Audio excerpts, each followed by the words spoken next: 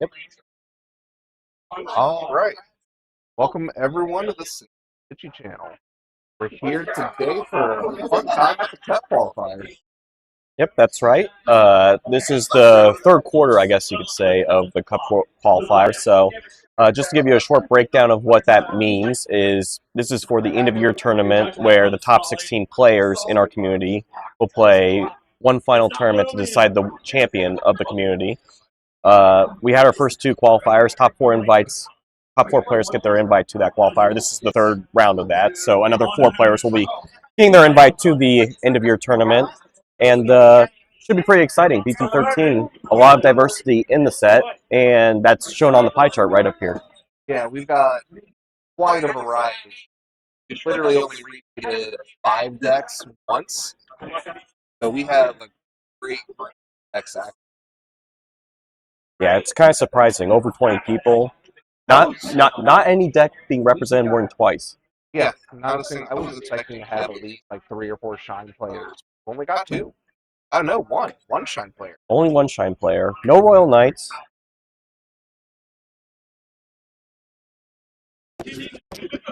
Yeah, no Royal Knights, which is kind of interesting. Now, with that being said, we have a few players that play some of those decks that aren't in the tournament. They already have their invite. So, you know, you can see a little bit more diversity in some of the decks. Belfimon's still represented, Bluefire represented.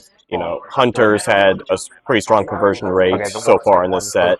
But we also have some, I guess you could say, decks that have gotten a little bit of support but aren't necessarily meta archetypes. You got some Dorbic, you got Jessamon, for example, that's had a few top cuts. Mirage Galgamon, a little bit underperforming in BT13, but should be a little bit better. It's blue, obviously, so that's to be expected.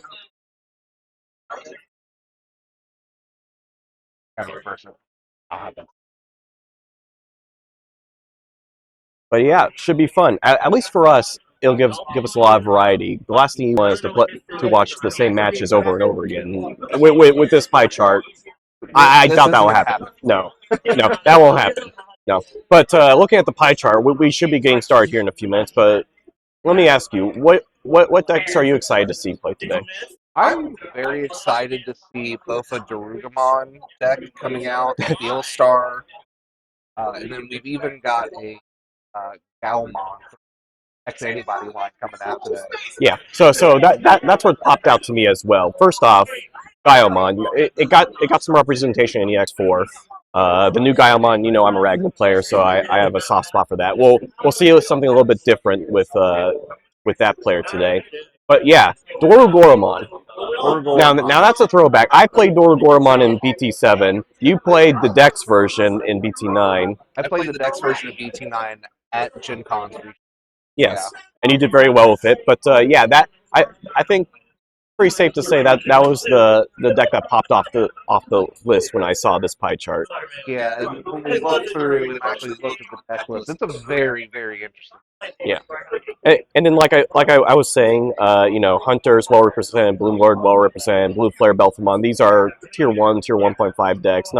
That's pretty straightforward. Red Hybrid, very aggressive. Even stuff like Beelstar with the Gizemon engine. Black Brigade X, that's always going to be good.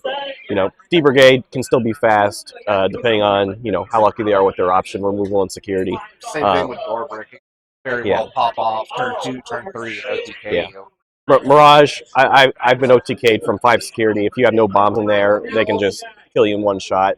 Even though, like I was telling people, even though it's underwhelmed a little bit, it can still pop off if you're not careful. But before we begin, do you want to take a guess as to maybe what our finals are going to be, maybe our champion? I'm going to guess. I'm going to assume that the top 4 is probably going to involve 1 Red Hybrid, 1 Hunter, probably the Shine player, and then I'm going to throw it out there. I'm going to say Dorbrick. Yeah.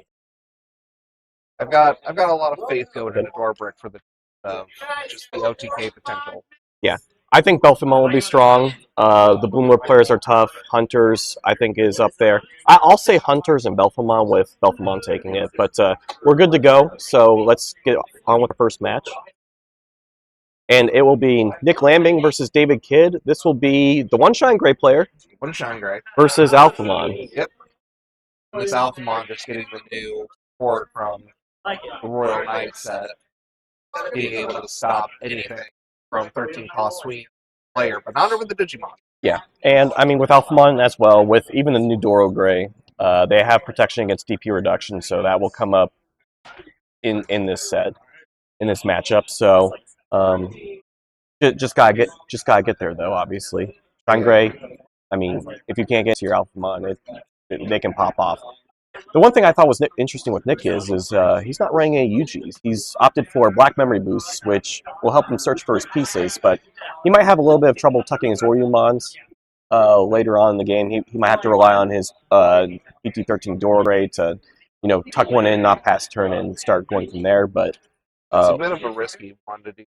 But like you said, that gives him a lot more search to see. Yeah, and I mean, you don't run a ton, but he is being aggressive, forcing Arizas, trying to go for those multiple swings, multiple security checks at the same time. So we'll see how it goes. I will say with David, I've played him a handful of times before, and he always has Marcus first security. So now he's hit and miss. Sometimes he'll have that, sometimes he'll just brick. So we'll see how it goes with David here. But opens up with the Agu and goes into Geograin Racing, opts not to try to attempt to build out front. A lot of times you want to have the Agu in Raising and then play the Searcher Agu. That would be the optimal That would play. be your best opening. For Shine to want to see players build both out on the Raising. Yeah, but Nick starts with the Sunariza, does the searching, gets his level 4, gets the Darugamon, so that's pretty good for him. That Black Memory already got the good search. Yep.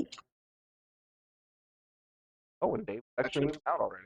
He probably has his Rise in his Marcus already, so if he does, I'll probably serve well. The weakness with Alphamon is you really don't have any removal outside of the Oryukin, but right there, Rise Gray in to play the BT4 Marcus, or BT12 Marcus, the 4-cost one.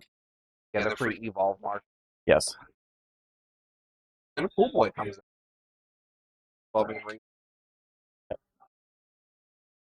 And you kind of see there, the 4 Cool Boys, 4 Mem Boost. You're going to be bottom decking them a little bit. That's an unfortunate side effect of Yes. But David's going to get aggressive early. Might as well. that X. Yeah, ooh. Right into another one. Nick's setup is not bad right now, especially if David hits a Tamer. David hits a push him. Yeah, but goes into the new Shine Gray, so not the BT12 one, so he won't get sec +1. But he will. It does let him turn his other one into a blocker.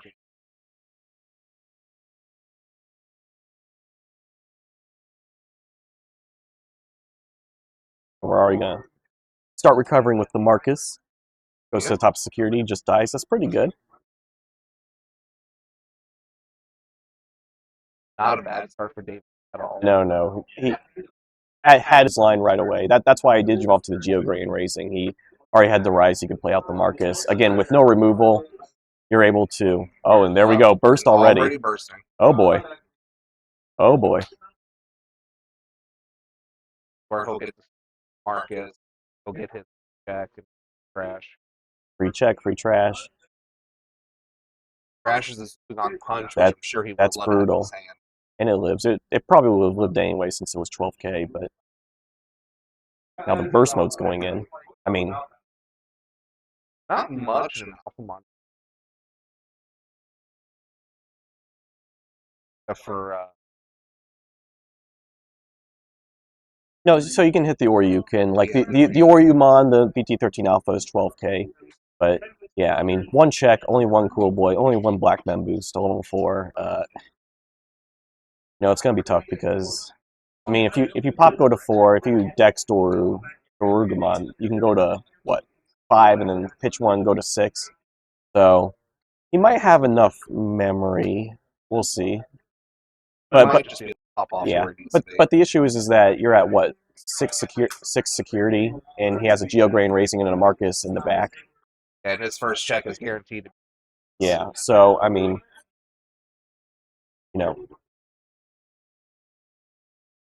Doesn't look like he had the.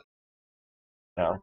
Yeah, so I mean his stack's not gonna have block or retous, so it's gonna be a little bit tough, I think, for Nick to come back from this one right away. Got X anybody to tough this might be a little shine grade. Yeah, I mean with a Shine Grain, a Geo Grain raising, with a Marcus, I mean, and here comes the Alpha.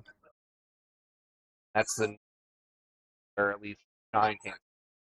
Right, but the problem is that Marcus can swing, and then the Geo Gray can promote up too.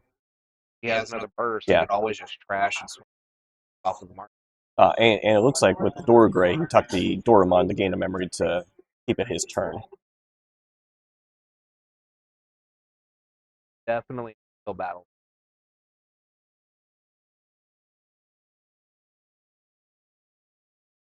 It looks like, just looking at his hand, he does run a one of Kongu.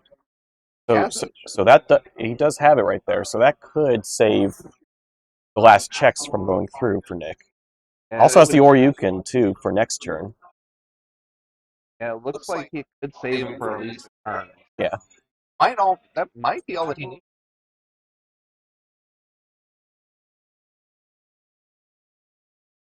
So he will clear the Shine Gray. He was 13k with the Darugamon all turn.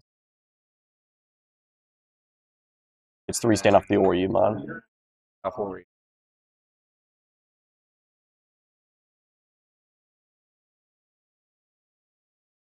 Kongu could Goes X antibody. So so I think he's gonna swing again, go into Oryukin, then yeah. also not a bad choice at Yeah, all. he's gonna do his checks and then get him back up to the point where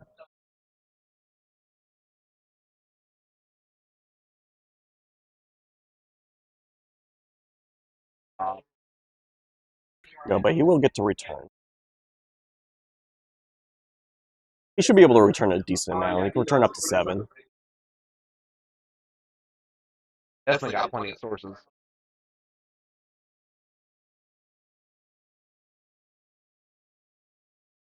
Yeah, so here's the thing. He'll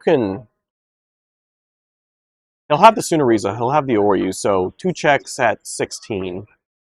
So that's 4 security. If he plays out another Digimon, like he could go into like a Darugamon, play out Doru, and go into a Darugamon or something.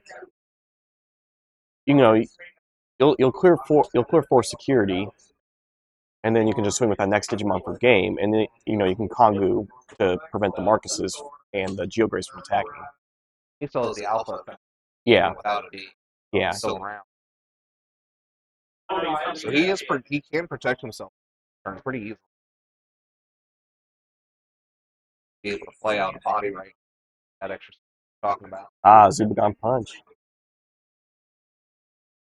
It'll give it reboot and blocker since it's above 16. It's already naturally above 16. It's going to be pretty big on his turn. Yeah, it is. But it's going to be at least 19, and there's the Congo. What we got? I do think it's interesting. I couldn't see his hand, but a little bit surprised he didn't play Digimon there. At Because least now, has the sooner reason hard played it. yeah, because at this point now he's going to have to survive another turn. David can't kill him this turn, but Saving this on punch for next turn. I don't think there's another Oryu in trash that he could bring back with his Dora Gray. Not that I've seen. Did he even keep the Dora Gray? I don't think he kept the Dora Gray. He kept the Doramon, the Oryumon, the Sunarizamon, and I think that's the Dorimon egg. So I think he bomb decked the Dora Gray too. Yep. Good. So it'll be interesting. I'm curious to see what Nick has planned for the following turn. The only gap that would have been able to swing this turn is level 8. 12 is it for the Alphamon effect? It's play cost 10 or higher, I believe. So only 8 and 9, which I Yeah. don't think there's any timeline X anybody rides that we're Well, waiting for him afterward. yeah. Rise X is 8. Everything else is play cost 7. Yeah, playing a Zubagon punch now was the unless his goal was just to make it.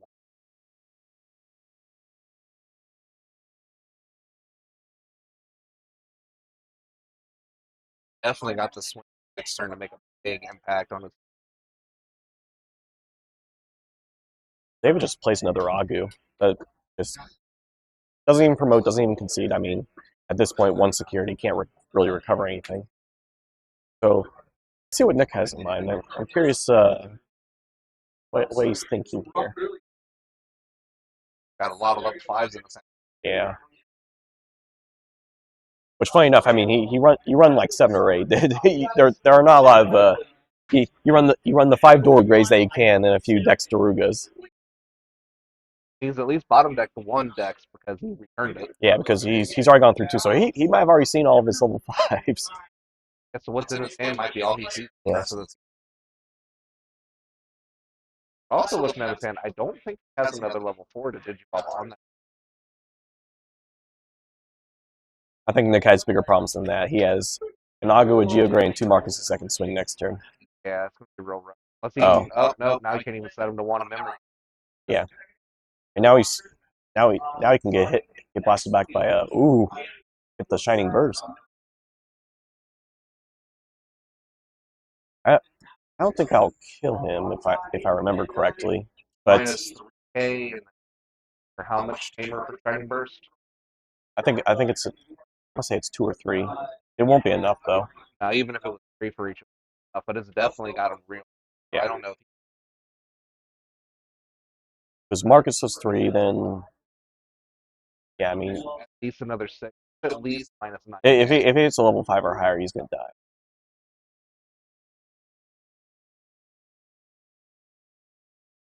Now he can't even punch without passing turn if he has self-release.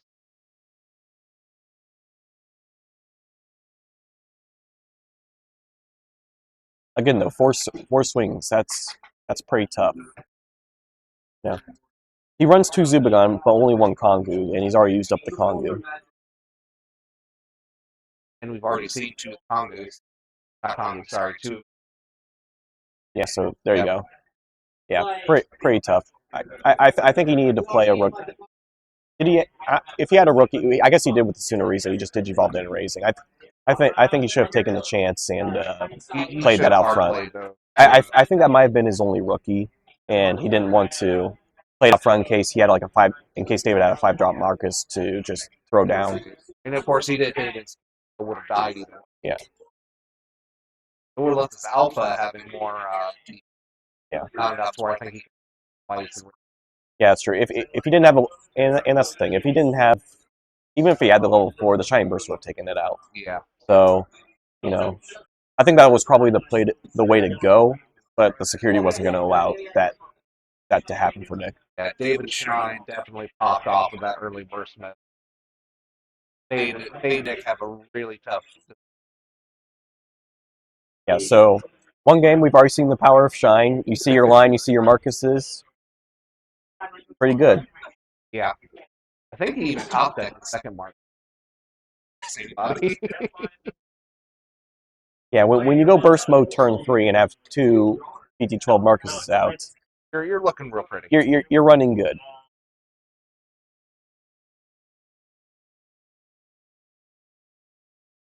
First,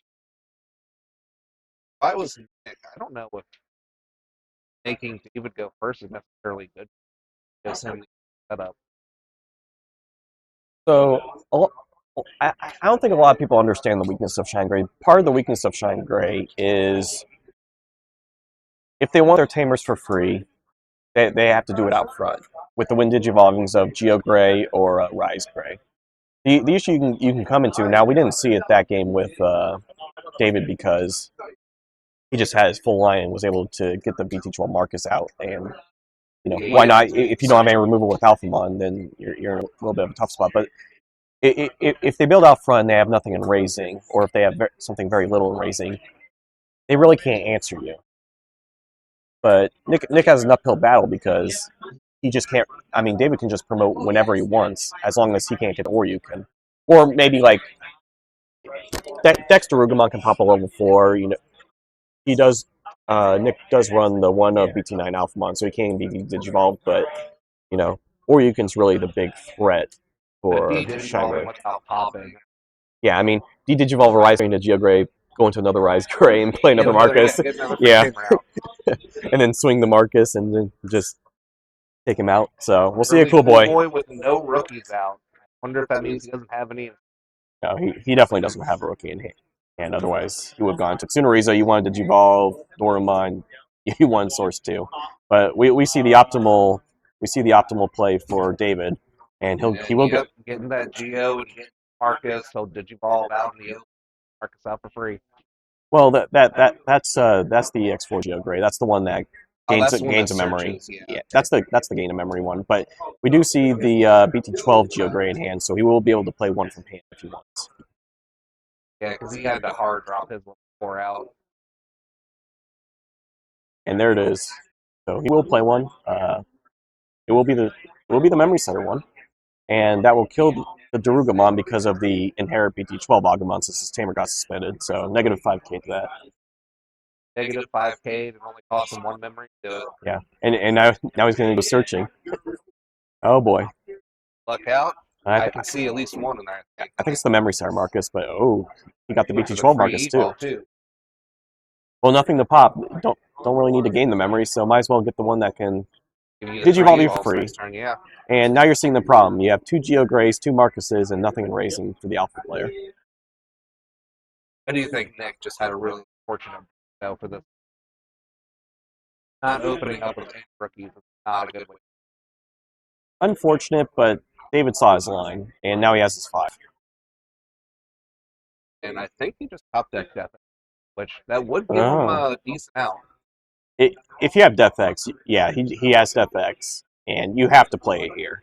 Yeah, Yeah, there it is. He Goodbye. top decked the Death X, clears the field. That was a very good hit for Nick. Still doesn't have anything that he can start raising out, but at least he doesn't. No, but the Death X will prevent David from building out front. He's going to need to build and raising now. So, any searcher he potentially drops can't do it.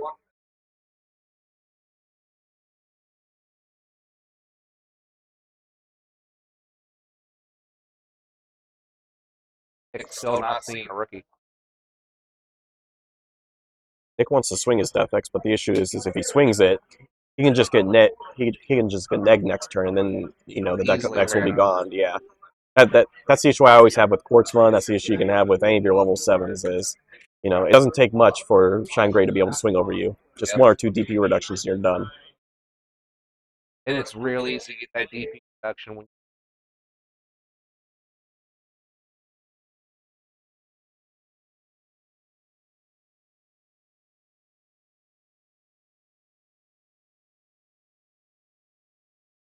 Nick is really not.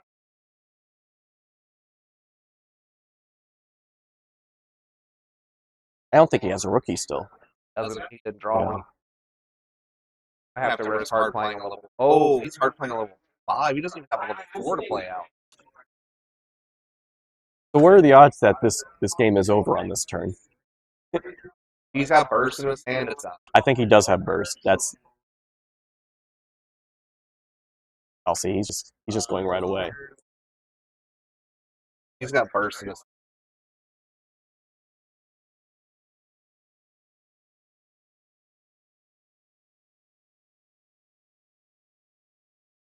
Yeah, so he's negating 6 to the Doro Gray. He has the Geo Gray underneath, so the Doro Gray's not going to survive this. There it goes. Giving all that memory for.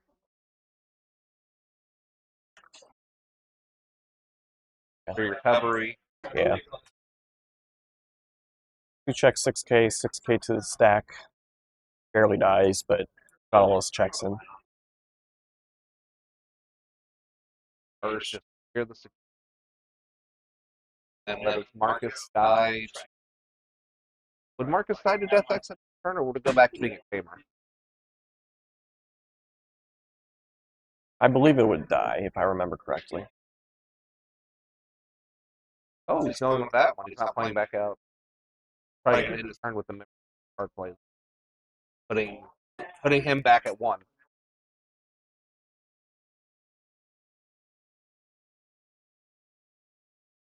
Crashes at level 4. Checks Kongu. Little late. It's always out of order, isn't it? It is. If that would have been the first check, this would be a much different. That's what I hate about some of those security bombs is they need to be hit in the right location. 9 times out of 10, we're not that No. lucky. Like back in the day when my opponent would hit flower cannons and it would be the last Digimon that swung. Check 15 gets a mem boost out of it, but I don't know if that's going to be safe. You can't even swing with anything with that. yeah, David plays out that memory, choke him down to one. and honestly, that's probably the play. I mean, look, zero security. I mean, nothing in raising. The Kongu's already gone now. Yep, his one out is gone. Death X will kill that Marcus plays out. I'll give it to Lemon,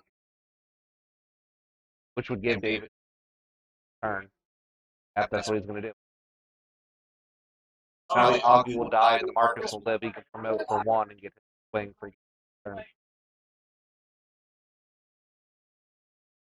They'll just go digging for another Marcus. I mean, we know one's in there. I think it was a. No, it was the one that can do two checks. Because it died to the Alphamon. Yeah. Yep, there it is.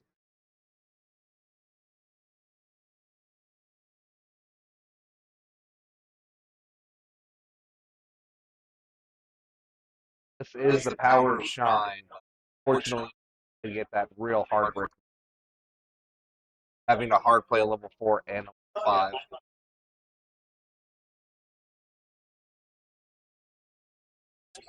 Talking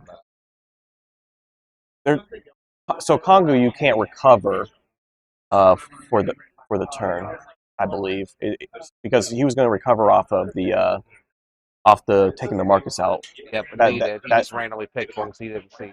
Yeah. I don't think it makes that much difference. No, I don't think it does either. That'll go.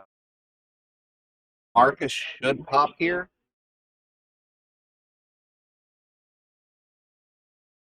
Because Death X should resolve before Marcus has. Oh, no. Looks like it was ruled the other way. If I were to read it, I think they're both end of turn effects. So he reverts back to being a tamer. And then Death X will look for the lowest Plagost. Turn player first and resolves there. Yeah. But there you see. And then, yeah, no rookie. If he has BT13 Augu, this is over.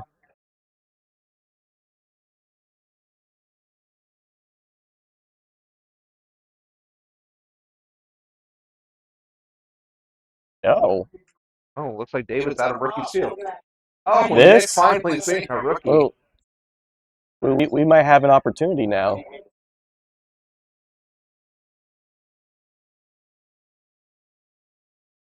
And I want a Zubicon punch. more defense for Nick going wasted.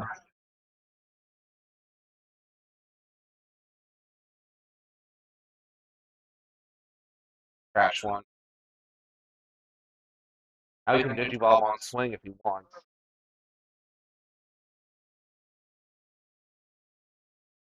I think he needs to swing. You have to capitalize on David not having anything in raising. There comes a time where you got to start making. Yeah. This is a good opportunity for Nick, though.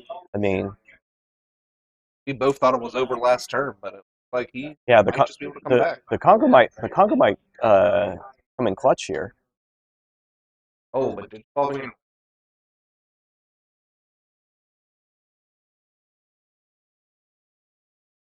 Guess he didn't have an alpha in hand. He's missing a lot of pieces.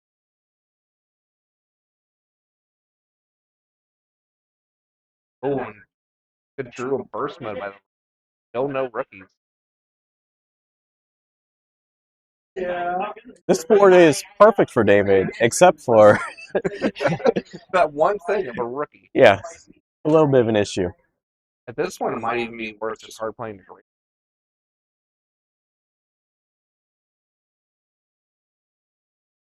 This could be over for David next turn because Nick can use the Xavite to go into Oryukin and then get back his turn. if he has enough memory. Like you swing Doru, you swing Death X, you swing, or you go into Oryuken, do the final check, and then you'll need to keep the Oriyamon obviously, but you have 1, 2, 3, 4, 5, so you know it'll be for 7. Turn anybody option. You can, yeah. It Okay, can't be so it can't be trashed. It can be bomb deck though. okay, so yeah, so you can get back 5 memory. Yeah. And well, and that's also that's the BT13 door grade, so you can also tuck an extra source too. So realistically, Nick's in a good spot here. When he just plays another Marcus, I think we're going to a game 3. If he has the Oryuken.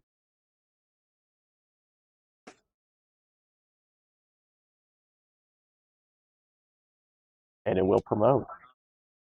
You guys, if you're going to go for that play, you have to swing Dormon here in case you hit the Marcus. Interesting.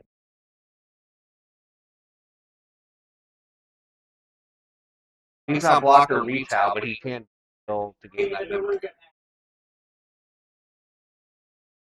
Well, you get blocker retail if you digivolve on Dorudamon, I believe. That's what I mean. He doesn't get blocker retail, but he'll gain that memory. At least now he doesn't have to worry about hitting another Marcus. There's that Agumon David needed.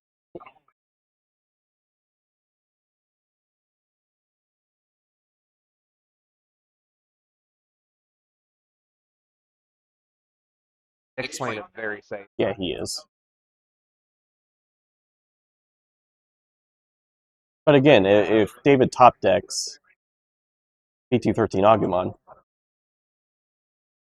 that's where playing it safe this way is. Oh, they're going game 3. But he didn't get it. Oh, there was another Marcus in his security. That was a. That's so many Marcuses he's had in security.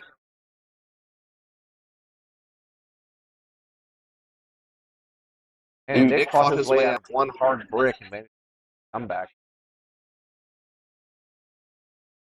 Yeah, a little bit unlucky there for David. I mean, obviously Nick bricked, but you know, David saw everything he could. I mean, you can't argue with the setup he had. Turn 2, 2 Geograys, 2 Marcuses, and an Agu. Top decking the Death X really came in clutch. Hating the Kongu there. Also, stop that recovery. Stop the recovery. Yeah. Looks like David, the one he, I guess he didn't have his security memorized to know what to put back on top.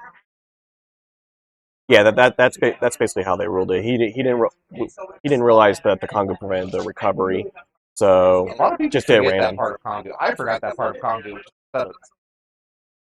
It doesn't. People thought it was the grade counter for the longest time. Yeah. Yep.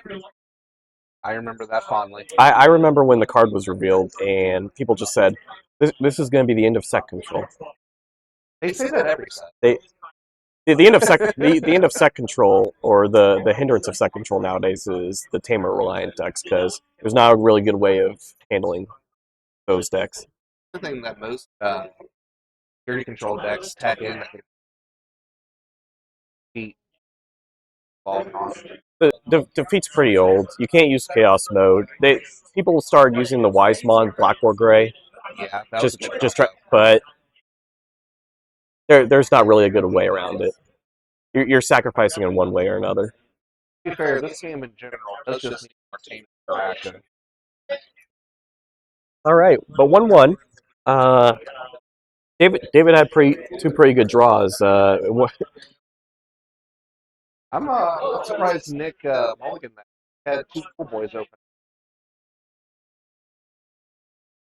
I think you have to go a little bit faster, though. Yeah, I mean, if David pops off like he has the last 2 games,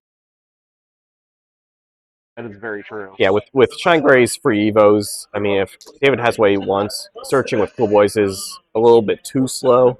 It's good for setup, but it's a little bit too slow. At least he has the rookie plus Cool Boy this time. Yeah. We've got an Oryu, Alpha. Yeah, it looks like he has both Dextor Darugama and Dextor Gray. Has an Oryu in hand already. So not bad for Nick, bad at all. not bad for Nick as long as he can get one or two more pieces. And Double shine play. that's the best search you can have. That's the best opening, and getting a Marcus and a Greymon is about as good as it gets. I think that one is bottom deck's a blasphemous. He does take a rise. Blast mode. What is this, Beelzemon? There. Yeah.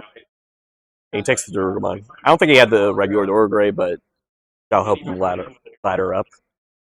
Now he's got a way to boost. Boy.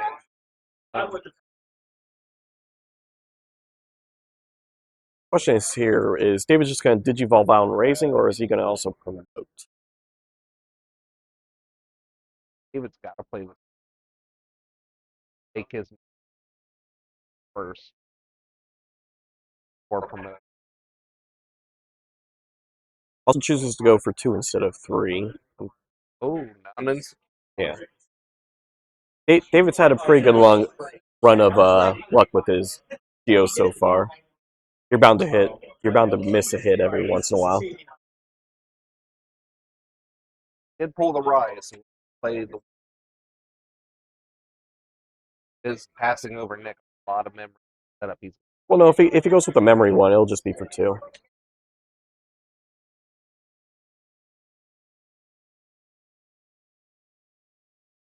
I think you have to do that. I don't think he has out. Plus, it stops him from getting forward. Real question for Nick. You can go Brugamon, go to 0, Dexdoru, cool Boy, and then pitch.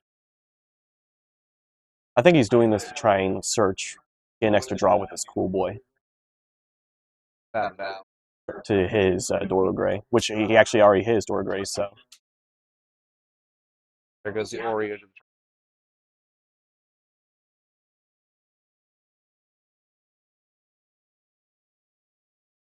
Pops him in.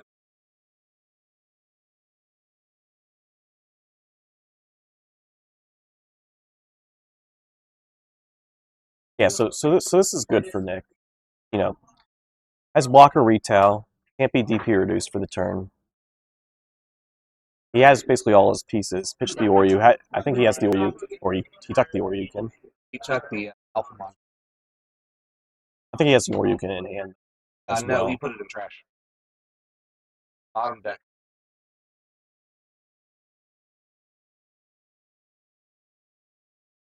I think he might have his third one, though. Might. Hard to tell.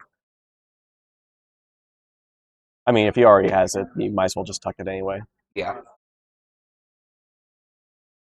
If you're banking on going into 2 Oryukins for a Shine Gray matchup, I think you're playing it wrong. Have the Alphamon. He does have the Alphamon. Right there, yep. That's his turnover. It's a little annoying because he has the memory setter Marcus. He would have been able to choke into 1. But it's the Oriumon, so that's pretty good.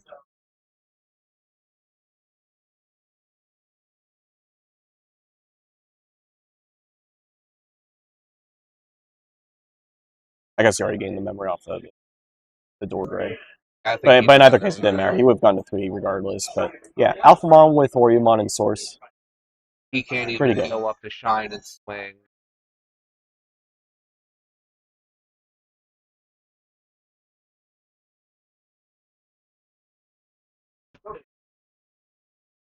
Love it. Excellent body. You have another Marcus play out? Does.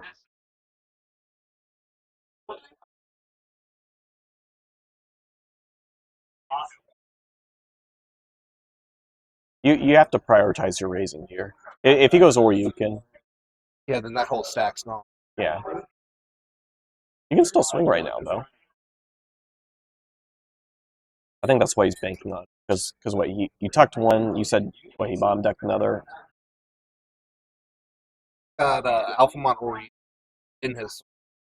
I guess that's fine because I mean, what's one check gonna do, Oh, right? technically too, because he did pull the Origin crash underneath Alphamon. He can swing Well, Rise. I'm talking about the Rise X because if it swings, the Alphamon's just gonna kill it. You Safe know, bet is you're risking him not having or you can bet it's at the risk of one security. And the last thing you want to do is hit a cool boy or another member. Just give him more initiative.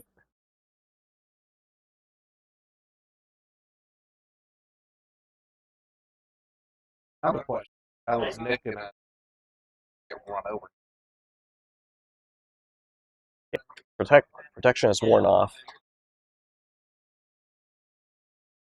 That's what the Kongu stop them. All three games he's had Kongu, or we've seen Kongu. Pretty good one of. A good one. I guess one was in security, but you know, Kongu That security did save him. it's putting in work. Oh, did he have the? Did have it. So Yeah. his sack.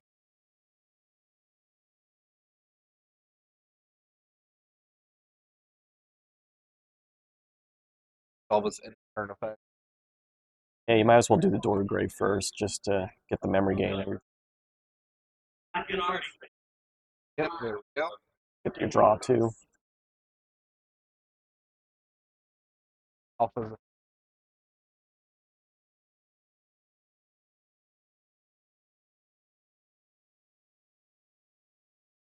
gaining 7.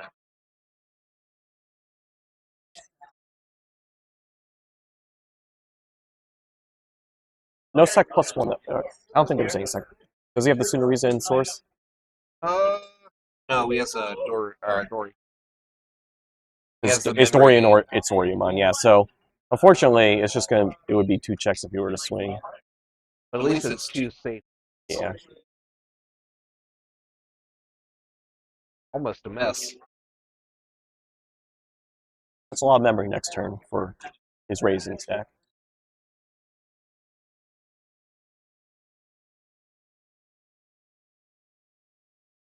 Dance. There's the second swing and leave. Kongu turn play. Only 2 Agus. 16k, only 2 Agus. Yep, there's the Kongu Yeah. to zero. Oh, just plays some mid. Not even any. That FX. That's pretty tempting. Yeah, that's pretty tempting. You're not gonna grab the Sunariza right now. I mean, you don't really need the piercing. Don't even need to try to evolve and raise Yeah. it either. Yeah. He is well set up for the next turn. But what do you think about that? Not swinging there because I mean he can't free evil with his Marcuses. With 3 memory, there was no way 16k. he could get up to it. Um, I think there was no reason. There's nothing that he could hit that would kill him. yeah, because there's no Marcus. There was no Marcus in security on the first Geogray. I think it would have been better just to take the extra check.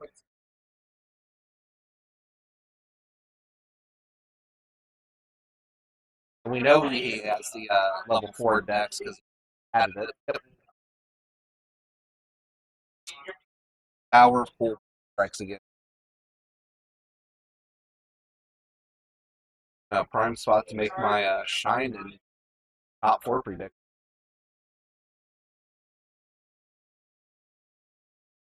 Okay, that's why. Yeah, Supercom punch. Yeah.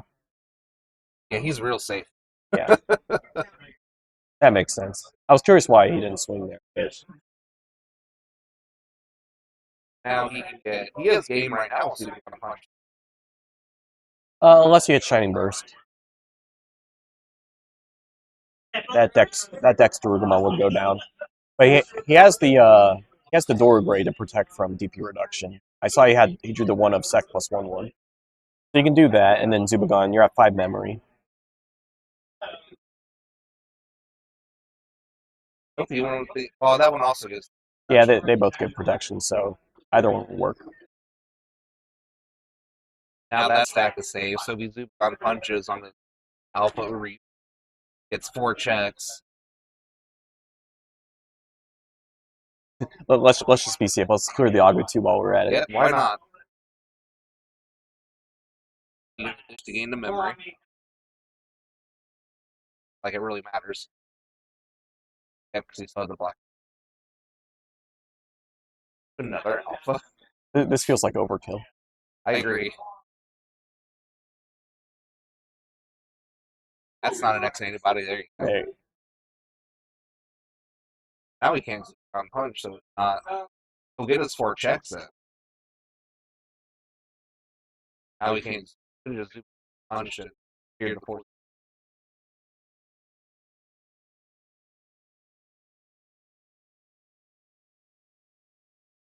That doesn't have sooner forces, does it?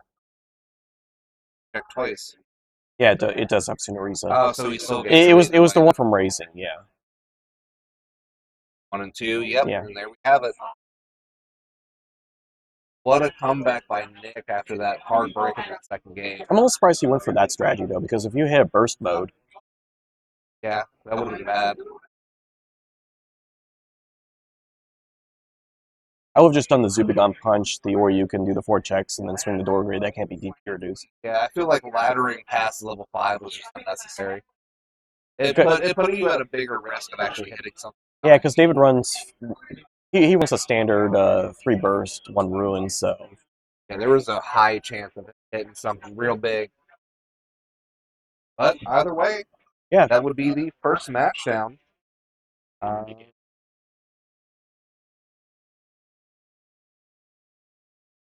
We're going to go. Okay. But no, good job by Nick to make a comeback there, both second and third games. We'll do an interview here real quick, and then we'll get to our next game. Yeah, we'll do a quick intermission. We'll bring either David or Nick up here. We'll take the winner. We'll take the winner. So we want to speak to the winner. Yeah. All right, so give us just a moment. We'll do a quick intermission. We'll bring Nick up here for an interview.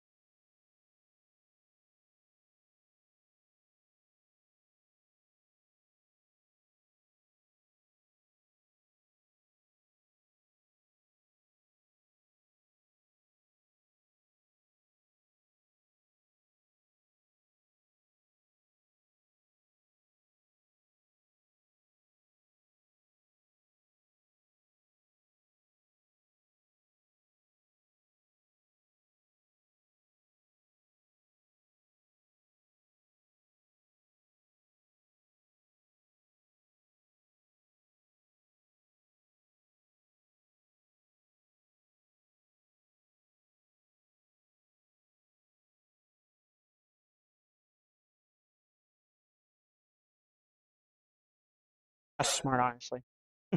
All right. You got scooch in a little bit, Nick. Apparently so. Scooch in, Nick. All right. You're taking like all the screen here. You know, I have a big ego, so oh, absolutely. it has to fit the whole camera, you know. Oh yes, because right. being the coach is how it is, right? Yeah, you know how it is. You know how it is, buddy. Absolutely. All right, we're here with Nick. Round 1 win. How'd it feel? It felt a little stressful for like game 1 and 2. Game 1 and 2, he was high rolling you a little bit. Oh yes. he high rolled me very quickly. I was like, oh, that's fun. Yeah. So I looked at your list. A lot of the alpha lists are the same, but I was curious on some of your choices. So you're running Kongu, you're running 2 Zubagons, 4 boosts, no UG. What was your thought process with how you built the list for today? Just go to make it like I guess like the easier ones up front with Congo and Zubagon Punch. Well, the reason why I'm running one Congo, like I used to run two, but what was it? Just kind of like the thought process of like how I remembered how like some decks or like some people like to gravitate towards playing in our community. Not I don't think there was like a lot of Shining Greymon players. I thought until I really caught one. Right, that's what I kind of expected was David, but Yeah. well, I just kind of thought to myself that like I know Congo makes it like a stronger matchup for me against It came up. against It came up clutch in your games. Oh, it's a one up, but I saw it twice. I was Prevent recovery, stop his Marcuses. Oh, absolutely. I was. We were talking about that. We were just like, oh, that Congo man, 3 games, 3 Congos. I saw it, man. I mean, because you also get to draw into like a lot of the cards because of Cool Boys. Well, I guess if you were to get enough Cool Boys on board, right? But you're speaking to someone that bomb decks HPD off all their searches, so I can't relate to you. That's also true. I mean, then you can also make a big wide up board where you get 10 memory anyways, right? So we have a little bit of like, was it like a little bit of comparison there? But for the one Congo is because I'm not expecting a lot of Shining Greymon players, and the only reason why I even run one is because I do, and the reason I don't run as much because even like playing at other locals, whatever, you don't feel like a lot of Shining Greymons or whatever. Like Congo doesn't feel that good personally. And that's kind of like one of the few reasons I didn't want to play too many because like there were moments where I'd rather just see a final Zubagon punch, and why I run that too is because yes, I know like the deck doesn't have Dora Gray. You have BT7 Dora Gray at 4 or anything, which is a fair hit to 1 because that card's ridiculous. But like, since we don't really have an in archetype like way or in archetype card that gives us security tech +1, it's like you have to run the Center Isamons, and then the Final Zooming Punch is just there in case I just don't have the Center Isamon. Right. And I've grown to love the punch so much because not only can it be used offensively, but as you literally watch me do, I think it was like game 1, I think a little bit, where you can technically kind of play it defensively, where you can make them a block and a reboot, so like the Marcus doesn't swing at you or anything like that. Yeah, I think you had 19K or you could after you bomb decked all your boost. Yeah, I was trying to play because I wish I could get more memory, but I didn't have a lot of advantage of searching or anything, so I had to make it a little weird for him to put a 1. But that's kind of the reason I like Final Zoom Punch because it also makes it to where your BT13 alpha is bigger and you're more comfortable swinging with him since he's the only one that has protection of any effects. That's not Dora Gray BT7, right? And so making him 16K makes me more comfortable hitting security a couple of times from here to there, unless I feel confident. Well, are you saying you were nervous about swinging a 16K or you can hitting Memory Center Marcus and then being like, please no burst mode. Please no burst mode. Is that what you're scared of? Well, no, it's more like the regular Alphamon. Or Ryukin doesn't have protection or anything at all. It was just like giving him security tech +1. It's just again like, oh, I can make him a blocker, and then if I don't have security tech +1 under it, because my thought process, a reason why because I know there's some lists out there that don't really run Sudden Respawn promo because technically you could win without it. But like with how many decks nowadays can do security tech +1 or 2 on a single swing or 2 swings, right?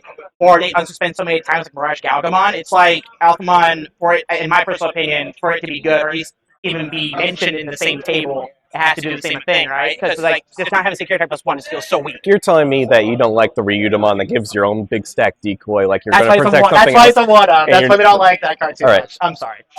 We do have the next match going up, so. Hey, being the Shine Gray player, that's pretty good. So I got you. And the reason I don't run much UD is because I think memory dose is a little better currently. I probably would have explained more than that one time. It helps. It helps with your search. So I agree with you on that. You have to tuck. You have a little bit more leadway with tucking your Warriormon. But anyway, we're going to start the next round. So good luck with the rest of your matches. Absolutely. Hopefully you get out of the pod. You're the Shine Gray player. I'm about to say, like, the moment I saw that Shine Gray player, I was like, this has to be the only one, hopefully, and everything else would be a little smoother, hopefully, right? All right. Well, good luck. We'll have the next match here in a few minutes. Absolutely. Absolutely.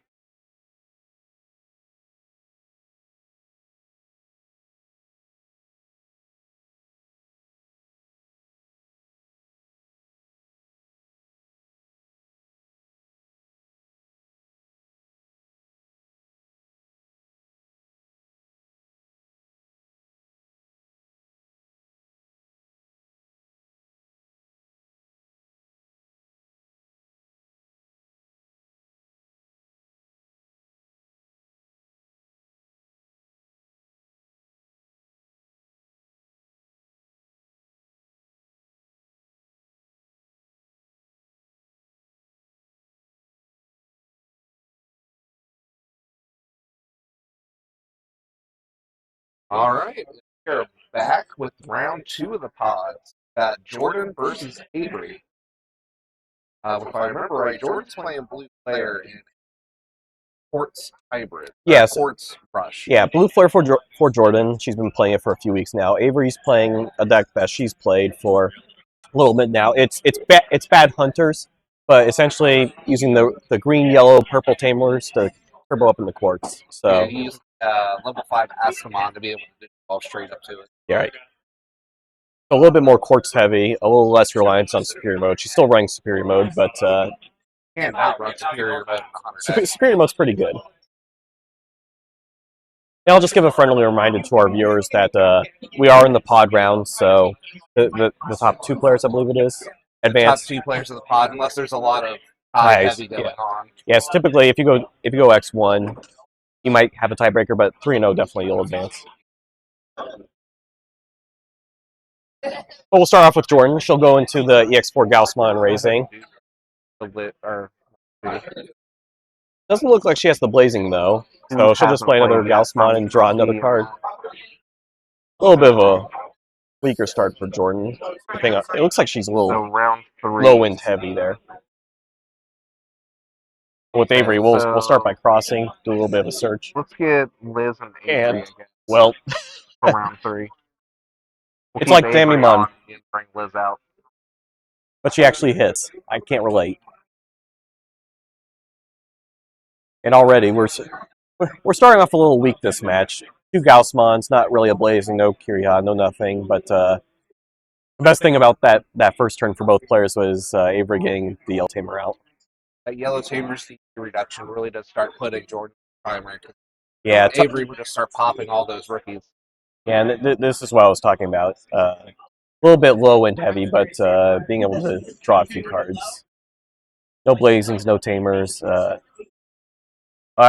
looks like she's got one in hand. She did just draw that off the Gaussmon, it looks like. Yeah, that was the first draw.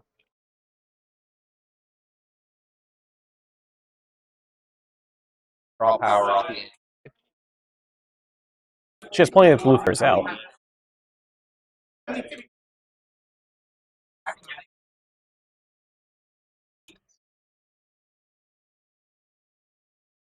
Five Nailbird to play out.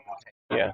Putting Avery at 5 though is going to give her plenty of memory to play with. Yeah, because Avery can tuck to neg 2k something, so she can clear her body off, which she will choose to do, and chooses the. But it does. Oh, she's not tucking it. Oh no, those don't have save, do they? What's that? The Gaussmons? No. The Gaussmons don't have save. No, the X4 Gaussmons you draw when you play a blue flare trade card, and then the other Gaussmon you can play a. See, Astamon, are we going to a quartz already?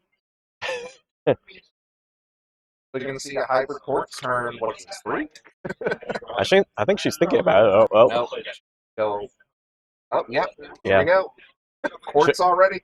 She'll do it for 8, and she'll gain back what 1, 2 memory. Looks like, but yeah. Already we're at the quartz. I'm a fan of quartz. How about you? I get real tired of seeing. This is why I play Jesmon, because I just get to run over quartz even if it's unsuspended. We have ways around that. Don't worry about it. I know plan point. Oh, but Jordan's going to have an uphill battle here. Because nothing in blue flare really gets high. No, nothing in blue flare gets high unless you were being edgy and teching the superior mode. I have seen that tech, but I don't think Jordan has that she's tech not. yet. She's not running Kaiser Nail superior mode. She's running something more traditional. Melgray, Cyber Launchers for the floodgates, a Z-Greg to finish off. She's running 1 Death X, which could come into play here this match if Avery gets wide enough. Not tucking the.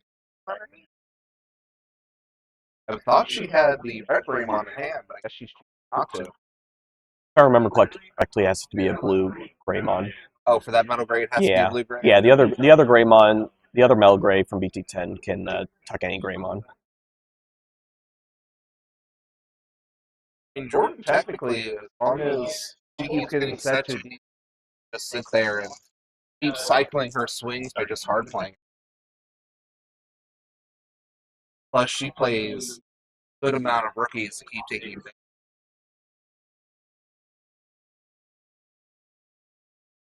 Gonna Ice Wall funny? It'd only be the choke. It's not going to really come into play here if she does. Really, you should save your ice wall for when you need to buy an extra turn. You're not really buying an extra turn here. It would just be to choke if she doesn't have anything else. And unfortunately, it looks like Avery on the swing is going to crash at least one of her security. Because the thing is she has Sore Eye. Yeah, I think she has two Sore Eyes, so she does. can strip the sources, but I believe that's jamming Mailbird. If I Jamming. yeah, so I mean, But if she does source strip with the nope, just going to pass. yeah, That would have stopped ports from crashing and then getting the check. I think I would have source stripped personally. I mean, that's right.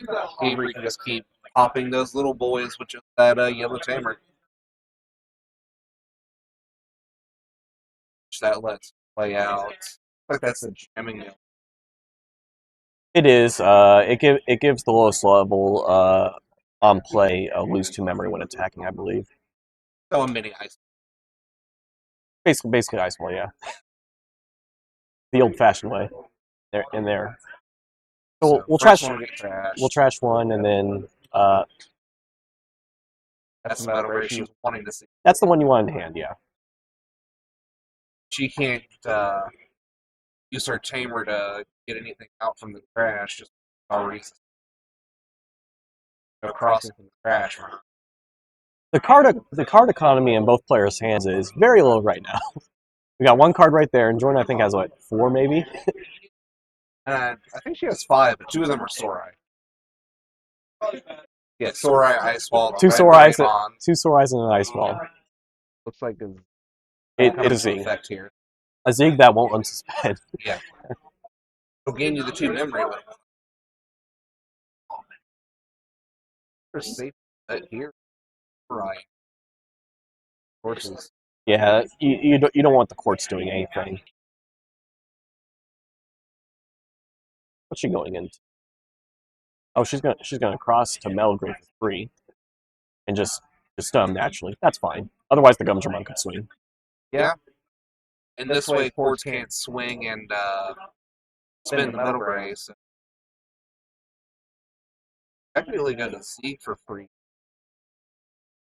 Guaranteed 2 checks.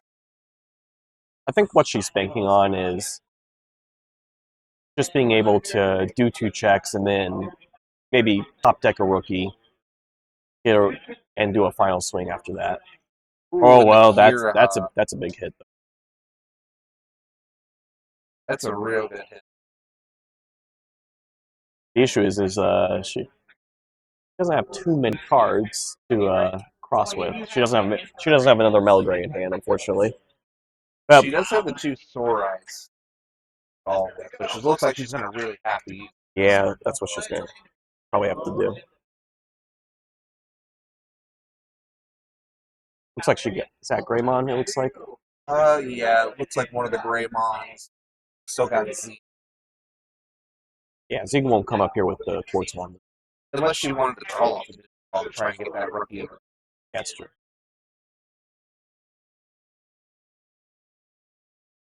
Because Digimon is equal.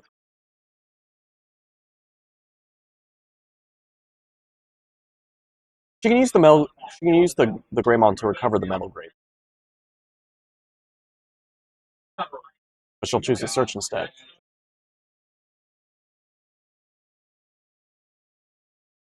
It looks like a Decker. It was Cyber Launcher, and I think that's Mailbird. Yeah, it looks like it's the. That's Jamie Mailbird and Cyber Launcher. Yeah. Oh, it's the Cyber one? She needs to drop her Digivolution first. I think she's going to draw her Digivolution.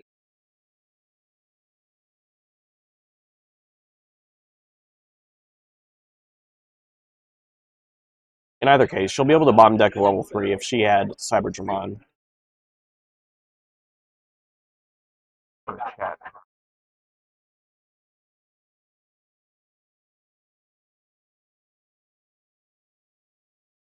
Looks like some. It was a realization.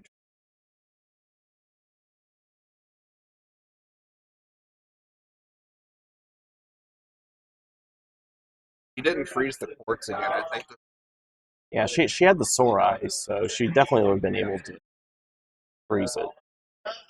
it would have been much safer to play the Soul Rikers.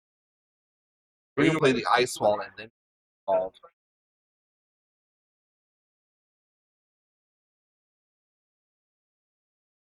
Yeah, because Yeah, that's trash his game. Soul Rider would have been the much safer, especially since she.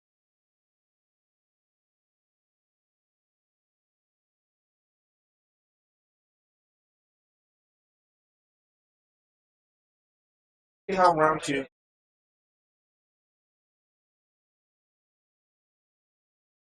I think Avery getting that quartz turn 3 was real big for stalling Jordan out.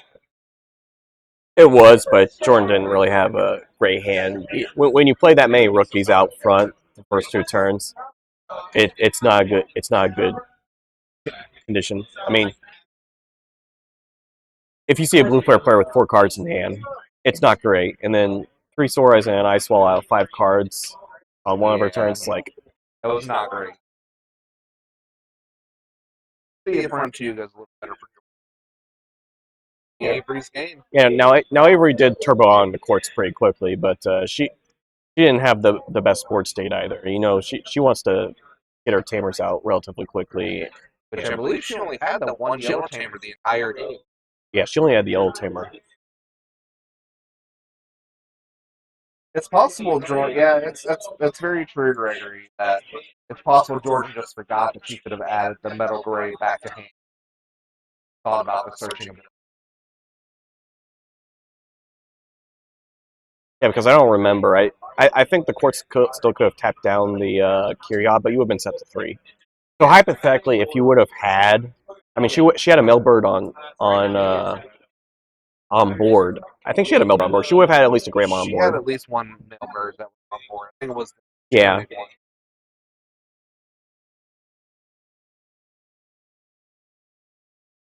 But we'll start off with Avery. No surprise having her go first.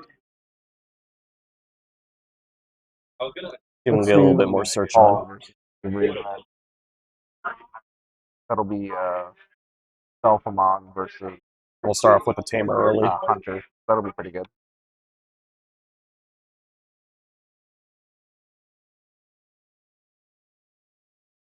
Turn 2 for Jordan. Doesn't look like she has a rookie.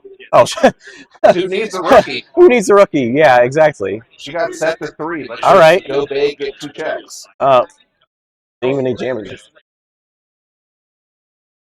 And then just plays Kyria. What Mailbird is that? I think that's the stun one. It looks like that is the stun Mailbird. Yeah.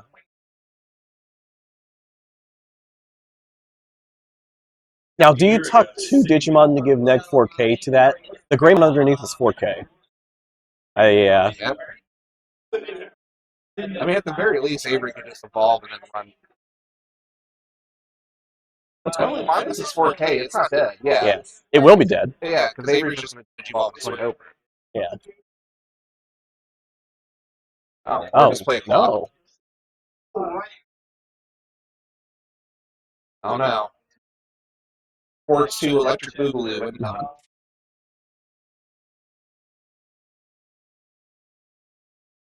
Double jamming. Yeah. Nice stack, right? Remember right, that on swing is. I don't exactly remember. Louise Avery. How many yellow tamers do you want? Is this yellow hybrid? I think Avery only runs 3 yellow tamers in that. And she's got the quartz in her hand. Yeah.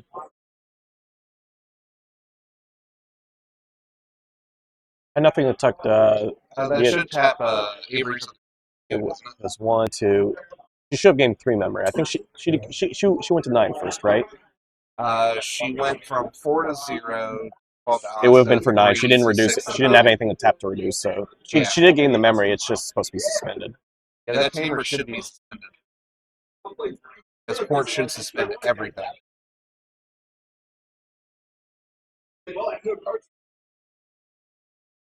I think Avery will pick it up when she looks at resolving her tamer effects next turn. I agree. Or at least I hope so.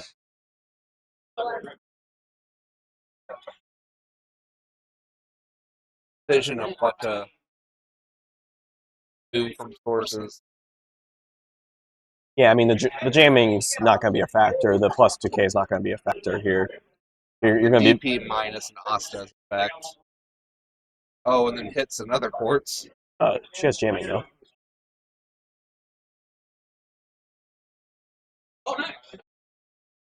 And this is real bad for Jordan because her hand is gone. Meanwhile, Avery still has plenty of options.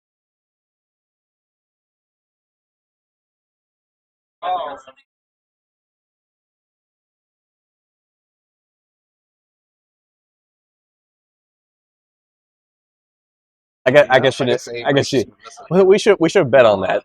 Did she pick up on the tamer was supposed to be suspended? At this point, if anything, it's gonna work. Well, the Clockmon can't digivolve. Clockmon can't digivolve. Well, it can't digivolve into like anything that Avery would have. Right, because Avery doesn't run the Shoutmon. She doesn't run Eosmon either, so you know. There's not much. But yeah, this is probably going to be an issue because she's probably going to try and tap that yellow tamer to reduce the cost and not pass turn, which she wouldn't be able to do. I don't know if it'll matter though. On spin the other team. Overflowing power, huh? Yep. Technically couldn't suspend the tamer. It's already suspended.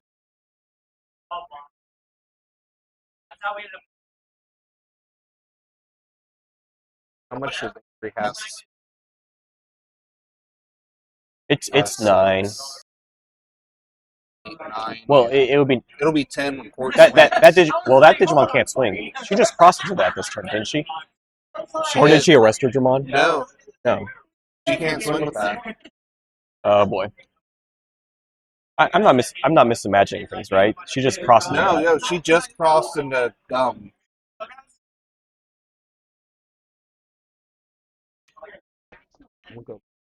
Yeah.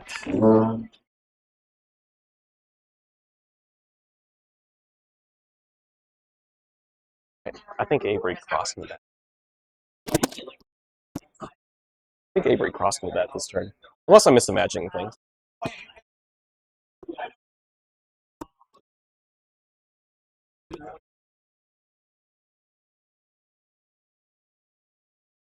It was this turn, right? It was this turn. Okay. Yeah, it was this turn. Even Avery admitted that. Oh, okay. No, I did just cross into that. Yeah, so realistically, that check shouldn't have gone through, and then the Quartzmon wouldn't have trashed one fewer security. Yeah. Because she wouldn't have been at 10 at that point. Yeah, they're going back and fixing it real fast. Yeah, the Akshamon should be unsuspended. The Kiryan Nene will still be tapped. The Quartzmon would do trash 1 and do 1 check. And 17 with jamming, I guess. Yeah, so now Avery's got to think of what to do.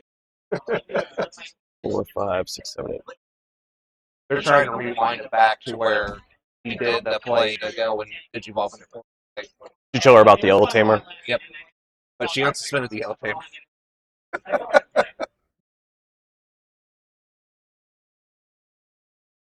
I'll be honest. This is a tough position for Jordan, regardless. Yeah, she's only got 1 card in hand. Two metal grays. You can't get her sources. The quartz. This deck that Jordan runs, it doesn't. The only removal she'll have is Death X, and only one of that. I think it's either her or the other runs 2. I think she's running 1. And it doesn't look like she got it. But I still think, regardless, Avery has it on the next swing. But we just have to point that one out a little bit. Why is the Kirya Nene unsuspended? Oh, she just didn't swing with the quartz. She didn't swing with the quartz. She went back to where she played at the Digivolve, but that Yellow Tamer should still be suspended. Okay. But I don't think it matters. But that extra swing with the freshly. Yeah, Jordan has like no cards in hand and 2 Mel Grays that are not going to match save, and you know, right. Even if you match save, you're not going to be able to tap anything to cross unless you get lucky and hit a tamer in security, which I'm gonna go out and take a stab, and I don't think there's any tamers on the top few securities. Maybe a Blazing Memory Boost, you know. At this point, we haven't seen any Blaze played out by George. I have a feeling Blazing Memory Boost is like maybe the third security. And you maybe. already saw what most was when I walked away. So I'm just psychic. I don't know what you're talking about. now Avery. Okay. That pops that. And I'm sure she'll do the Ryoma too. Which remind me, what's the purple Ryoma? Most people don't actually play these. If that tamer has 2 or fewer Digimon underneath, she can tuck a Digimon underneath. From trash? Yeah. Okay. So that's the trash recycle. It basically recycles Digimon with save and text. I thought about putting it in my Dark Beast Bagger build just to get extra tamers to be able to cross with. That's not a bad idea, honestly. Well, the issue is that playing it for free is a little bit of a problem. I don't want to hard cast it. Let's see. There's I'm assuming trash 2 now. Yeah, 4, 5, 6, 7. 1 check. There's the blazing check. See, I told you it was in there. I never doubted you. I don't know what that check is. Layer City. That's a metal gray. Yeah, it's metal gray. It's the EX4 metal gray. The one that's not as good. So gets the job done. If Avery can cross into a rookie and Digivolve to arrest her for 1, she'll have it here. Okay, so she crossed with that.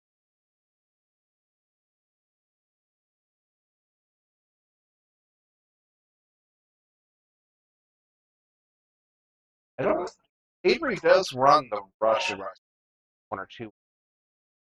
I believe so, yes. I think she runs a few of those and then like maybe 2 there. Yeah, there it is. So. As we ask, well, we see. And it gets bottom decked. You're telling me she didn't hit a yellow tamer off that search? I don't believe it. How could she not hit a yellow tamer when she already has 3 out? Well, Avery just really locked that in. This is the Please Death X Me board. This is the Please Death X Me board. Because the quartz underneath has a Drachmon, so it'll die too. That's an option too. You can still stun that entire board. No, because the quartz will unsuspend, and then you have that rookie. I mean, you have 2 unsuspended things that have sources. You're only going to be able to get stun 1. Metal Gray can also stun, but it only stuns if it has less sources. Yeah, but I mean, how many cards does Jordan have in hand? Very true. I know she's got the Metal Gray. I think she's got the Metal Gray, a Sorai, and a bird. Got the bird. Question is there a way out of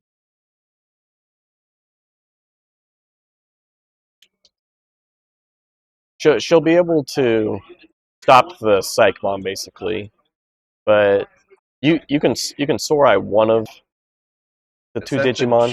That's a jam. So it's not even the one that would stun the quartz. Yeah, you can stun the level 4. You can stun the quartz, but I mean, that'll just swing. Yeah, I mean, the level 4 is just gonna swing for game. Looks like the quartz turbo's gotten this.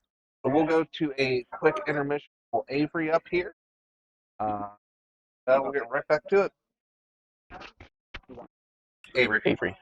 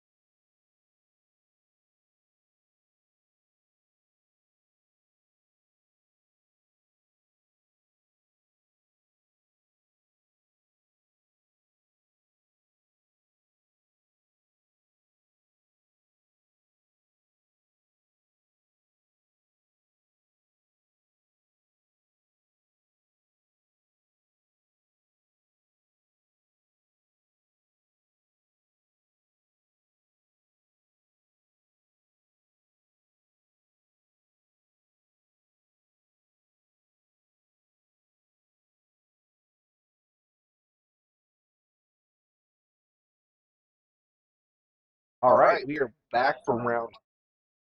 You've got Avery with her Quartz Turbo stepping up again. Paul is running Alpha.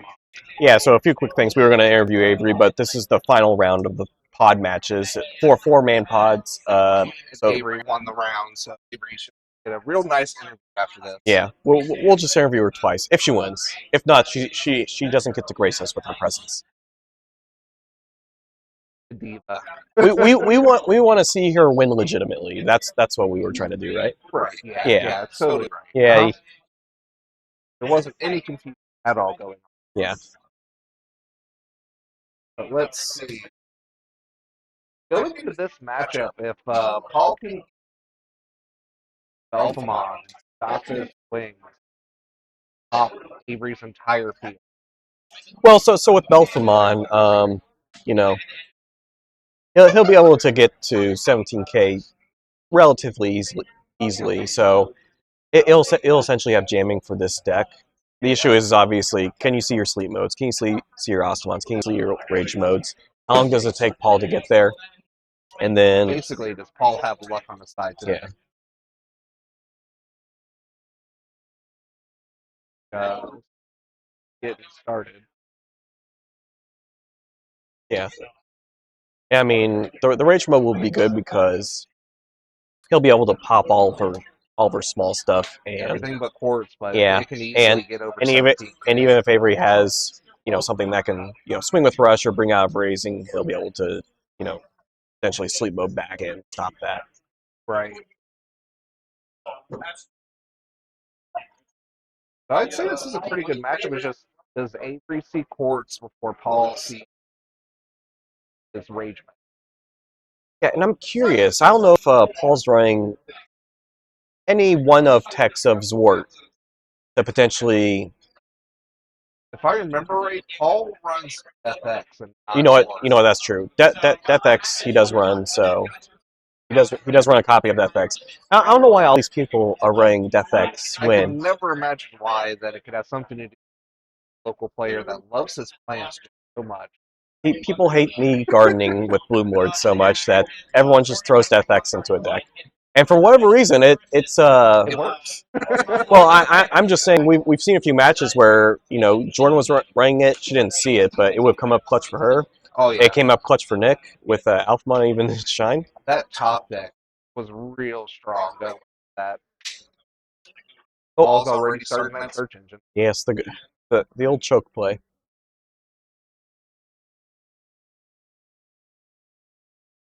Like Avery up with me. Well, she can search for yellow one at the very least. The Watchman. Oh, there's sports already. Yep. Yeah. And as I said, she runs a few superiors, but you can see right there, it's not really the main focus of the deck. The focus is getting the quartz as fast as possible. Which is why I believe she runs 3 quartz in this deck. She does. Hits out a free memory set. Let's do a count. How many different tamers does she run? Watchmaker, Ryoma, Tiguru. She runs both purples. Does she run she runs Ren, I think. She runs Heike. So that's 2 purples, white, green, red. And she runs 6 tamers total, and most of them are 3. That's a lot of kids.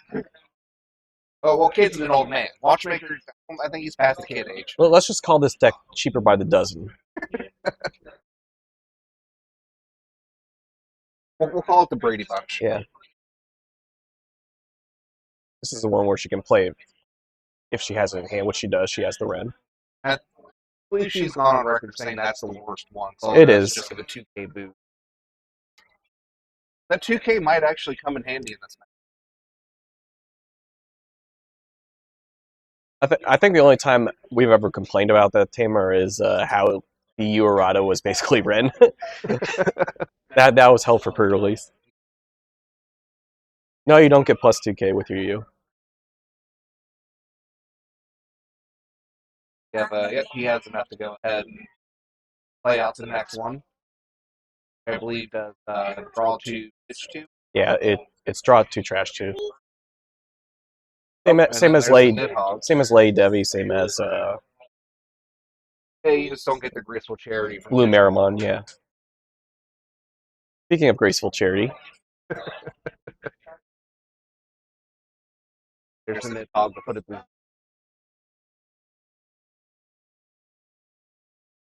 pretty decent start for Paul. Proto Gizu gets out the level 4 Gizu, has Scarabone raising. He's getting a good amount of cycle here. Yeah, and that block really does help cycle through, give him more surge. That's true. I mean, that's a lot of cards he's gone through already. Hasn't pitched or H mode yet though. I don't think he's seen sleep mode. Oh, no, he's not sleep. Doesn't seem. He's not angry.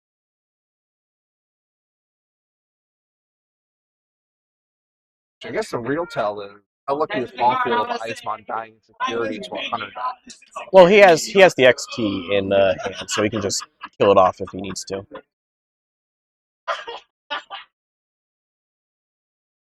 Goes the Asta that Avery needs.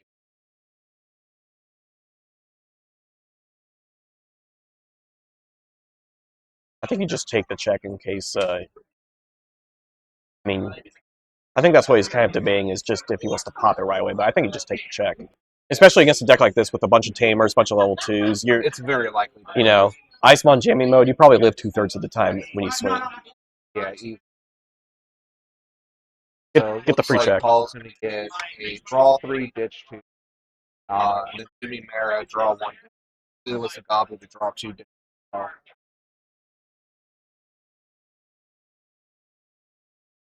So he's going to get a lot of cycle help. Already ditched the rage mode. That's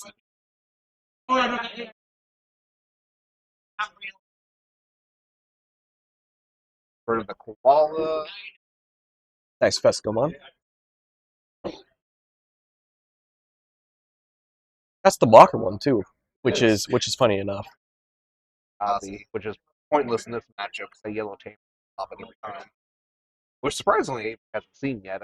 3 last game.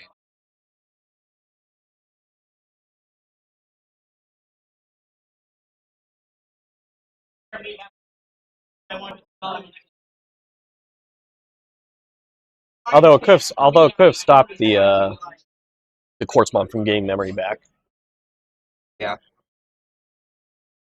But Avery's got to have a level 5 to into that. Oh, look, there's like okay, talking about.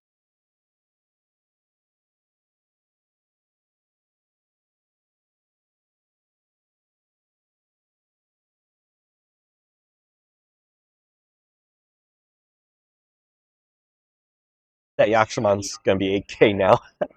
That's why that's one of the redeeming qualities of green. These green tamers is hey, you get up there real fast with the Dracmon with the Ren. I think I had a superior mode swing at me for like 16K once. One way to clear courts, I guess. Especially since I guess the Restaurant can just set their suspension.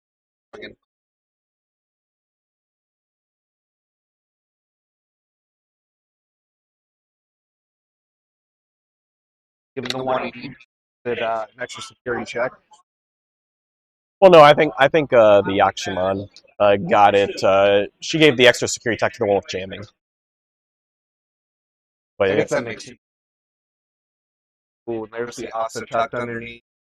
Avery had the ball from. She does. She has overflowing power in hand, and she has a quartz tucked under the rim. Does she want to swing 8K though? The real question is, Avery avoid the money. She can swing at the level 4, and then quartz if she wanted, because the blocker's down now. Now looks like she can play it safe.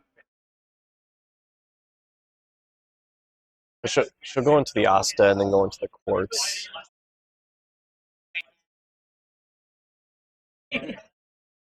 Balls for 1 there.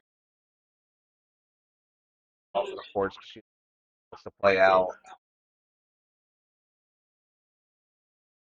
A lot of memory.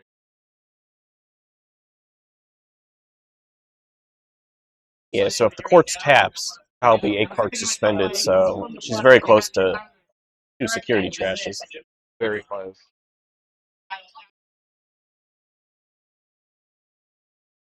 All right. Hard play is a sleep boy.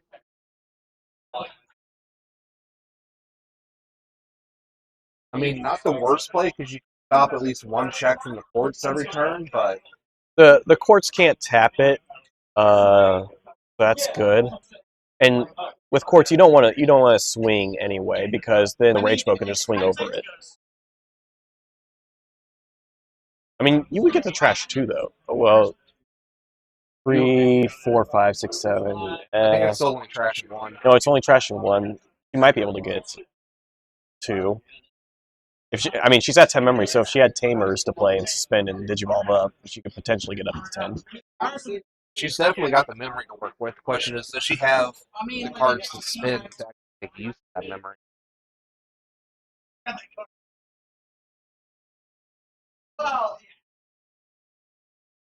Also possible that after all of this, Paul ends up finding the Death X.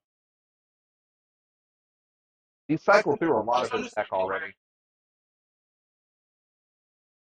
That's one of my favorite plays, is to give your opponent a bunch of memory, have them go wide, and then just Death X it away. Because what else are you supposed to do, especially with this deck? You know, you go up to courts, but otherwise you're just building wide for the most part. Playing Tamers, playing 3s and 4s. Because at this point, Death X is, what, basically free? Oh, it's definitely free. Yeah, it's free.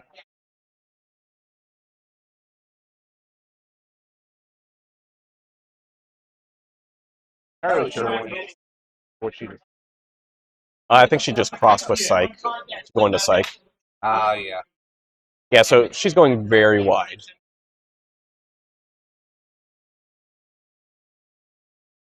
So that'll go away.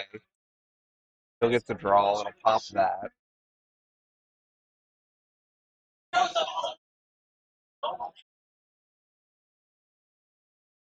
I'll have a sleepy boy to go in to live another turn.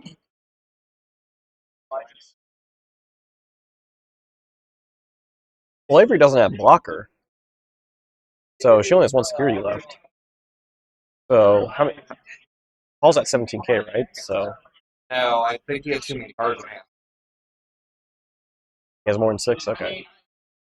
Well, Deletes it not to rescan, but to get rid of the body for the cycle. And he'll get the draw too. Does he see what he needs? did he get the court or not the courts? Did he get the Got a sleep Gazi mode? and something else. Yeah, because if you would have had the Belfamon sleep mode, you would have been able to stop the courts from swinging over it. That's what he's digging for. Yeah, sleep mode. There we go. And he does have the sleep mode. He has it in trash. When did he trash the sleep mode? When he won the race. Oh, yeah, that's right. I thought he trashed another one. No. I didn't see that he had Get the Darkness in his hand. Avery still has plenty of options. Yeah, the good news for Avery is she has the Exodia Tamer lineup out in front. Got the full rainbow, too. I don't think there's a single Tamer in her deck that's not out right now. At this point, she should just run you. There's the Quartz coming back. There's the Asta coming back. But she has the overwhelming power. Yeah, she runs 2 overflowing powers, so I think we're going to see another overflowing power in Asta. I would be a betting man and say you are correct. And here it is. The difference here, though, is the Rage Mode won't restand next turn when Belfamon goes away. Yeah. So you won't be able to swing through games. And then obviously the level 4 will get tapped as well.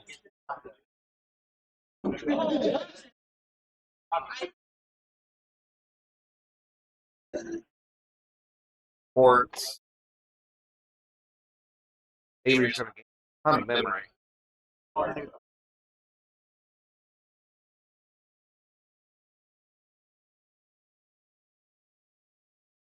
continuing her turn. She won't be able to get an attack off, but she can at least get a trash. Does Avery have a blind spot for where the tamers are, the Taiki spot? That's the second time she hasn't tapped that. It's very possible. She puts her hand over that area. So she probably just missed it. Because she counted it when she was doing her Gift of Darkness again. Can Avery do it for a third time?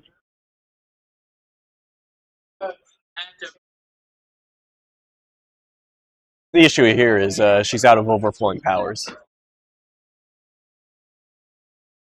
She only run 2? Yeah, she only runs. It's one of those cards you might tech as a one-up. With Avery's deck, with her prioritizing quarters, it makes sense to run it a little bit more. But yeah, it's not like a 4-up card or anything. So. Tucks it just in case. Ports and off. If she goes into another Asta, she can still bring the quartz back out again. Gotta see. What she really needs is a bigger mat. She can barely fit all these tamers on board. At this point, she does need a double wide mat herself and have the other player, like, I guess, put it sideways. Extend the table out a little bit.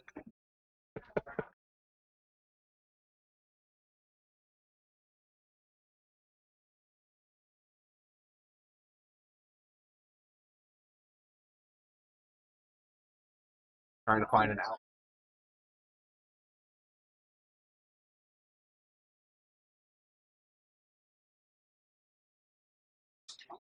To arrest. She can't check Sleepy Boy. She has Asta in hand though. So she can quartz again.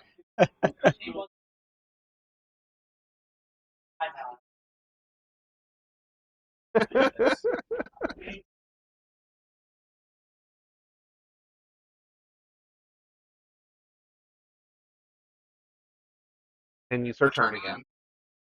I don't remember how many Gifted Darknesses Paul's run. Dalton, I would imagine it's at least 3.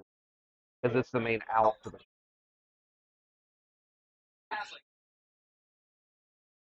Typically, you run 3. I think he's running 3. He's swinging into the Belphamon to try to kill it. He's ditching 2. Oh, and he'll get a free draw off of that option card that he. Yeah, Underworld's Call will give him a draw.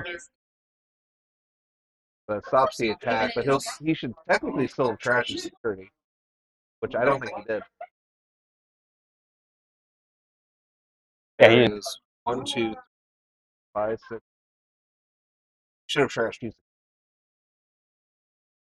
Because all it does is stop the attack. It doesn't stop the act of actual.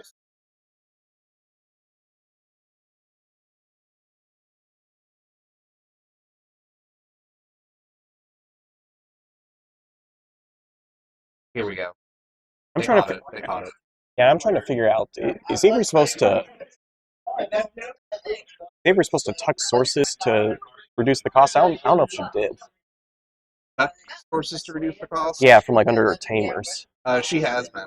Okay. She hasn't had enough sources to continue. Well, that's what I thought she I thought she was not tucking them. Promote cost. Couldn't get a blocker out. That was just game 1, wasn't it? That was a long game. You're asking me if I remember if that was game 1 or not. That was too long of a game, regardless. Well, this is a really technical matchup. You see what happens with Darkness Ports. This is a great way of deck show.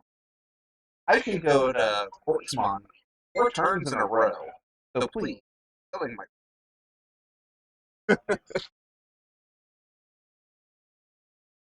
It's kind of the same way with just traditional hunters as well. The point being, you can clear their superior mode, but mid to late game, they'll just tuck some stuff. They'll just go into their rush arrestor, and then they'll go into the superior mode again. I mean, I can't tell you how many times I play a Huntress player, and they go superior mode like 3 straight turns. That's very true. And like what can you do at that point? Same thing here. It's like Quartzmon die, Quartzmon die, Quartzmon. Okay. And it's Yeah. a very interesting matchup because just he can always stop the Quartzmon from swinging, but he'll always get the crash off, and then it just becomes a game of can you remove enough quartz to get yourself in a game.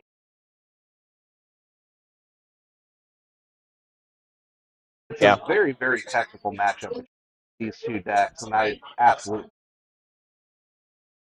Well, one Paul game there was his early aggression, getting Avery down to one security before she got her Quartzmon out. That's probably his out every time. Is just get as many checks in before quartz starts coming out, because then you're going to start to struggle.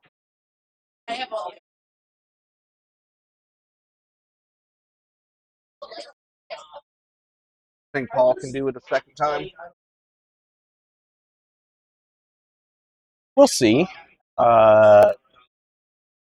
Again, with Belfamon, it comes down to DC or pieces. That's very true. With Hunters, the reason why Hunters is so consistent is because it has a low end. Instead of going up to a top end and laddering up, you really just need to see some 3s and 4s and you're good. See your quartz basically and you're good. Basically, it's just so consistent. Plus the tamers give you draw power. The tamer that Avery plays actually gives you lower. Yeah, because Avery can still go superior and then go into a quartz if she wants. Whereas Paul, he needs to see his rage modes. He needs to see his sleep modes. You can get away without Ostamon, but you'd like Ostamon, obviously. We did just see him play sleep mode for the full 11 cost, and it worked out for him at the end.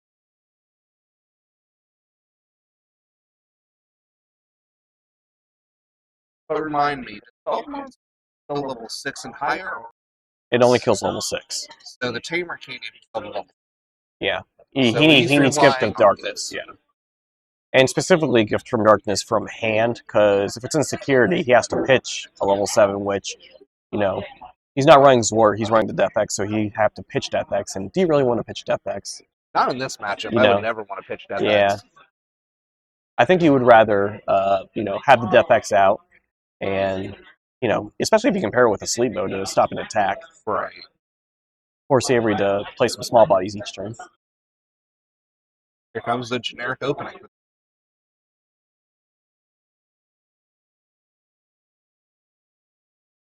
Which is the rage mode, so it's already set up to go into sleep. And Psych mode, pretty good, especially since looks like Avery doesn't have the old Tamer or Nikakimon out.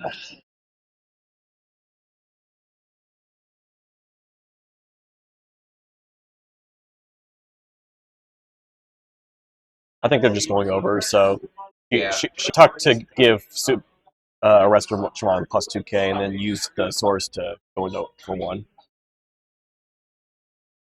It's another of the low ends. Oh, and the Watchmaker. He gets the double head again. So far, Watchmaker for her has been real consistent.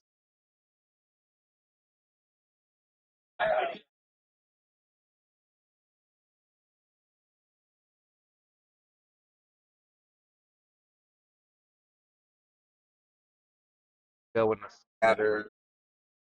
I guess he's really hoping to die in security. Oh, with eyes on. Watch it live now. Yep. Always out of order. Always out of order. Again, now, like I said, with this deck, you're probably living 2/3 of the time, so Eismon living is not surprising. I'm a little surprised that Paul Digivolved over it. Over the Psychmon? Yeah, because there's not much play cost that Avery wants to reduce. It's evolution cost that would really hurt her. Yeah, because even with the Akakimon, Psychmon's 3k, so it would prevent her from crossing and slow her down a little bit, I think. Oh no, the Ostamon. You have ports as well? You're going to start the shenanigans already? And Paul's doing great at the early aggression already. I don't think she has Quartz Spawn. I So don't think so either. the question is, I mean, it's a little bit awkward because you don't have Quartzmon to stop the Scare modes from swinging, but you also don't want to have them keep swinging security because that's how Paul was able to win the first game, was just to chip away at her. Yeah, getting her security real nice and well. But you also don't want to give him the draw 3 trash too either. He already has Rage mode in trash, so you know. This one's Paul rocking the hard mode. Yeah, because with Scare mode, he can just you know, it wouldn't surprise me if even though there's 2 Proto-Geezes in trash, if he was able to get into Austin sleep mode next turn on his other Scare mode. Right.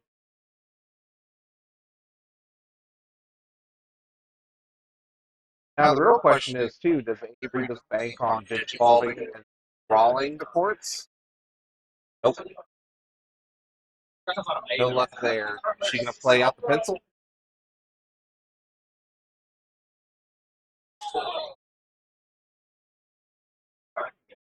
Well, she digivolved for the full 3.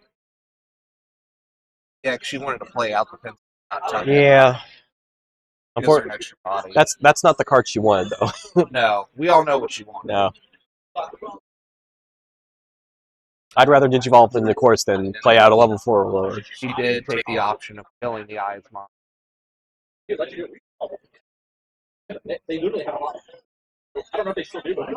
And wait, no, she draws it off for draw 3 inheritance. That's one of those go figure moments. And he used all the pass turn over to himself to not give her the chance. Because if he goes into Sleepy Boy here, I don't think he has it.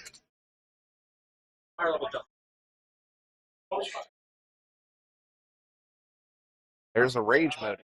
So I'll probably ditch that. Got 2 Gifted Darknesses. Well.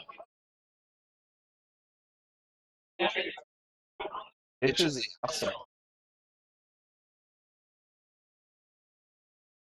But the problem is, no Sleepy Boys. He's still missing Cat Sleep. Yep. And you know, we called it out before the match. You gotta see your top 2 pieces. Otherwise, this deck doesn't work. It's just a very slow, low-end rookie rush. Which so far has done its job. It has. It can chip. You know, Pro Geezer for 1 is pretty good, obviously. You know, the other stuff is pretty cheap to play. But any viable deck is going to be able to counter that. That's not a long-term solution. Right. Oh, and hits Rage. He did not have jamming. No, but she's drawn 6 cards, so I'm sure she has a level 4, and she might have another Ostamon. I don't know. Her hand is a little too hard to actually look at. Yeah, because she has another Ostamon, and we know she has the Quartz, so she has a level 4, so she can definitely get up to Quartz here if she wanted. Action game. Plays out the deep.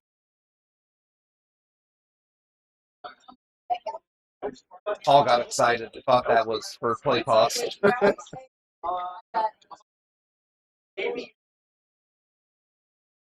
Has Jeremy lives the Ostamon deck. It's interesting that both of these decks actually use Ostamon.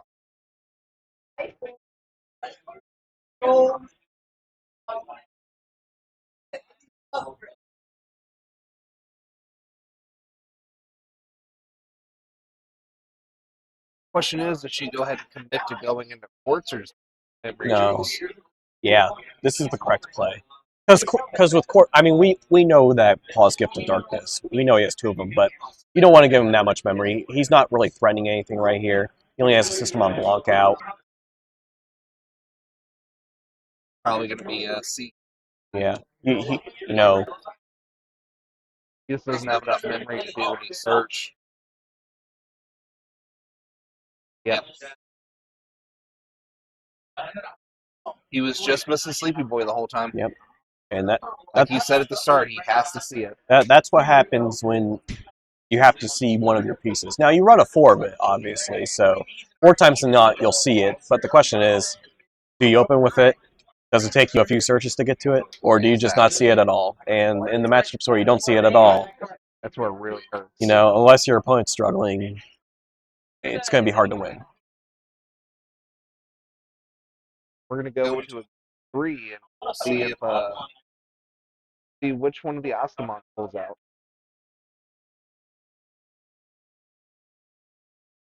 I don't know, it's like you said, it just depends on if Paul sees the sleepy boy or if Avery needs. You know who I'm rooting for, right? I know who you're rooting for. You want the Quartz Turbo. Yeah, of course. I'm a fan of Quartz. I'm slightly biased. I love my purple decks. Really don't like the children deck. Oh, trust me, I hate the kid decks too, but you know, if you have Quartzmon, you have to root for it, especially one that prioritizes it. Yeah, it is different than the normal one. Just getting cheesy superior mode checks for free. But like I said, I prefer my purple deck. I don't like the on lines. Sleepy Boy is a fun deck just by looking at. One thing that's interesting, we haven't seen Karada come out for Paul yet. No, but there's also he had it in his first opening hand last one, but he mulliganed it.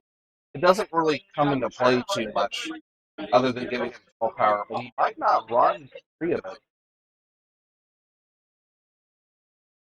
because we haven't even really seen it in hand other than the one that he mulliganed players. I had only run 2.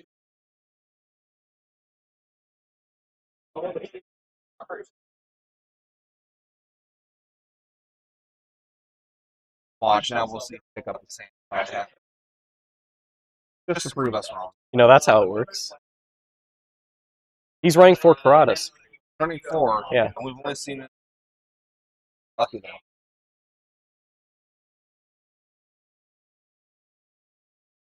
Of course, now Paul is starting off. Oh boy. Just passing. Oh boy. That is not a good start. Yeah, you have one of 2 scenarios here. Oh boy. Well, I was gonna say you have 2 scenarios. He's either flexing because he's like, I'll give my opponent an extra turn, or yeah. I mean, at least he's got the Death X this time. It's finally shown itself. You know what? Did he have a sleep mode in there? I'm assuming he did. I didn't see. I saw rage modes. I mean, yeah. I was gonna say you can go into a sleep mode potentially. Oh look, at least now he just hard play. Yep, there you go. Hard play in the eyes. Start getting some cycle in there. That's what I'm saying. You know, trash the rage mode, go into Sleepy Boy, then Death X the next turn. Maybe you can salvage this.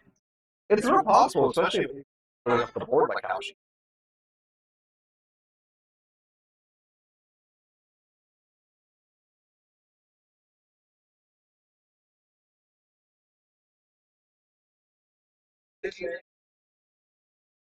That one dies. Okay. Yeah.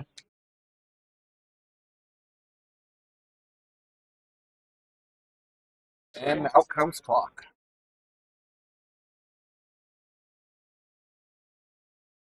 Avery's having a little bit better time. She has some draw engine with her inherited. She had the Clockmon now, there. The question is, does he risk Purity Check and Eismon living, or just say screw it and get the off the superiors? I don't think he had any other option. We've talked about the probabilities. You gotta make sure you die. So we know he'll ditch the rage mode. The question is he will in the death power, so he might just be fixing this. 3, 6, 9. It'll be for an 11 cost, so we'll put him at 6. Well, no, she has 2 Tamers, 2 Digimon, so it'll be for 8. Yeah. Yeah, she'll be at 3, and yeah, goodbye. Yeah, it reduces it by 12. He digivolves, wipes the clock into being 6. It's a good board reset. Plus, whatever Avery plays out is just high unless you play something lower underneath. Yeah, again, and this isn't bad for Paul either because anything that stays out there is just going to die. Very, very. So Avery's going to have to rely a little bit more on her raising area. And then we've already seen one arrestor Jermon use, so, you know. Seen one rest. Got more tape. I don't know power, but she's not got the courts.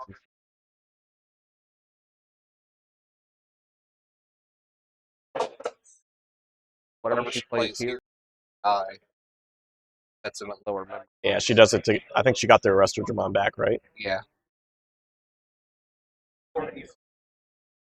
She's going to need that. I mean, none of this matters if Paul can't capitalize on it. That's a really risk. I would not risk that because it courts in their main. And now because Avery's got the green tamers. Remember I told you she has 2 Rens. If she tucks a Drachma, it has superior mode. Yeah. She can easily swing over this.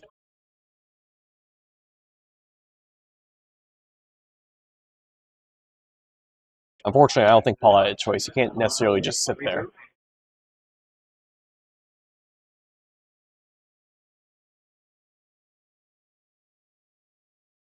Just real risky. She's got the Ostamon in her hand. There's a possibility for her just going to court. Again, lowering the death act.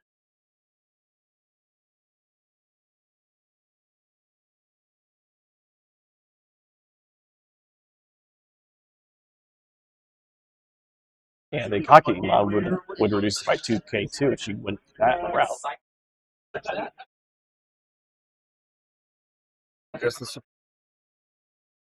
Well, she didn't tuck anything under the Rens, so that it's unboosted. Oh, it is, isn't it? It's unboosted. She didn't grab the pencil, so the memory deep. And it's the only Digimon out there, so I feel like she's just fishing for ports. She is, and she doesn't have it, and she cycled quite a bit, so she has so far. It's a little bit unlucky she hasn't seen one yet. I'll follow her draws and searches. She'll probably play out something with superior. You mean arrestor? Yeah. It's the extra security check. Yeah, and I'm gonna draw some cards. Double eyes on.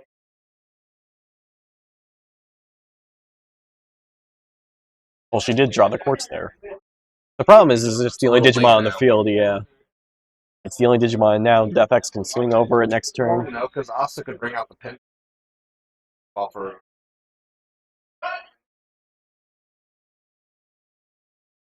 Yeah, but the Ostamon's suspended. Oh, shoot. Process one. Okay. The Arrestor Dramon's 6 cost, is it? It looks like it, yeah, and that's a 5 cost. Or are they both 6? It's lowest play cost, so it'll delete all the lowest play costs. So if they're both 5 or 6, then they're both deleted. Yeah, that's just 5, and rest just safe. But he can also just run over a restaurant and not care. Yeah. You can run over with the Gizumon. Easily. And your Death X. Yeah, there you go. Yep. Took him to one with playing the XT. Do you feel it? That's probably this. Oh, Ostamon. Well, you can just, yeah. He's going to kill that to us. We're going to go to bed. It's nappy time. And he does have the level 5 in the trash too, so this is a good board. Avery has quartz now, so it's going to come down to the finish. Even if Avery has quartz and just quartz, he can't suspend sleeping. Yeah, but it won't unsuspend next turn. You're just going to try to get a small body and then get into quartz as well. You're at 5 memory with all your tamers, so you're going to be able to reduce cost enough, I would think. You're going to have another body out just yeah. Death X. Well, that's what I'm saying. If Avery can play a small body and then have an unsuspended quartz, then there's a chance. Yeah, as long as Paul doesn't have Gift of Darkness, because Paul's down to what one security. So if there's a Gift of Darkness and crash, he can.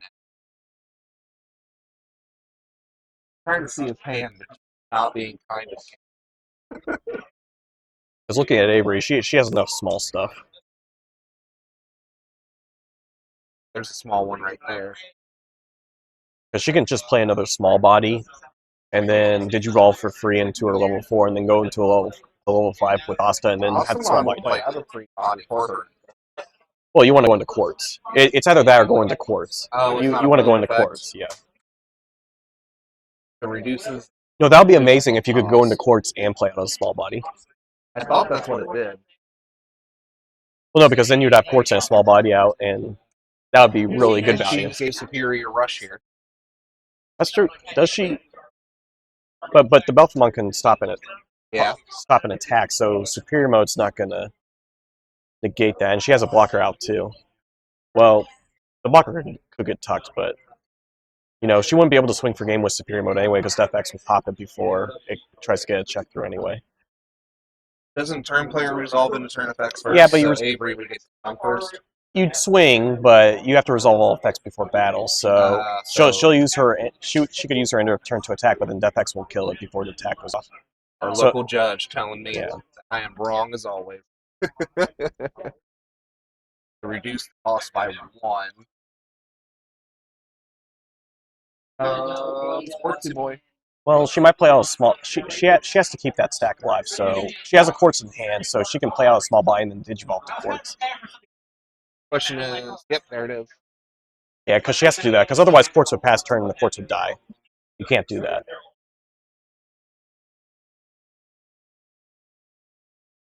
Plays out another tamer for free.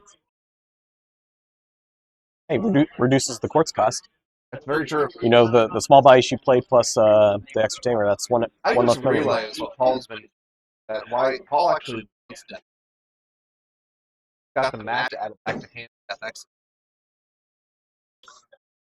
Yeah, but Matt costs 4. True. It's not very likely that Avery's. Much memory gain. Only 3. FX kills that. Start of turn.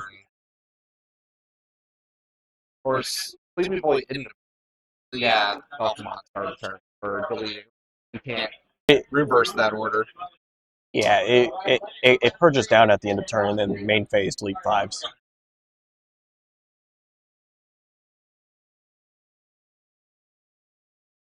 If Paul has Gift of Darkness to kill it.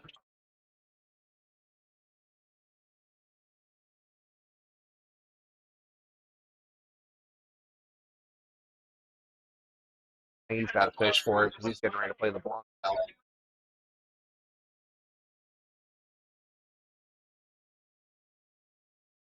Are the cards? Are the cards? No. Nope. The heart just wasn't there. Looked like AT and Cyclone. Yep. He's gonna swing. I think he's got too many cards in hand. Extra.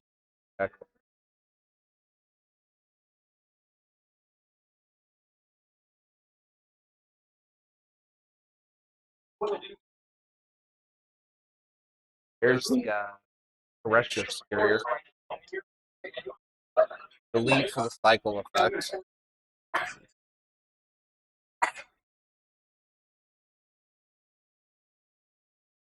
Still no gift. Got another. Yeah, he needed the gift. He needed that, or he needed another Sleepy Boy to stop the ports from swinging. That was a real close game. It was really, really good between the two of them. All right, so Avery did win, so we'll definitely have her over here. Yep. And so we'll go to a quick intermission, play a quick ad, and we'll get Avery up here for y'all.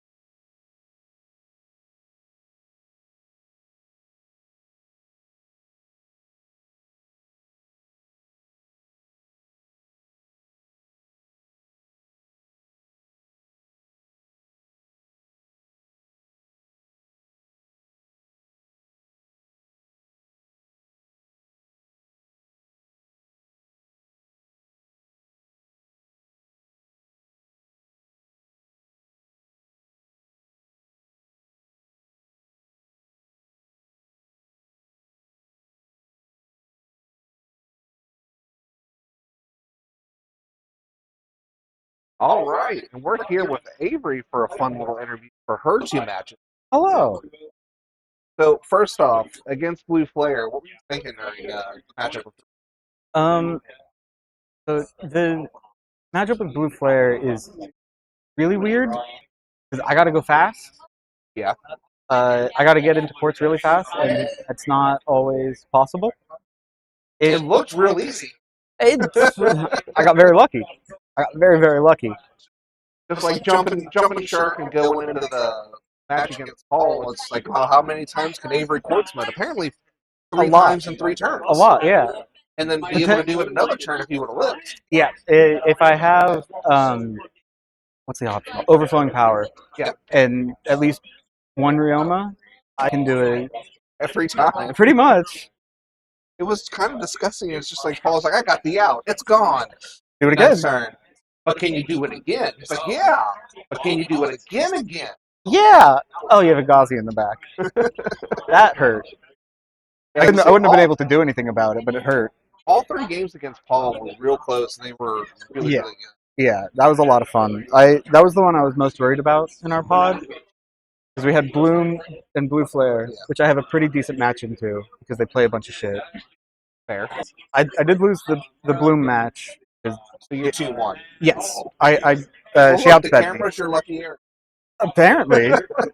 Not how it's been in the past. It's just bad luck. Yeah. We were, Ryan and I were talking about it. Ryan was just asking, man, what's Paul's top end? Because it's not Port. I'm just like, oh, don't you know it's Death X because screw the plants. Yeah. Yeah. And that's what we were just saying that entire time. It's like, well, his out is either Gift of Darkness or Seeing Death X. And then he got both. Got both in the 3rd game, but yeah. That 3rd game, his opening hand was real bad. Yeah, I figured. He got through it. He got through it. He got up there. Yeah. We also question him when he set you to 10. It's just like, I know Sleeping Boy is real good, but putting Avery to 10 is a really risky play. Yeah, that was unfortunate. I mean, well, it was great, but then he still won. Yeah. So, how great is it really? Yeah, because putting you to 10, it's either you'll end up getting a bunch of Digivolutions off of it, or I got a bunch of tamers. Or you tamers. just have a bunch of tamers, you're playing on a bunch of tamers, but it's like, unlike most decks, your Quartz Turbo or Hunter or whatever. Quartz Turbo. It's Quartz Turbo. We labeled it as Hunter. Yeah, I mean, it is Hunters, but like totally normal, standard Hunter deck. Yeah, totally. Yeah, totally the one. Normal. I didn't have to ask Brian what certain. Did you forget what everything did? Because I forgot after yesterday. Everyone forgets because no one sees them. Because I looked, I'm like, oh yeah, no, the green one does a DP reduction or DP gain. Yellow's DP reduction. I looked at like, what does that purple one do again? Yeah. Honestly, the purple one I think is arguably the best. Just because you get to keep taking everything out of trap. Power and being able to get the bossy amount of quartz back. And that's how you're just like, but can you do it again? Yeah. And it's just good. It really is. The problem I noticed when running normal hunters was I didn't get like if things were gone, something else had to die to get them back. Yeah. Realma, no, I just get them back. Also, you have a dead spot when you play. You keep putting your hand over and not suspending that one tamer in the corner every time. We noticed it in like multiple games. Did I do that a lot? You had the yellow tamer there and you missed the yellow tamer. You had the red tamer there and you missed it until you went and put something underneath and you're like, oh, this should be suspended. Oh, oops. You put a tamer right next to your deck and you forget that tamer exists. Yes. That's usually where the first one goes. But for some reason, all day today, it's just been going like elsewhere. So I always forget. I mean, in those games against Paul, you just needed that double player match yourself. Yeah. It was a lot. I think game 2, I had almost all of them. Game 2, yeah. Your entire board was just. I might have had all of them, but 1 or 2. No, I didn't have Tagiru. You didn't have all your yellows. I think you only had 2. Yeah. Only 1 or 2. Yeah. It was wild. It was. Game 1 against Blue Flare was awful because I only had 1 tamer. But you made it work. Yeah, I don't know how. Fourth is real strong against Blue Flare. Yeah, if Blue Flare can't do its combo or keep getting out there, because Blue Flare has nothing that'll remove ports. No, nothing. except for DefX. Yeah, they unless they're running the Great Maelstrom, Yeah, spot decks it. which I don't know if Jordan's running that or I not. don't. I think she runs. I don't think so. I know she's doing. She's got the Soul Rise in there, which that could Yeah. stop it, but that doesn't Yeah. stop it. A couple weeks ago, Monday, I was playing against Mirage, and they double Soul Rag my Quartzmons. That's what you call dedication. Yeah. Like he did it. There were 4 left, and I was like, just do it again. Just do it again. You're gonna lose next turn if you don't. So he did, and then he lost the next turn. He lost the next turn. Yeah. It was great. We all had fun on both sides of the table. Everyone has fun with this deck. Yeah. No one's upset. It's not normal hunters. It's more fun. It's just Yeah. Quartzmon can be annoying, but like You can play it's around a it. fun annoying that you can technically still kill. It's not unkillable. It's not terribly hard to play around Quartz. It's obnoxious. It's obnoxious, but you it's not can. impossible. Yeah, especially Like, if we you saw him in game 1 play around. It's fine. Yeah, like it's just real annoying. Yeah. You know that. I'm aware. Yeah. At least it's not plants. Yeah. No, I tried plants. Did me bad. Did me dirty. All right. Well, good luck to you in the rest of the tournament today. Thank you so Maybe much. we'll get you on stream again because Maybe. it all depends on what the placings are. Yeah. But good luck with your court tournament. Thank you.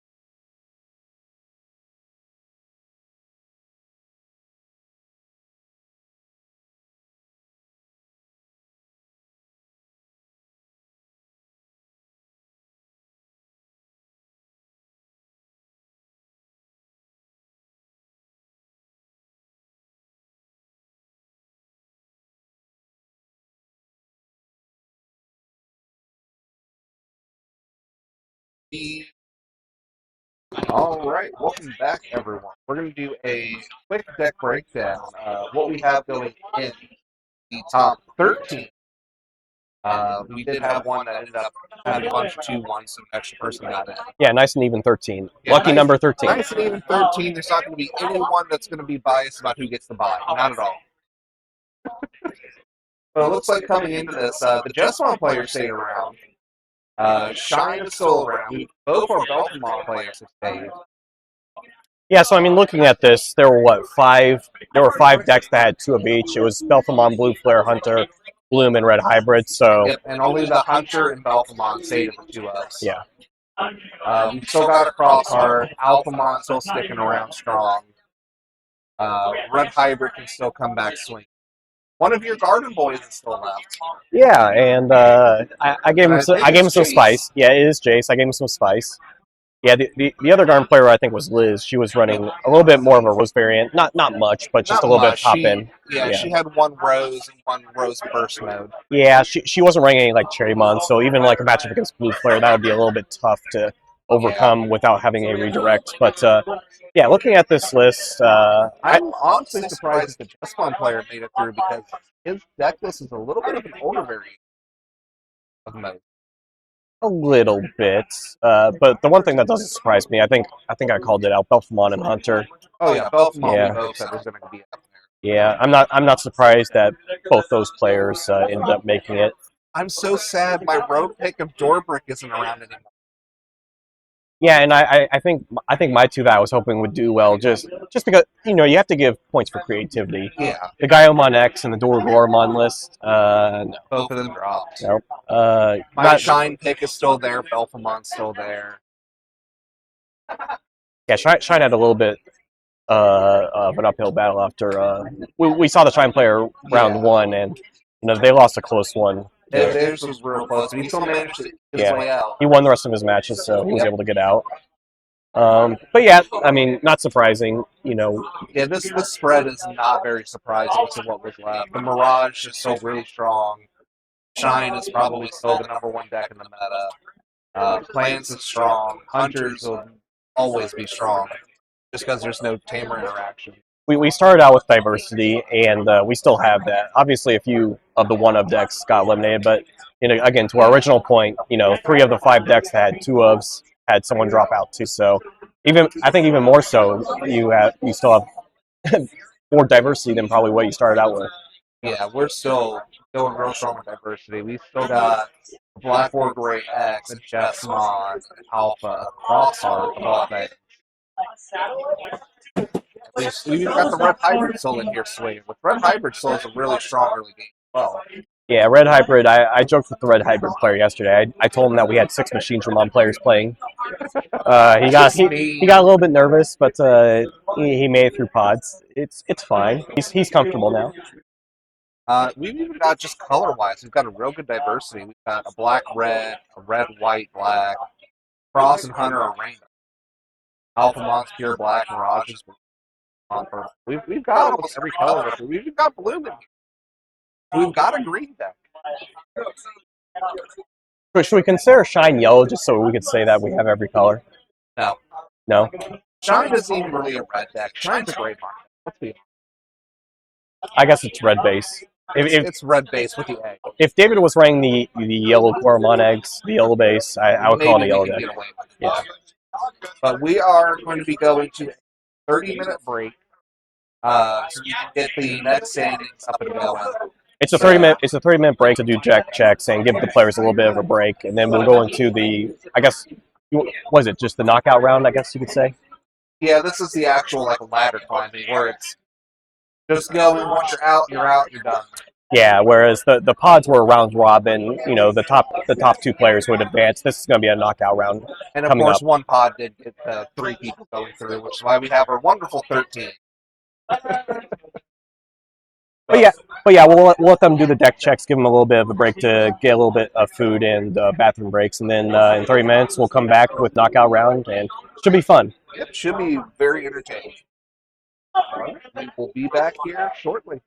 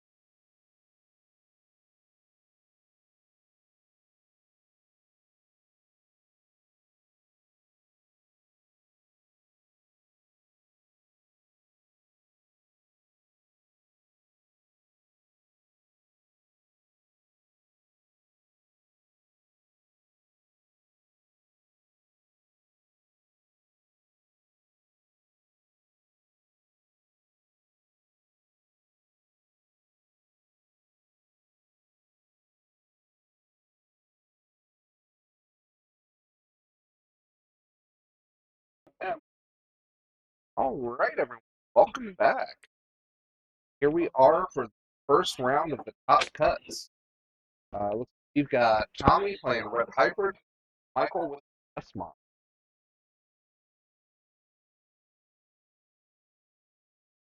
Oh.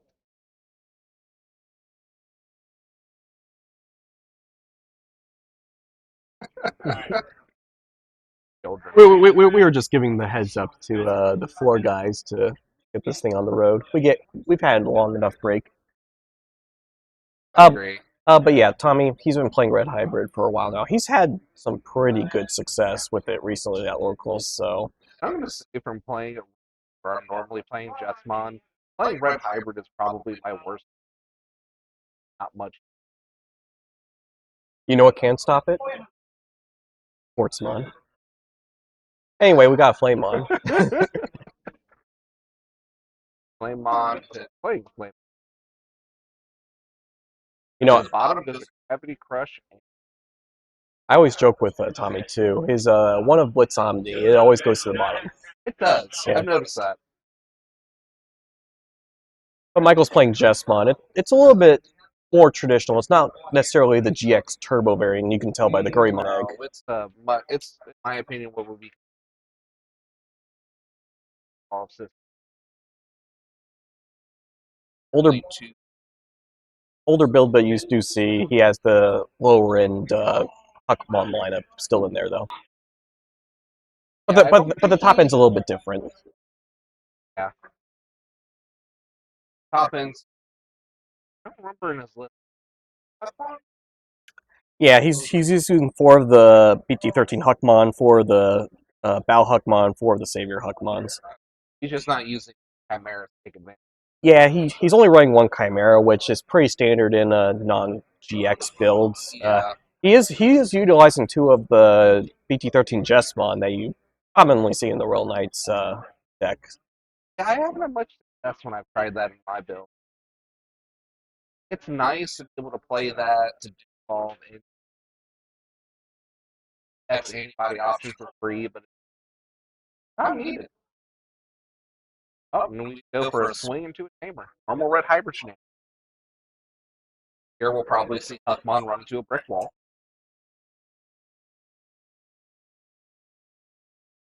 Not a bad, He's moving out already. not a bad setup for the Huckmon player. They've seen their 3 and 4, but Swinging. You know that he added a level. Oh, he's doing a system on search. He must not have any system. yeah. I know he added a Blanc off of 1 search. And he's not adding any there. He will get his drop Curry since Bal 6K. Yep, there's the draw. Lucky enough to live the check. Yep. Another Takuya. Tommy is very skillful at having Takuyas in security. Not wrong. Shine Gray and Red Hybrid, they run 8 tamers, and they always seem to have at least 2 in security, yeah. It's always 2. Like, when I play Beelstar and I have 14 removal options, I'm lucky if I have 2 in security. Question, are we going to see fun Chimera? Chimeramon here, great, have all the...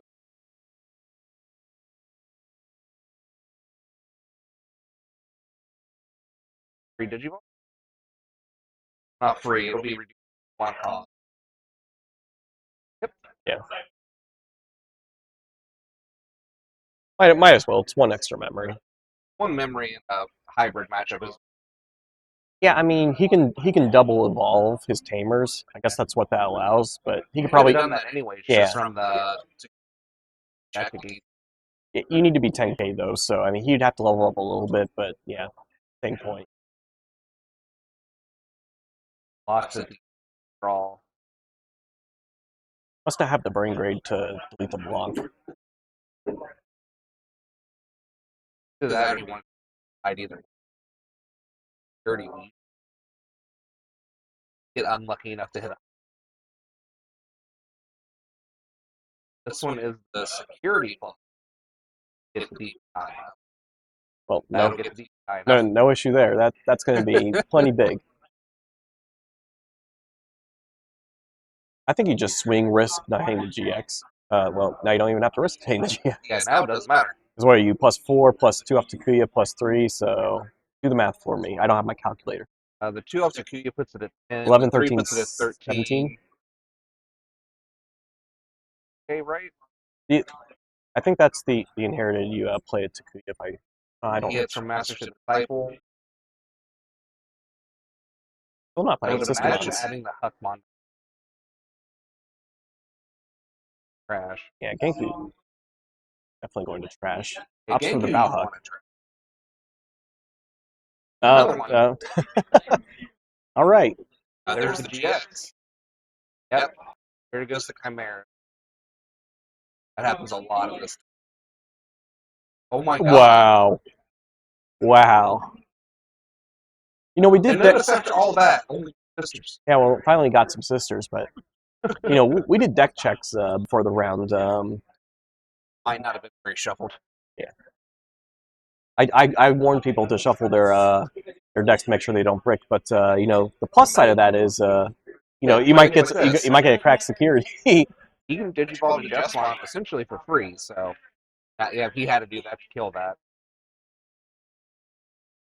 I mean, he can still get the Jesmon for basically free.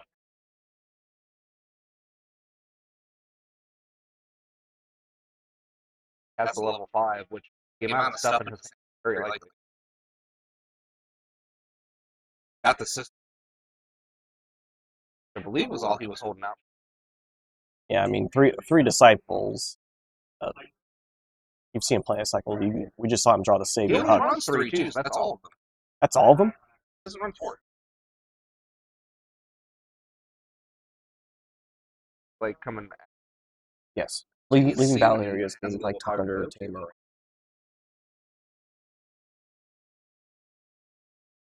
Looking up, no, we were popping all 3. Let's have the level 5. Yeah, he drew the Savior Huck off of the Huckmon Evo, I believe. I didn't see. Yeah. Oh, and it's the one that lets you Swinging unsuspended, but he's suspended, so it's fine. But yeah, I don't think that lets him solve. I don't think so. He's running more of a balanced Sistermon build. He's running 2 of base. Yeah, it's basically 2 of every Sistermon, so it's not he's not heavily invested in any certain particular Sistermon. Which was under the fact that he got the 2 Jesmon in there from Royal Knight that definitely got some options. As the actual body Jess. He won't be able to pop anything.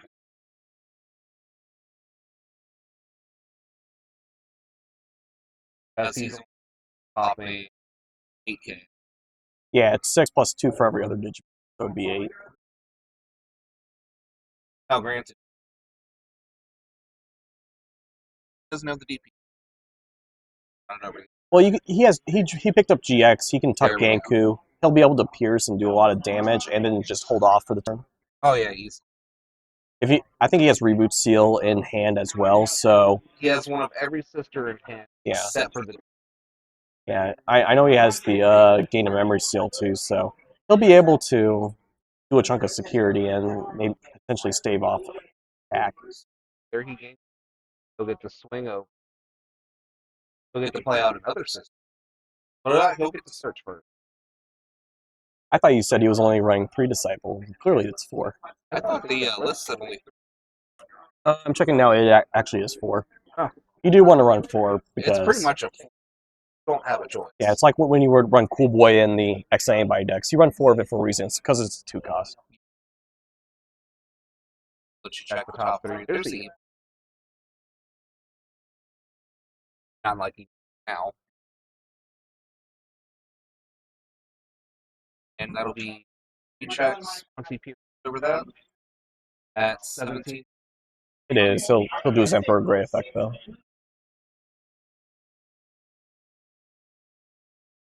Play out. Yeah, 1 off the Emperor Grey, 1 off the Aguni, I believe. And then...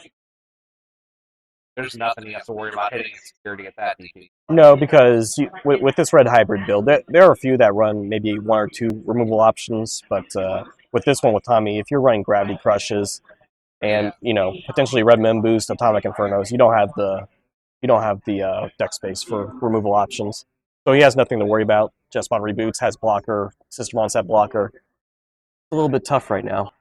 Yep. A Huckmon and The racing only as thing well. that doesn't have, like you said, red hybrid can't afford to have any extra space to add that kind of removal. Yeah, and the Blanc's at 5K because of the Genku X, so even Burning Gray can't pop the Blanc right now. Open the other two 7K. Like I said, the only thing that would have made that second on top of it for free would have had 4 checks plus an extra on top of everything. You're such a perfectionist with this deck. If only he had the perfect line. Gee, I could never imagine why I'm so. It's not like it's my. Like you and your guard. Yeah, you have high standards, but we are going to see a warp here. That'll cost 5, right? It tucks 5, and then you digivolve. He's going to digivolve to the Emperor for 3. Blocker Blanc, which is. Wonder how big that is because the GX is 17 right now. It looks like. Yeah, GX is still. No, GX 19 came from the system. Oh yeah, that's right. So it's 19 right now. I doubt the Emperor Gray is that big. I struggle to get. I can't really see what the convertibles are. It looks like two. It looks like a lot of undulation flame ones. I think those might be the boosting. No, no. Still don't think it's enough to be. Oh, okay. That helps. And if you get blocked.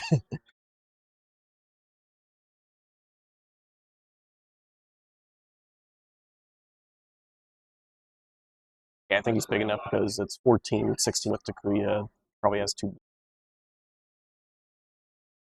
Got the gravity.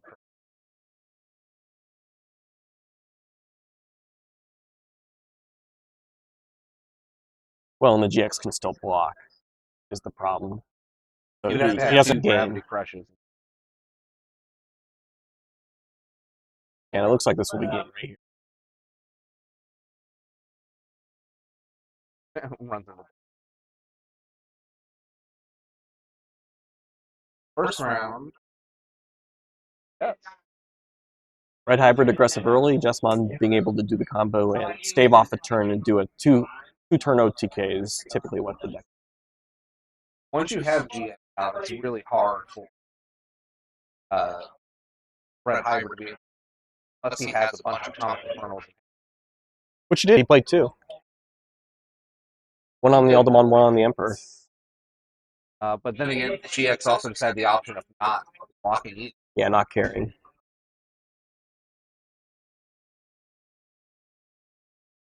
We'll see going into this one if Red Hybrid can make a comeback or if Jesmon's moving on to the next. It was interesting. We saw at the end, the last check from Michael into Tommy was FX.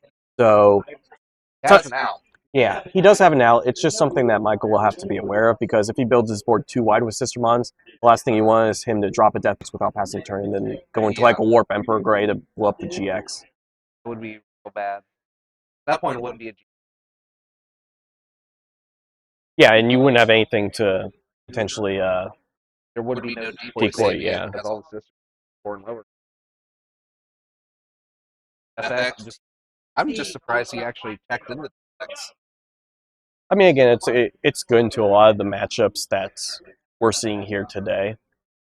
It's just unlucky because, I mean, it's probably something that Tommy would want to keep hidden. So seeing that, it's information for Michael, whereas, Michael will probably need to, will want to consider it when making his plays now that he knows that Tommy could potentially Death X his board. Also, see, not have from Master Disciples first check. Yeah, that was pretty cracked. That gave a lot of free searching to play one out and 2 of them come out. No, actually, no, all 3. All 3, yeah, because Eldamon did a triple check off an Atomic Inferno and I think Security +1 Takuya. Yeah, it was just disciple.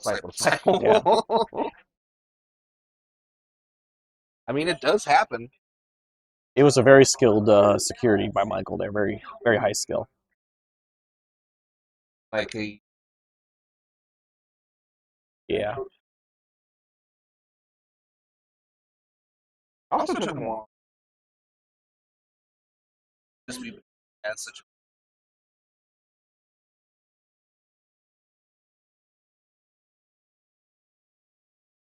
longest time he only had Blanc left.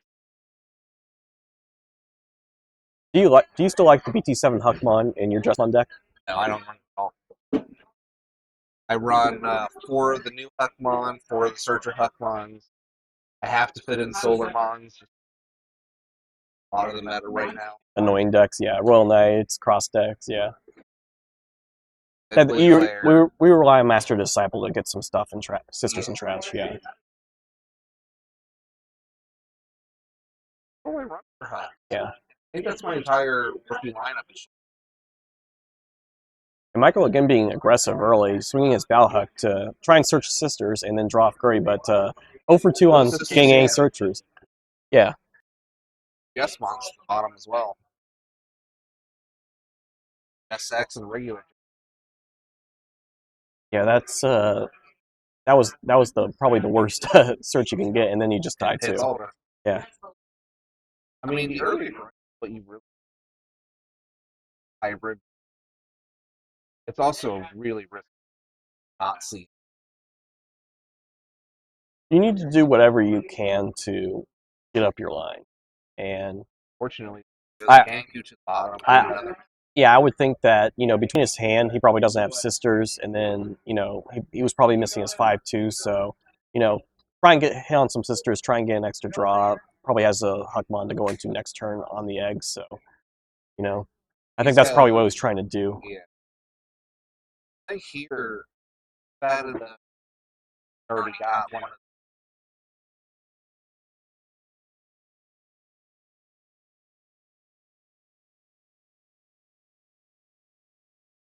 the Lemon barely dying.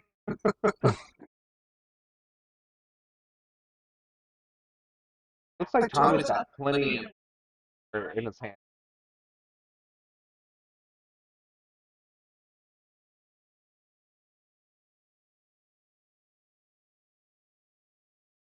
Yep. Was there any question? Not really. With that, he'll gain X. Yeah, 13 for 2. Gain 2 back. Pretty good. Probably.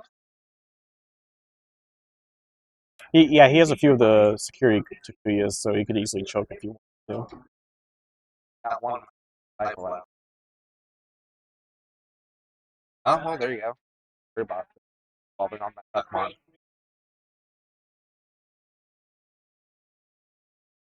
I think, yeah, and I think that's fine. You don't want to give him extra chip. Oh, yeah. Extra chip or a way to do out there. Yeah. We're seeing him.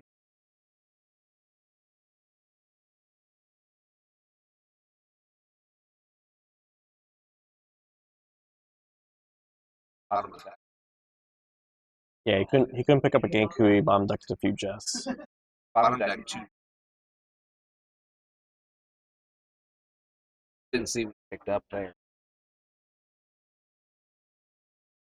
Tommy's looking like he's in a strong spot right now. Yeah, I mean, 2 security, you're not really threatening. There's not really anything threatening on the board for Justmon. It's probably still going to take him another turn. You have 1 check on board, hybrid. 1 check on board the gate. Yeah, something in raising, a tamer out. I mean, looking a little bit rough. It's definitely rough to work. Next turn could. Oh, when he lives. Come on.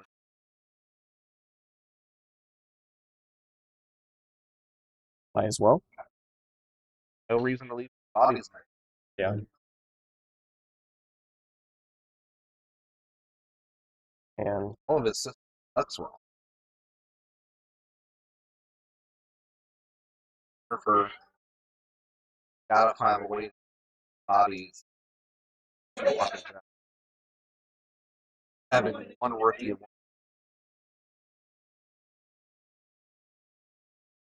Got a little. Don't think he.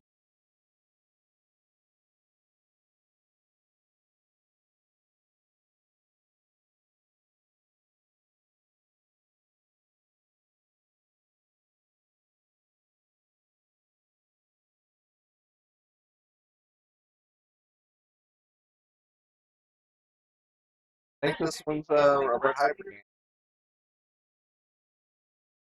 Yeah, I'm not seeing how. Play Like, that out. He'll get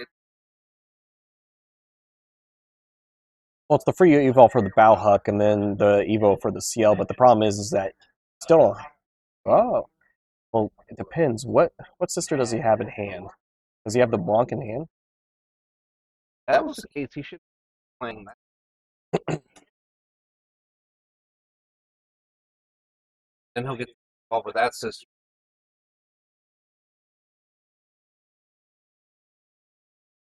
Without another system. Got a bonk. He has blockers.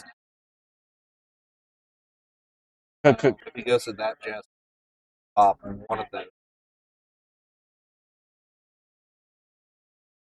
Only costs 2. Does he have blocker Blanc in trash? Doesn't look like he has in hand. It doesn't. I don't think he he's doesn't. seen either. He only has decoy and reboot abilities in the trash. I don't think he has in hand, so he's not going to be able to. How's it? Wouldn't that be something?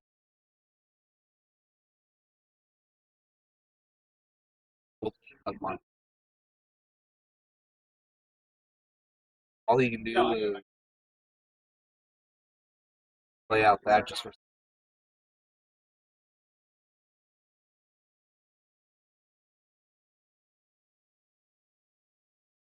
That's a game for hybrid. Overall, a really strong showing of that Justmon can make a comeback if he draws into the right cards. Yeah, the warping effects certainly help. And he was showing, yeah. I mean, couldn't find the block of the Blanc. That's why I always ran it at 3 so I could make sure I'd see it. Because Yeah. the last thing you want is if you're running it at 2. What I found is if you're doing a search off like a Huckmon or even, I mean, mostly a Huckmon specifically. If you're only running at 2, you probably have to prioritize it because if you bomb deck it, then you only have 1 left potentially, and then I've always gone back and forth. That's if you prioritize the ring. Guarantees you have a giant body block.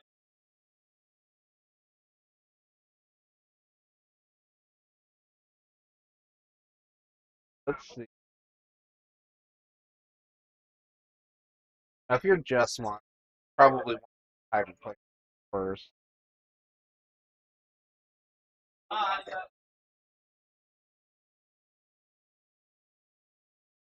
if you're Justman, I definitely let Red Hyper go first. I think because Also a dangerous because it gives them a setup.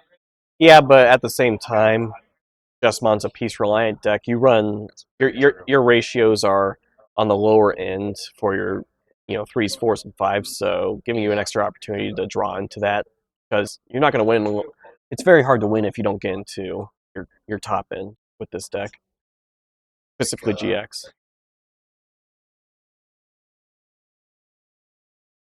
It's harder for them.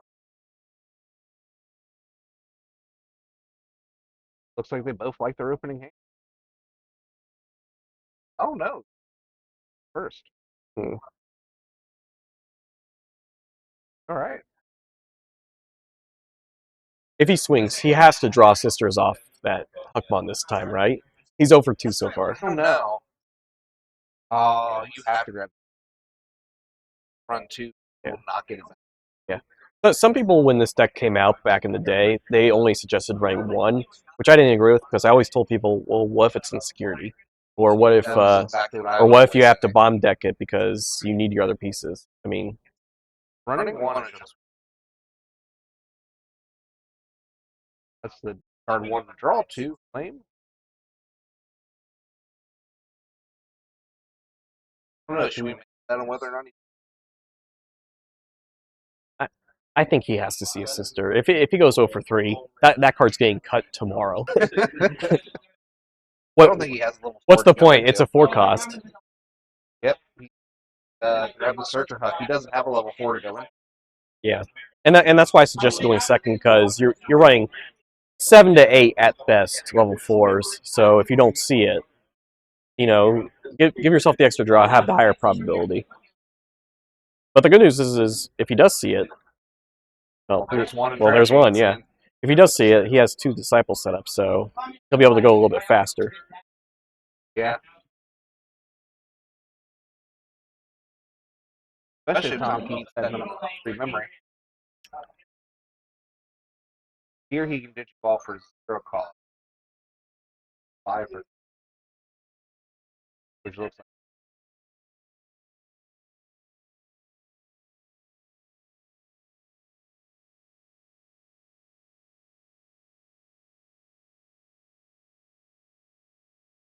Tell me you're not. Okay. Well, Okay, so I'm going to say yes. I'm going to say no. Okay. 3? No way. No way. No way. I won that. No way. 0 for 3. What? No. I won that bet. He sold his soul to the devil. I guarantee it. There's no way you can do 15 cards and not see a sister. Hey, watch first card sister. No, okay. Oh, Hey, he was close. Yeah. There's the other GX. Yeah. Thankfully he took the GX, but he sees 2 sisters, but they're both the decoy sister. How that goes. It's just sadly how that goes. That's I'm sorry, but that's brutal. You have to hit one sister. Apparently not. This is so unnecessary. Like you said, now that deck, and now it has to get cut as of tomorrow. Yeah. Cut it for Solarmon. Just end it right now. Get that Solar Mod in there.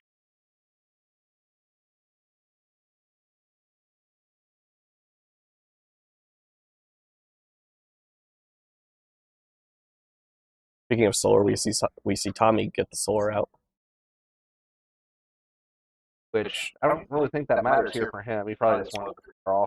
Yeah, I mean, the issue here is that I'm sure Tommy can get big enough to get over the Bowhuck if he has a hybrid, and just start chipping away again.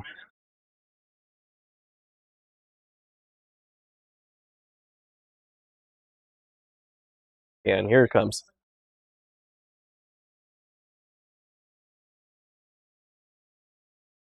The burn it. Pop the boy sister. Stop you from. Oh no, that's the Alderman. I'm just leaving that up. You gotta take out the Bowhuck here, right? I feel like you have to. You can't let him just off of level 5. Yeah. Not like that's the blocker sister, so. Which Akuya is that? It's the check of security game Okay, too. so yeah, he wants to swing that. He'll gain the 2 memory. And he can Digivolve on the Flame Mod to swing Alpha. Well, if he's big enough. I think you would need one of the newer Agunis or Burning Grays to do that. Because the Valhawk's 6K. Yeah, because it is the stronger one. Yeah, and it would have to be the newer Burning Gray. The older Burning Gray is a 3 Evo. You'd be able to pop like a Huckmon or the Blanc if you chose to decoy.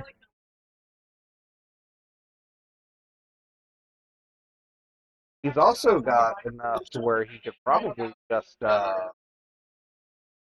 what is it? Atomic Inferno Slice. So Oh, we're doing it. We're doing it. What are the odds? Oh, no, Does he live? Does it live?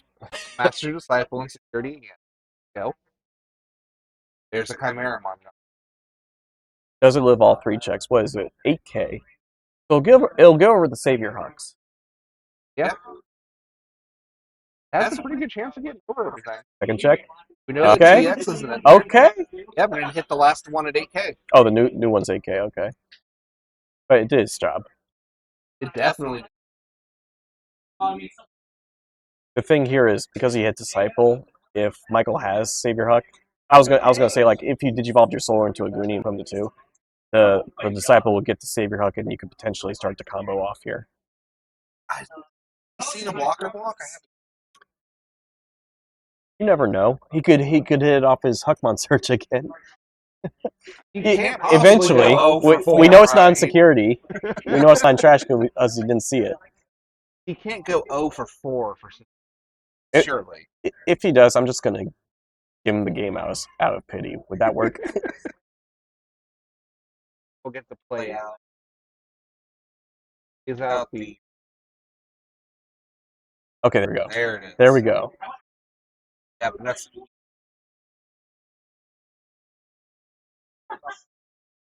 It only took He 30 has- cards. Nope, he doesn't have the inheritables.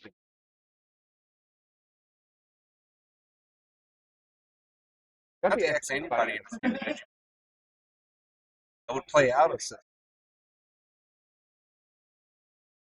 I don't think that would. That's how we would get the blocker out. Hard play Yeah. blocker.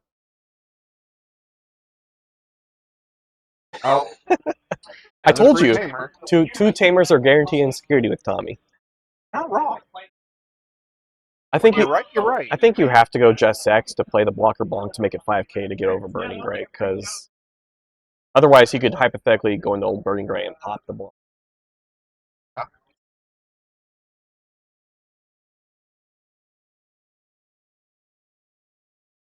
You know, he has GX. He could play out the Evolve Yeah. Sister and go. You're passing over a lot of.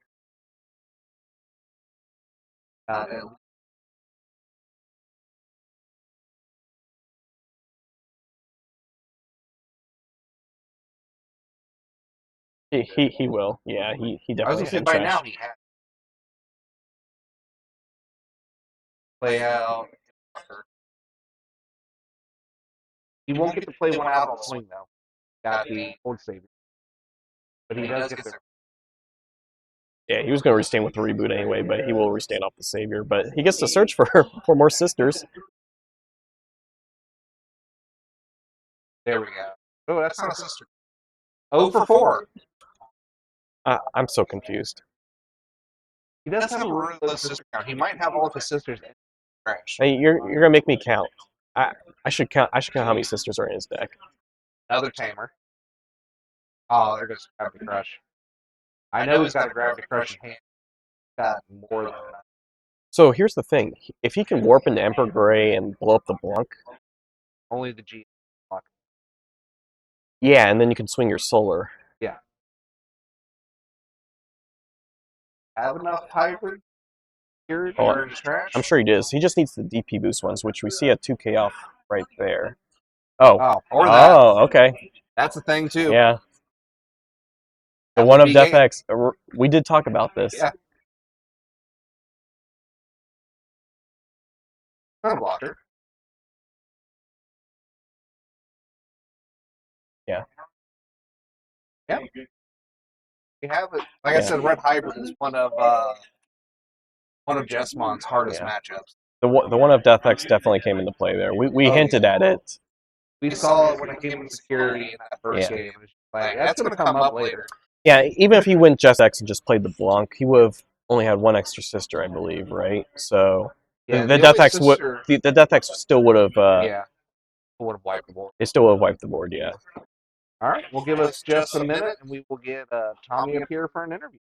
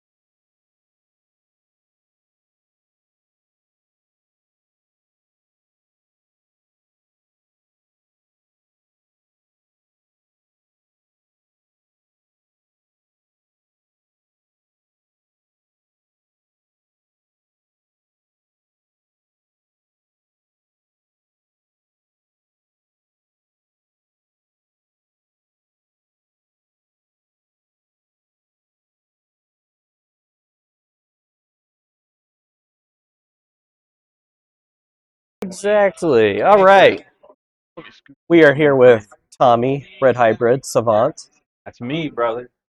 Pretty clutch FX there. It really We, was. we, we, we mentioned it game 3. We were like, if he goes wide enough, that could come into play. We forgot about it after the fact. We were just like, oh, he has a bunch of blockers. And we're like, does he Emperor Gray to blow up and then, like, you know, swing solar and, like, FX? Okay, good enough. Yep. What'd you think of the match? It was rough, man. I was like sweating. The fact that he whiffed on like 7 of his searches. We mentioned that too with him. I think he had 4 Sistermon top 5 searches, and I told Devin, I'm like, he's gonna hit here. He's got to hit. I could hear you guys when he like whipped the last one. You were like, what? Yeah. Yeah, no, we basically said he's definitely cutting it for Solarmon tonight. 100%. No, Yeah. What's the point? I was just praying. Well, I mean, Solomon doesn't really affect mine, luckily. Yeah, we're just talking about in general. Yeah, but you wouldn't expect DevX on a Red Hybrid. That's why I thought you were playing. No, and I was like preparing for Bloom. So no, I told everyone I'm just like, I'm seeing a lot of one of DevX's in these decks. So yeah, it's your fault. Yeah. you everyone stuff to blame. Everyone hates the Bloom players. It's a conspiracy over here. What did you think of my 8K Flamemon? We got hyped. It's always hyped to do a double or even triple sometimes Atomic into the Flamemon. There was definitely a better play there, I'm sure. But in my mind, I saw those two, and if I see a funny play, my brain won't move. Listen, there are sometimes some culture plays, some meme plays you have to do. If you have it in front of you, you got to do it. If I lose from Atomic Infernoing twice a Flamemon, I lose a winner. Yeah, it worked out for you. I mean, it sure did. Yeah. I mean, he got all his checks in. Mm-hmm. The only thing he didn't do was live the 3rd check. But he was done at that point. Yeah, if I he had did. Tamer out, I would have gotten a draw. But did his job. Yeah. But I really just lucked out. All of his searches were not great. But I didn't see any of the game I lost. I didn't see any of my like level 4s. Yeah, we were trying to calculate. We're like, if they don't have boost, maybe you can like Burning Gray, pop some stuff. Emperor, you can get up there pretty easily. But no, I mean with him, it just looked like he swung with his Balhug a lot, and get the draw, try and get the surge. When he died with his Balhug, that one, I think that cost him. I was like, then you could have built up on it, but normally pretty safe swinging security because I got a bunch of little guys. Yeah, I mean the only issue with that is even if you live, I mean you got boosts on your hybrid, a lot of your hybrids, so you'll be able to potentially swing over it. But sometimes you just have to do it if you're missing a 5, or even in his case missing sisters and then not getting the sisters. Yeah, Aldemon has been my nemesis today. Bro has not been blessing me, but then as soon as I saw him, every game I see him, I'm like, oh, I thought you mentioned like he was dying for some reason. Like no, he gets +4, he gets +2 off your Takuya. What are you hitting? Aldemon's safe 90% of the time, unless I swing into like DefX or burst mode. Yeah, burst modes. Yeah, oh yeah, it's always so. So you make it to the next round. How confident are you feeling? Well, I know I'm going to play against Bloom, and it's about a 50-50 in my experience. If they just like, I don't know if Jace runs any cherries. I think he runs some cherries. That's my nemesis. I know Liz didn't run cherries in her build, but all I'll say is Jace is running a more traditional build. Yeah. Oh yeah, she was running the Lila. I still lost to that one a couple weeks ago. You did? Yeah. Well, she just like got like so many checks on me with Lila. I'm like, oh yeah, because it gets sec +1. Yeah. Yeah, but I feel pretty confident. You know what? Even your other matchups too. We have a few hunters, a few Belfas. Mm-hmm. I feel I'm just getting past the first round. I'll feel it, even if I lose next. Fingers crossed. Fingers crossed. Well, what's been the MVP of your deck today so far? Atomic Inferno. It didn't happen this game, but in my pods, the only game I won, both games, get Atomic Inferno security. So just having a whole board with 2 checks is really nice. I don't feel like I've seen a hit against you that much in security. Which is crazy. That's why the one or two times I've played against you against your red hybrid where I have hit in security, I just quartz spawn you anyway. I always get it normally when they have 0 or 1 security left when it doesn't matter. It's like, cool. I might as well hit a gravity crush. Do nothing. At least you did. At least gravity crush. I don't expect anything from. And I also mentioned it as well. I'm like, Tommy's the type of guy. I think it was game 1 where you did a Flamemon search and hey, nice Omnimon going to the bottom. Every time, every time. Every time. That Omnimon, I've never won a game with it. Never. Maybe. You know what that means, right? Well, one of two things. Either you're never going to win a game with it, or you're hella due to win a game with You it. know what? Fair enough. It could watch me if I'm on stream. Watch me against Jake. Yeah. No, it'll be off stream. We're not going to have record. We're just going to make fun of you anyway. Oh, he's still teching Omnimon. That never comes up. Yeah, right. I'll just put another Death Exit. Yeah. I think you should take the Death X out. 2 Omnimons. Then you'll see it. You'll do it more. There are a lot of lists run to Omnimon. Yeah. I don't really. You don't need Death X. Just take it out. I'm not biased at all. I'd run Quartz if I could. I can't make it work. I think we're going to head into the next game here in a little bit. Do you have any other last words before we let you go? Stay in school, don't do drugs. Oh, yeah. Well, we're not sponsored, by the way. We're So, not sponsored. Yeah, so no public service announcements. Well then, drugs, don't go to school. Avery showed a Subway cup, and I had to talk her out of it. We're not getting paid by Subway. Crazy. I would never promote anything. Mm-hmm. Nothing in the world would I promote. Yeah. How do I make it look like the cinematic? Yeah, just for that. Just for that. Delicious. All right, well, good luck, Tommy. Hope you do well in the rest of Thanks, your yeah. matches. Sure. We'll be back here in a few minutes with the next match once the rounds are up. But until then, stick tight. Yeah. When we go digital. When you go digital.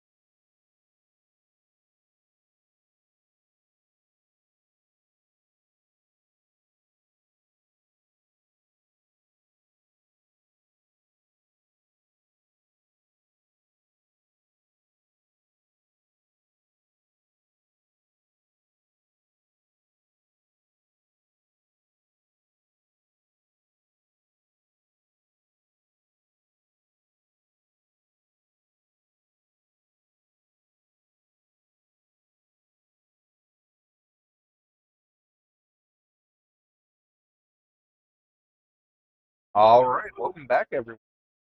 Looks like now what we're going into is a run of Belfamon versus. So it's called Blackwork Gray X, but it's more of a toolbox build. So I want to say Black Toolbox. yeah, typically what Red Toolbox. online you'll hear toolbox if it includes 3 or more level 6 top ends, which is what he has. So he'll have Blackwork Gray, he'll have Blackwork Gray X. He also runs the Raid War Gray, which could potentially come up here with Belfamon. Oh yeah, definitely.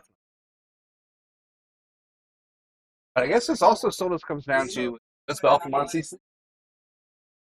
Yeah, you need to see your pieces, but we'll see how it goes.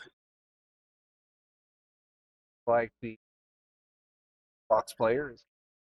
Belfamon. Yeah, you do have to be careful about the Raid War Gray, because he'll be able to unsuspend. You can only stop one attack. If you don't have any blockers or any Ostamons to play out blockers, then you're just done for after that. Got a couple things gotta hope for.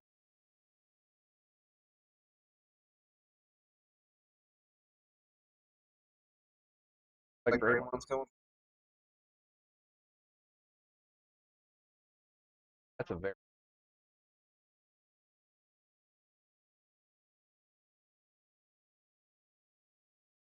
get a search. Yeah. Well, 2 level 5s in your Raid War Gray if you want to take it.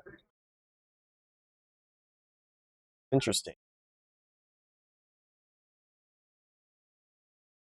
Not exactly options you probably want.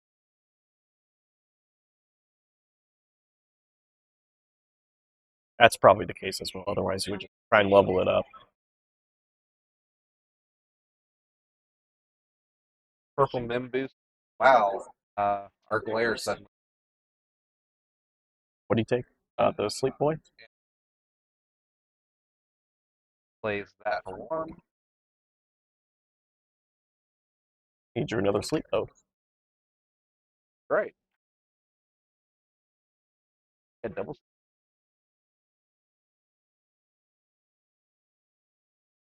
By the odds.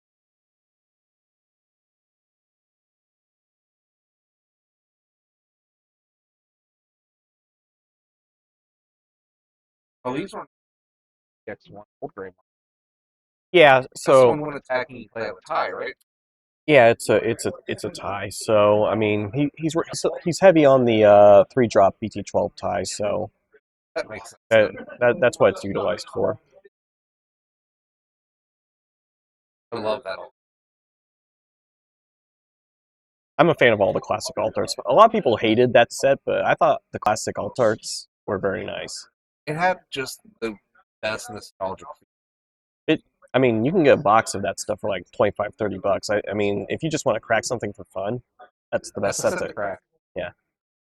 Not only that, it has the potential. Well, the Machine Dramon had a reprint in the revision pack, so Yeah, but it's not all stars. you really think you're gonna pull the Alter Machine Dramon if you just don't crack one box? I feel like that's a challenge I have to do. Well, tell me what you pulled, but I thought he could have promoted last turn personally, but he chooses to do it this turn. You were promoted last turn. Got another search off of that. Yeah, because you're not worried about like death claws or anything like that. That was my main point, is you getting an extra search off the Agu. Now he does get. That's the one that's caused by the color. Yeah, that's the restricted one. So he's gonna reduce it for every color in his level 5. The most times.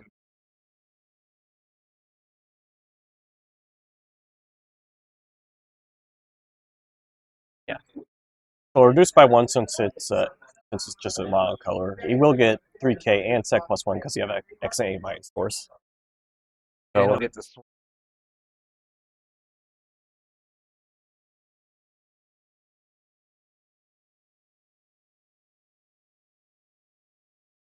right now he's 11, 13. Can play a tie if he has one. Definitely have.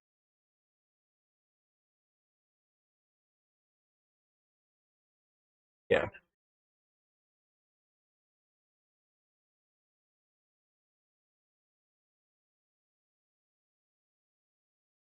X. Yeah, it's for 5. Tap the die to gain them. Now he has all that. Yeah. So good. 16, 18, 19 for, 2 checks. As blocker for next turn, we'll have reboot as well. That's the one where we kill something. Yeah. They're both the same level. Would kill both of them, or only kill? I think it only kills one. One of your opponent's Digimon with the lowest play cost, so yeah, It doesn't matter which he can't one, blow up. they're both the same. Yeah, I mean, one of the pro keys is just going. They both do the same thing. It doesn't matter. Right. Like the one on the right a little less. Now he moves blocker.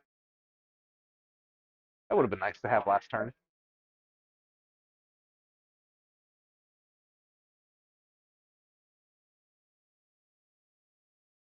What's Belkamon's out here? Not looking.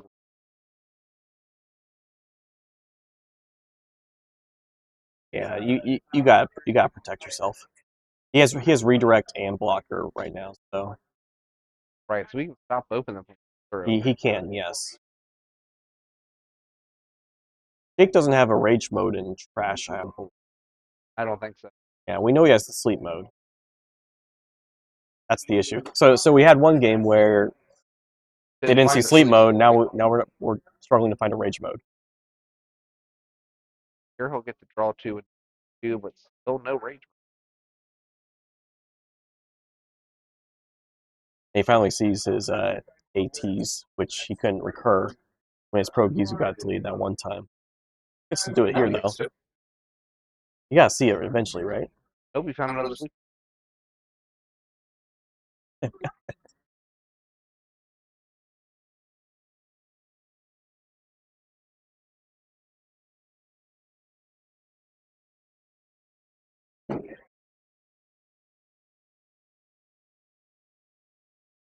I think he has another XT in there if he wants to recur it. Yeah, I mean, he's pretty well set up in the trash for his Gizus. He still has another Proto. If his XT goes down, he has another AT if he wants to try and ladder up again. Got plenty of. Yeah, good defense so far, but you're missing a key. All the defense of the kill potential. Yeah, and that black or gray is strong because, again, the redirect plus blocker. Playing sleep. Did he have a rage? Did he have a Missed? No. No, he's just doing it to try and recur again. Looks like still no. Oh no. Yeah. I don't know if it'll come up, but that sleep mode is not protected right now. Oh, we'll It- find out. Hades Force would be cool here. His force would be helpful. He has a lot of high stuff, and those Gizumon still recur. He can't raid into it. Belfamon can still stop an attack though without the. Right? It can, yeah. The only issue now here is, I mean, you can easily swing. You're going to get over the rage mode if it's in security. Oh, he's got.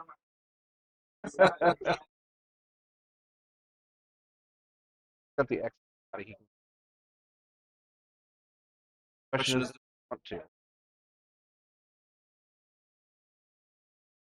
do you mean the X anybody can? Got the Oh, I'm the X. on the X.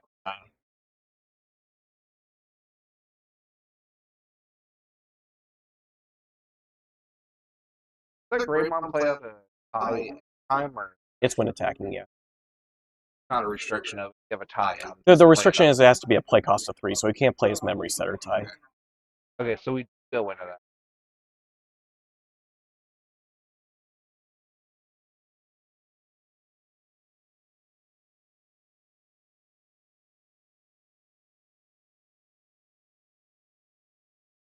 Got rid of the Belfamon to the bottom deck.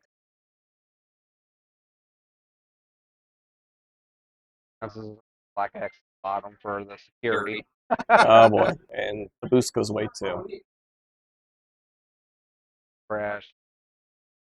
He still has. He can still block it.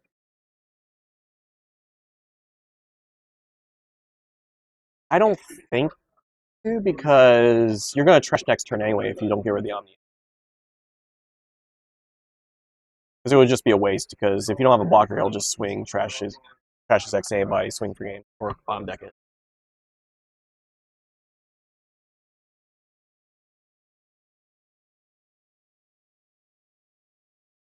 Well, you got the full line out there at least. Definitely has the full. And he still hasn't seen Rage Mode. Yep, that's the crux of the deck. That is the card game. Again, you see it often as a 4 of. You only need one a lot of games, but you gotta see the one. I'm gonna see the one each. Turns into.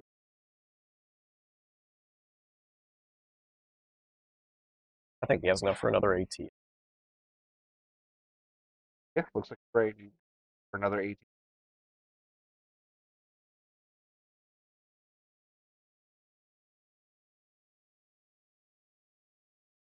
That one's not a blocker though. Max level. Yeah, the level 5 is a blocker. Will not get one. That is wild. Like 20 search. I feel bad a little bit, but at the same time, I was playing Beelstar against Jacob, and he put out 3 Cyclones against me, so... Yeah, this is just justice. Yeah, you know, I believe in karma a little bit, you know. I believe that's called biased karma. Yeah, I mean, it was a few weeks ago, but I still remember it. You know, we can't forget. Pepperidge Farm remembers.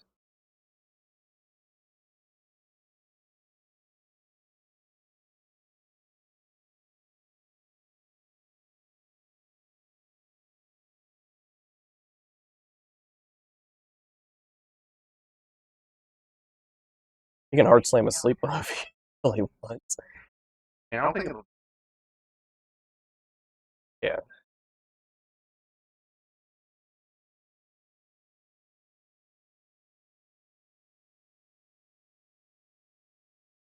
He might top deck it and then recur a Protogizu. He might draw here. There you go. That looks. I think that was range mode. no, it was Rage Money part of it.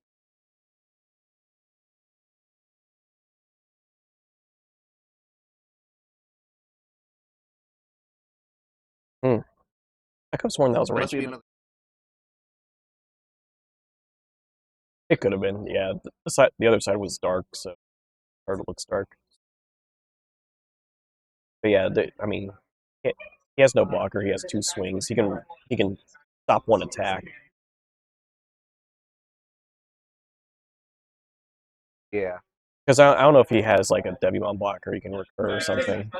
He could have brought the koala out. I don't think he's running the blocker one. I think he's running the draw one, trash one. Yeah. Well, that's game 1 for good old Blackboard Gray X. Like we're back at Nash. You see, you were lucky. You were playing Jessmon against 7 Blackboard Grays, I think you faced. Yeah, pretty much. Yeah, I think I played... No, out of my 8, I played 5. 5 or 6 Blackboard Grays. No, we had a 9-round tournament. You went 6-3, I think. Oh, yeah. Yeah. No, so you played a bunch of Blackboard Grays, and then I think I only played one of the same deck twice, and it was Crossheart. I didn't even play a Blackboard Gray. I played Melga, I played Mastamon, I played Jessmon, I played Examon, I played Grandis, I played everything but Blackboard Gray. I played a crap ton of Blackboard Gray, played against one Examon, played against one Grandis. I don't remember what the other one was. Obviously, it wasn't memorable.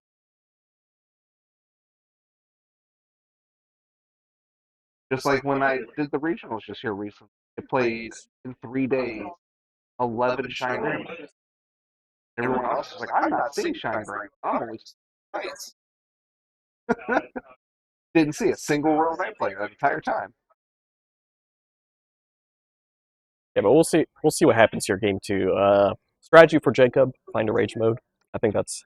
I mean, Strategy I for don't. Jacob. It's a skill issue. I don't want to tell people how to play their decks, but try and find a rage mode. Although I say that now, he's not going to find a sleep mode this game. I swear, if you cursed him with that, you're gonna have to let him for the reason. don't don't play Cyclones against my Beals. Heading that.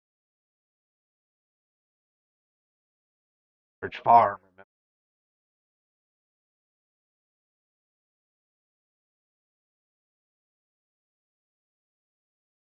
Both keeping their. Make It doesn't matter. He can choke with Protogizu, and he wants to keep his hand relatively low. He has enough draw. That's very true. Nope. Might be Scatter mode. You never know. He has the Devi. You didn't see that for his Asta last game. You didn't see the rage mode. Just every important piece was at the bottom of the deck. That's what it seems like.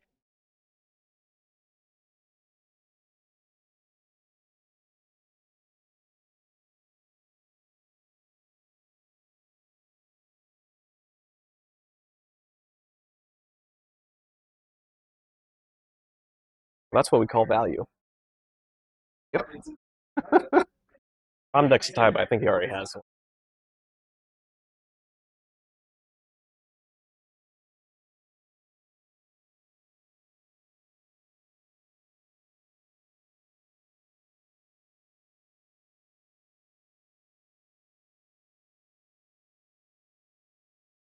For value.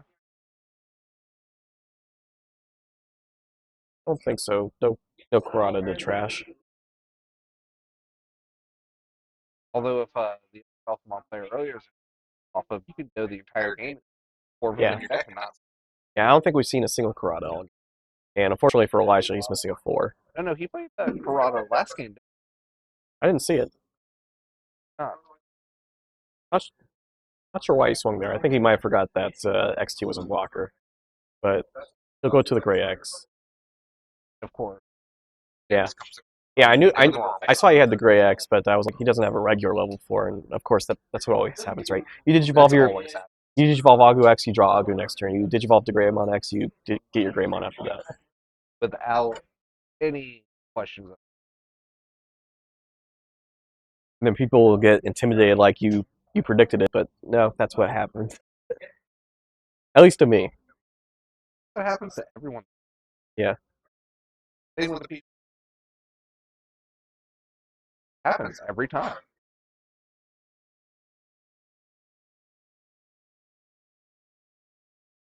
Wow. He just passed. That's interesting. Wow. That's not good. That means that he's got X anyway. Does. 30 check. Or just go into the raid frame. Yeah. Not big enough to get over. Well, yeah, he has the Melgray X, so he can raid and then go and play his tie off of the Melgray and then go into Melgray X and Pierce. Yep. Probably what his play is going to be. I believe you are correct, sir. This would be extra value if he had the EX1 Greymon underneath. He would be able to play 2 ties. Yeah. But, unfortunately, that's not how the cookie. No. Fate decided to laugh at you. Yeah.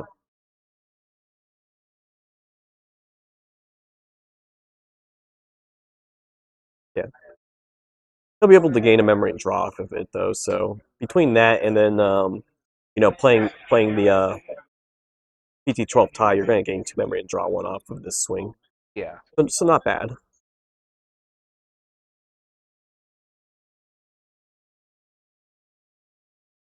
Question is the Melgray will be 12, it looks like. Or, no, it's just 11. That's the draw Koro egg. So, can still hit Rage mode. Potentially hit like a Belphamon. You are risking that. Well, you'll be at 14.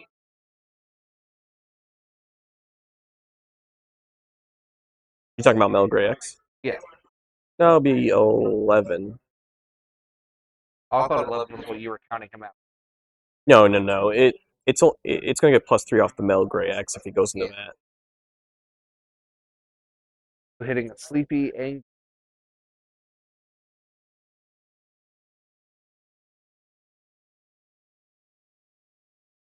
I think you play. Do you play the BT12 tie or the memory center tie? I think here you play the memory. You will get 3 checks if you do that. It doesn't appreciate something. Yeah, I mean you have 8 targets at that DP level.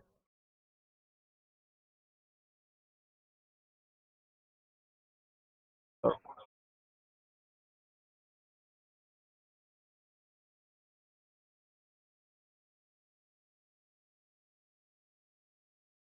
all right.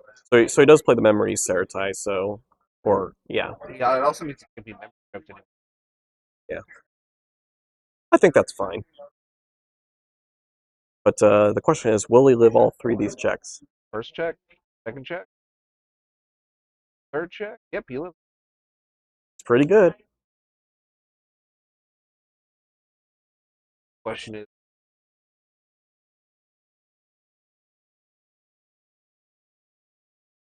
oh, he said you want me to the raid one. Mm-hmm.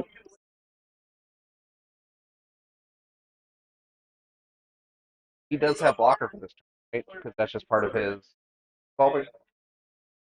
It's reboot, definitely. I know he gets raid, but I think the turn he.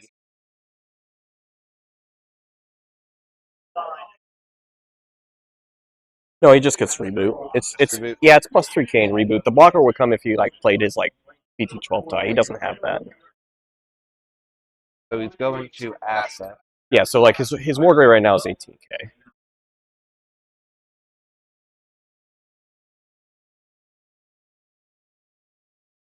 Oh, I guess he's not doing that.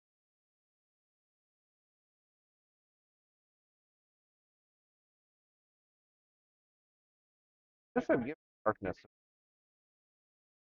Well, he has X antibody protection though. Oh, yeah, that's true. I forgot about that. So that's not really worth it because then you'll just raid into the Fescomon, restand, and get his checks off. That's the issue. Yeah, you're right. He's I in don't a think he's got a raid. he's in a tough position because I mean he has a Devimon blocker in trash, but you know you want the Asta Belfamon. Do you have Reachmon in trash? I don't think I've seen him trash a Rachman yet. Uh, I could have missed it, but I'm pretty sure he hasn't. I can see he's got a sleepy boy in here.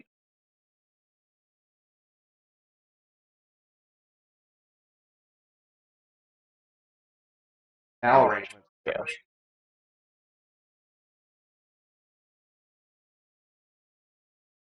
Now you just card play Belf. Card play Sleepy Boy. Well, again, the issue is if you just hard play Belf, Oh, you'll yeah, have you Rage just raid Rope. into it. Yeah, you raid into it. You can stop the attack once, but he gets unsuspended off that. Yeah. So really, what you needed is Asta underneath to play out a blocker so that you can protect on the next swing. I see. I'm picking up what you're putting down. I don't know if he has an out here at this point. Yeah, because he has the Devimon in the raid. Well, he's even taking the Devimon back. But He's just in hard play. yeah.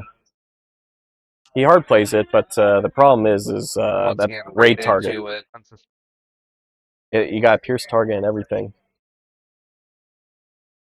That's what really gives this deck power is if you're able to raid into something, pierce over, and restand. That's where you get your multiple checks in. And he's got that tie out. That's good.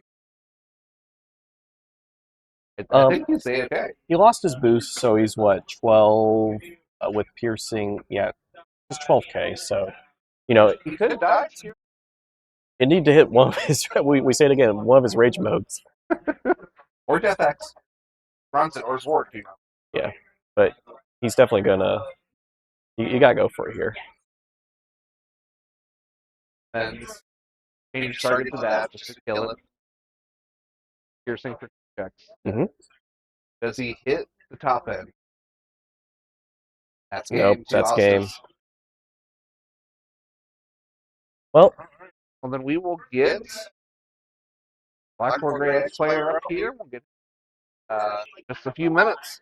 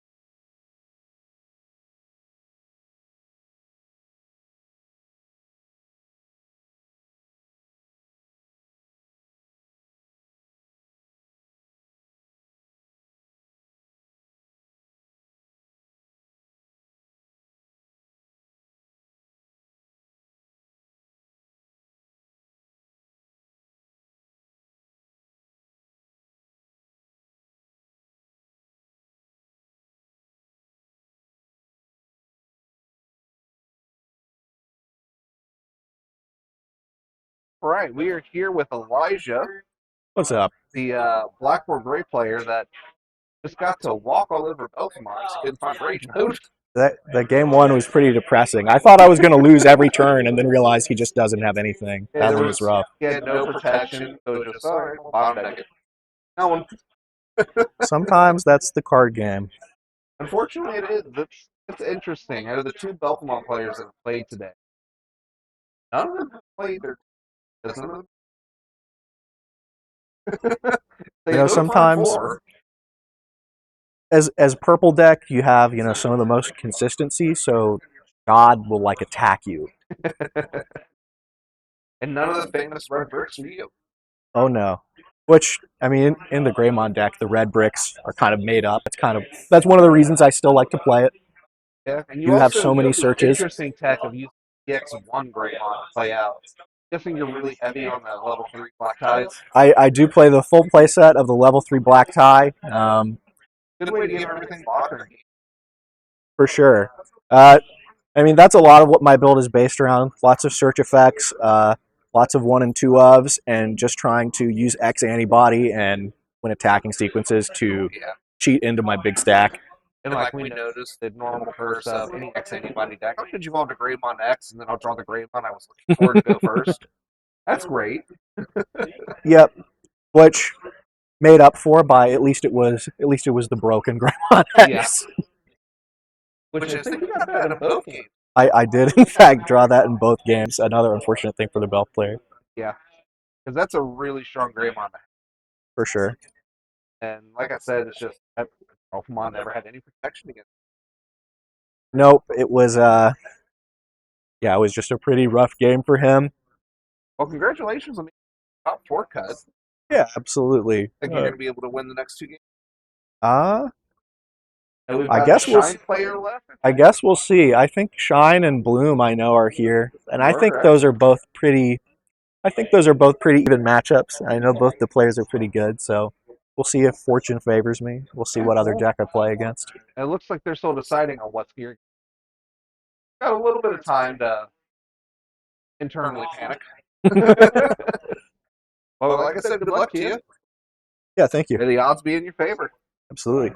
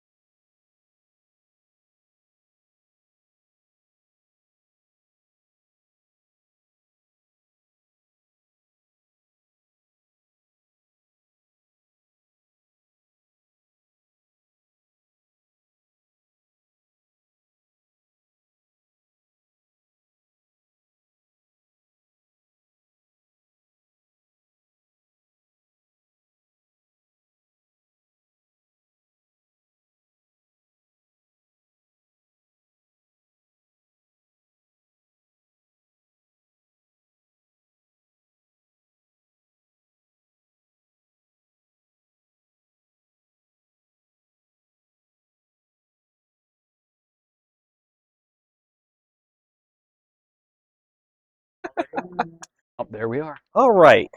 We're going to be doing top 4 interviews because the remaining match that's left is still in game 1. They're having a little bit of a Belfamon Alphamon stall fest over there. Standoff.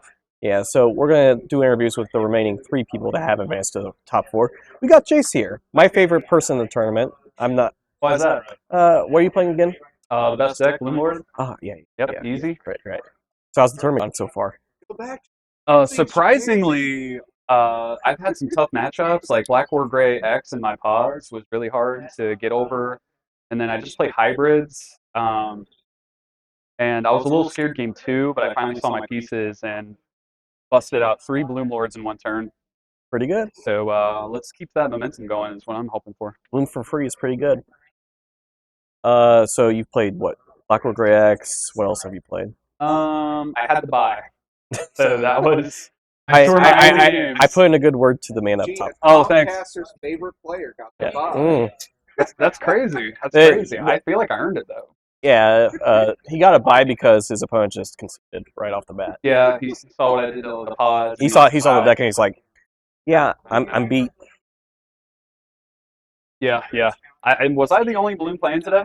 No, Liz was playing Bloom. Oh, she that's right. she got bounced in the pot. She was running a little bit of a rose top in, so a little bit different. Yeah, she usually does that. I'm not a big Rosemon fan. I used to like run one Lilymon just to play a tamer, but Lilamon, yeah. Lilamon, yeah, and it's it ain't worth it. But it is nice to have Yoshino out there to reduce the cost if you can. Yeah, I always told people with that deck specifically, like a lot of people they'll run it as a 0 to 2 of. I run it as a 0, but I always said that the only time it ever came up for me was when I already had established board presence. So there was like no point. Right. It's like like Argomon. It's Yeah. like how good are you really going to benefit from 1 extra memory? Yeah. Now the sec plus By that 1 is point. nice, but a lot of times it's just Bloom for a few checks and then if you survive the next turn you're good. Sounds nice on paper. It's a I don't know. 3 card combo with the BT13 Sunflow, Lilamon, and then the Yoshino, and the Rosemon package runs 4 of each of those, so you'll see it a lot more in there, and it's more of a stack deck. Yeah, But we'll with see where it goes with Ace and if it gets more support in that set. Yeah. For next year. So you're playing Bloom. Your next opponent is playing Shine. Yeah. You're gonna be on stream next. Yeah, a little bit nervous about We're that. gonna have your Shine opponent come over and do an interview here in a few minutes. Anything you want to say to him before the match? He's not listening, by the way. It's not like he's sitting right next to us. 2 feet in front of me. I heard he's a scrub. Marcus is overrated. It's like driving a really big truck. Feels like you're compensating for something. Yeah. When you depend on a tamer to win Small dick games. deck. Yeah, I agree. Yeah, I mean, well, what's the point if you can't go wide? Yeah. Did you tamers? You have to play your stuff for free. I mean, What happens when they're all suspended? And that's the thing, like, with our deck, we Digizorg for free, and people are like, that's broken, but Marcus Digivolves them for free, and they can still swing that body. For 2 checks, right? Yeah. I mean, in my opinion... He can get up to, like, 12,000? Cases? I mean, he'll have burst. They always have burst. Always. So. Or ruin mode, they'll ruin your day, but, It's a tough matchup, I will say. They definitely need the cards aligned to beat the best deck in format, obviously. It would really help. Here's what I'm counting on, is that he just bricks. And I don't hit Marcus in security. That would be fantastic. But good luck with that. Yeah, I know. It's going to be my first 3 checks, and it's going to be like turn 2. I'm going to think I'm on fire. I'm going to hit a bunch of Marcuses, and then we'll see. I do have one more question for you. Okay. I saw this guy in the back of a previous interview. It looked like he was doing some weird shit. You look a lot like him. That's weird. What was he doing? Yeah, glasses. I can't. This is a PG stream. Someone should go back and clip that. Yeah. And, find this man. So he was standing right there. Right there. That's crazy. Same shirt, same glasses. I don't know. Not me, man. Saw me over there. Wasn't me. Mm-hmm. All right. Anything else to say? As much as I don't want to say good luck, David. No, he doesn't need luck. He's playing best deck in format. Allegedly. I do have my invite for the championship, so we both do, no matter what. So that's nice. I am happy about that. So even if I don't win today, which I plan to, by the way, I will see you in the championships. So what you're really saying is, I can win, if I feel like it. Yeah. If I You got know. other stuff to do, we are getting ramen after this. Yeah, you know, I might be in a hurry to go get that. the reservations, you want to make sure you don't have to wait, so you Right. might want to cut out early. I did come in third place last year with Bloom at championships, and lost to Mike's Dark Knight because I made a fatal flaw. It was like 10 hours into that day, and I bottom decked a Death X instead of his one blocker that he had. Otherwise, I would have had it. But at that time, that Death X had still been pretty fresh, and I just Fresh. I hated it so much that I don't know, it meant more to me as a person to send Death X to them. So what you're saying is, it sounds like you're a giver. You like to give people stuff because Dubs, you feel bad mainly. for them. You know, Mike. He likes. He's got a hard life. I mean, he has kids. he has I a mean, full family. God bless him. Yeah. I don't. Is that a bad thing? Kid being adopted? I don't. He has too many kids. Right. I know. I let him have that. He needed that. He needs some stuff in his life. I mean, like David. Well, he needs this win. Well, potentially. when David gets on here, I hope he's a gentleman and. I'm sure he is. He's not listening again. Yeah. All right. Well, good luck to you. Obviously the world's rooting for you, not the Shine. All of our. I speak for the all of whole our community. viewers? Yeah. Okay, all of them. All of them. The whole world. Okay. All right. Well, world, you're watching. Good luck, sir. If I come out on top, thanks. If I don't, thanks. All right, I'm out of here. That was weak. I don't think they got that on That was the weak. camera.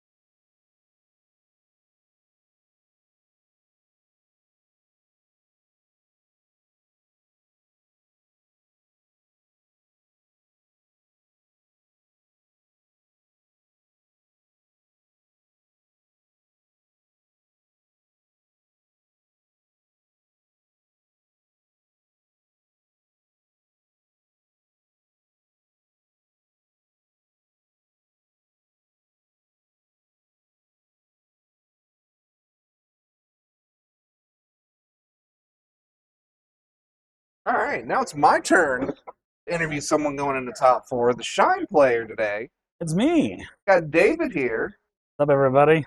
Mr. Kid himself. Yeah. So, definitely a hard fought day so far. We had you on stream for one of your matches. Didn't go well for you. Went well for me game one. It was good for me at the beginning of game two, and then it just whiplash and swung in Nick's favor, and I just couldn't finish it out. And he took game three in a good hard fought match. Yeah, but now here you are at top four, and notice who's not here. I mean, he might be here. He might be here. I'm not going to tell.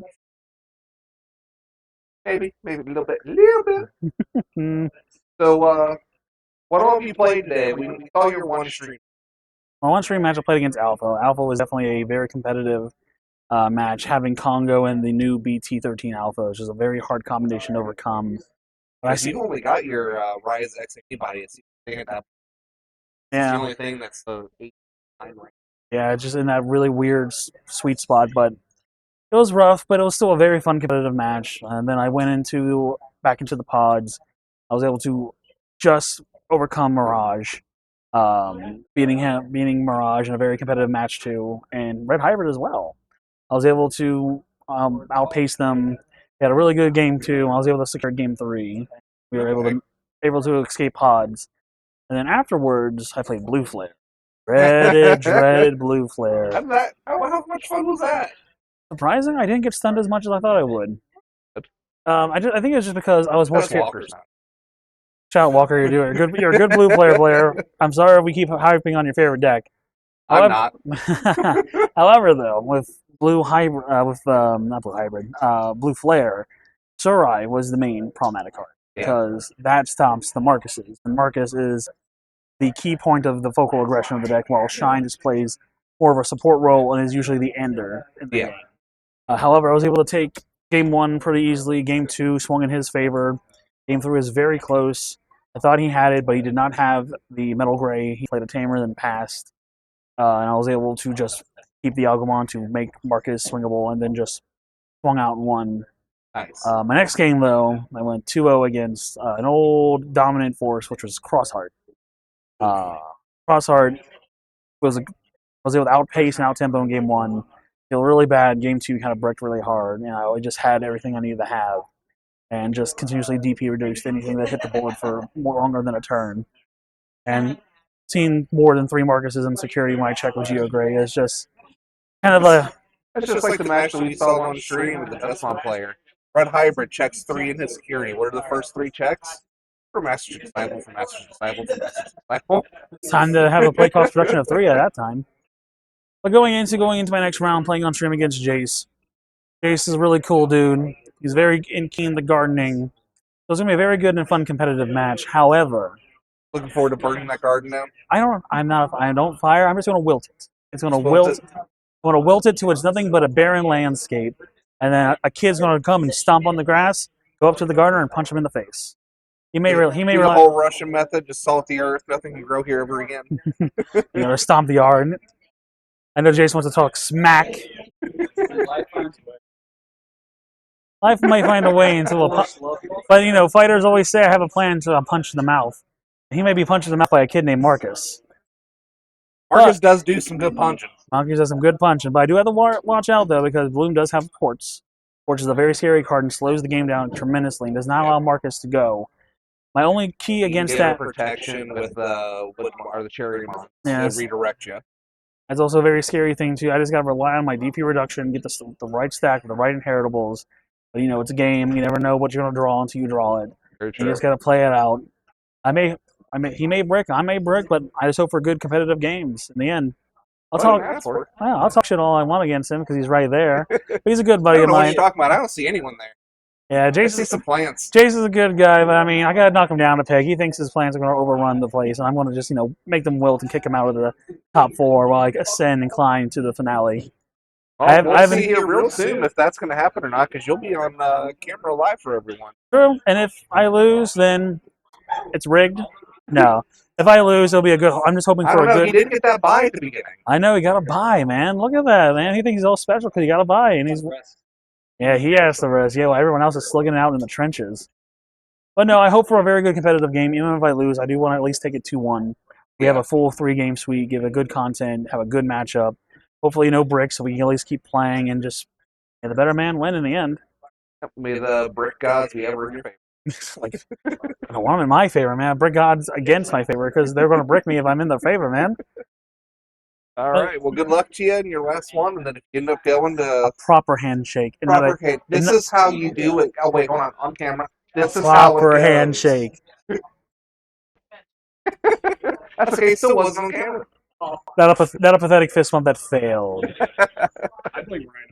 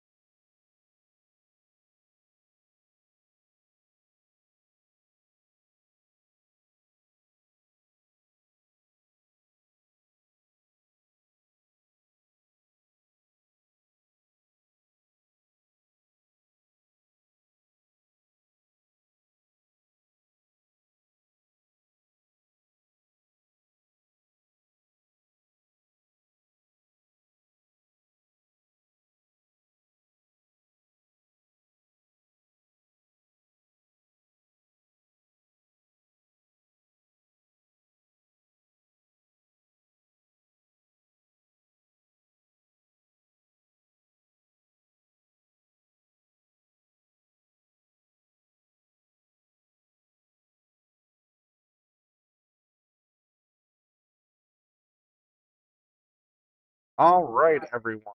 Are back a little bit early now that the last top four match is done. It looks like going into our top four, we've got a Shine, Bloom, Alpha, and a Black War Gray X. Well, one of each of our top picks were in there, Bloom and Shine. No, I think I actually went with Hunters and Belfa. Unfortunately, they got carved up in the top cut rounds. But yeah, one of each deck that's always pretty good. Two Greymons. Pretty much average. Yeah. Alphamon's back with a bang. And we got some plants. Yeah, I like the plants. Right? So should we make a prediction on who's going to win it all from here? Yeah, so we've got Shine versus Bloom, which will be on cam for. Got Black War Gray X, Alphamon. Let's start with the one that's not on cam, which I think between. I want to vote for Alphamon just because it can stop the aggression of Black War Gray. Yeah, Black Worker X is mostly a single stack deck. I think the Black Worker X will give Alphamon an opportunity to set up, and you know if it's just gonna take out security, you're gonna hint to a lot of cool boys and boosts in that deck. Yeah. And then the Alphamon can obviously stop the Black Worker X from swinging for a little bit, so it should be a good matchup. At the same time, if the Black Worker X player sees Black or Gray and takes out some cool boys, they might be having a little bit of an. Cool boys might not be around for too longer, but Yeah. we won't see that one on cam. Then we're going to see your favorite Bloom Lord in the Shine Gray. Debatably two of the best decks.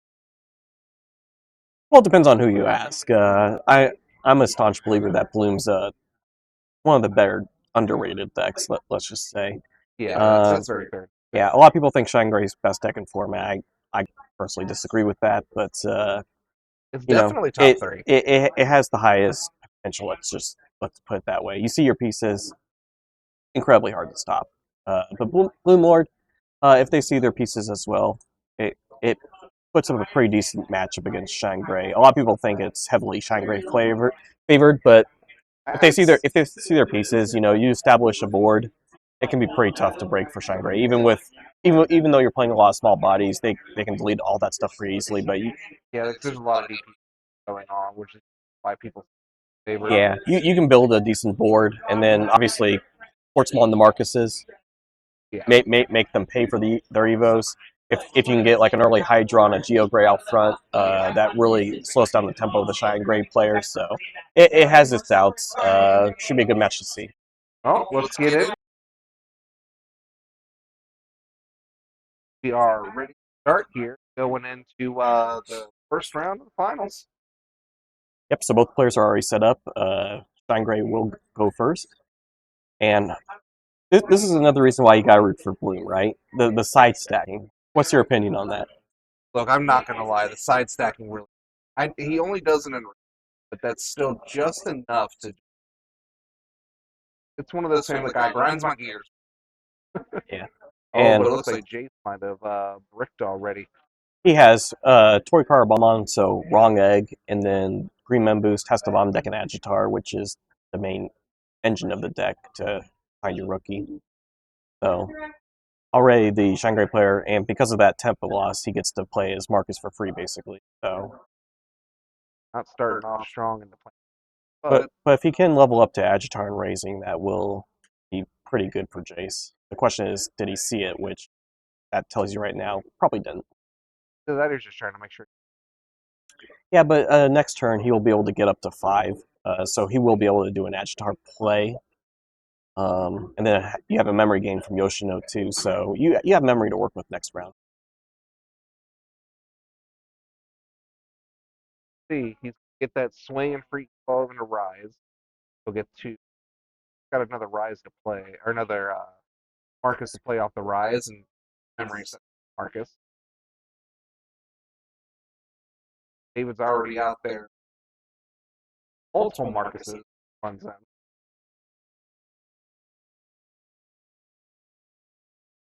Always good to have a deck that can play their memory setter for free. Really what separates the best decks from the lower tier decks, Hunters, Giant Gray, all these decks can, not have to manually set your memory center. Pretty good. Or you just play just mod. Don't have to worry about time. But right here, this is pretty tough. Jace really has to answer this board with 2 Marcuses that can swing on board. If he can't, then it might be over. But again, he has a lot of memory to work with the Oceano. Yeah, Goes into the pretty Sunflower. Gains him back from Yoshino.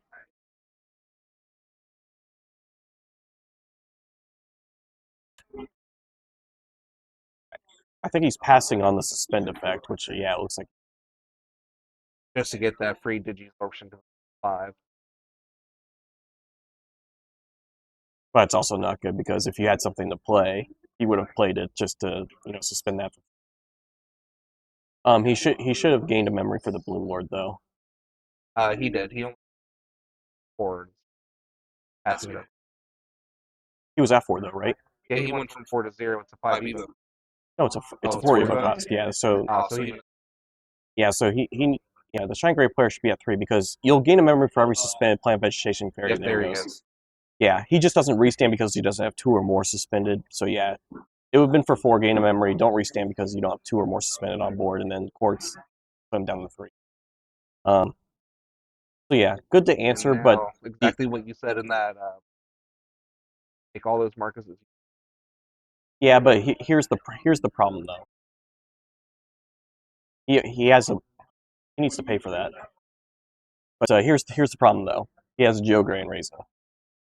Marcus. How much DP? 1,000 from. Yeah, it's 3,000, and he has 4 Tamers. So if he goes to his Shine Gray, that's going to kill off the Quartz. So 8K plus the 3, so it's minus 11 right now. Oh yeah, and the Rise Gray. Yeah, the Rise Gray as well. So yeah, in either case, if he has the Shine Gray here, BT12 one, it's getting popped. Remember, and David run the. I think he's running the BT13 and 12 Shine Gray. Doesn't look like he picked it up though. Otherwise, it's easy. This is an easy play. Get rid of the Quartz. Have a Shine Gray plus 4 Marcuses and a Geo Gray and Raisin. This wouldn't be a question. So looks like he doesn't have it. But yeah, negate from the Rise X. He has nothing. Oh, that Kudamon check that he was talking about. What does that Kudamon do again? Top 3 for, I think it's a Yellow Tamer and a Vaccine. Okay. Ace right here has a very easy hack into the Rise rookie. Mm-hmm. Trash body. Yeah, you have to clear the body.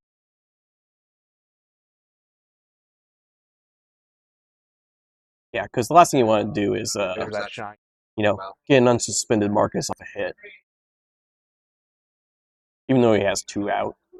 But again, he's going to 3 with his other Marcuses, so you never know if he goes to like a Rise and plays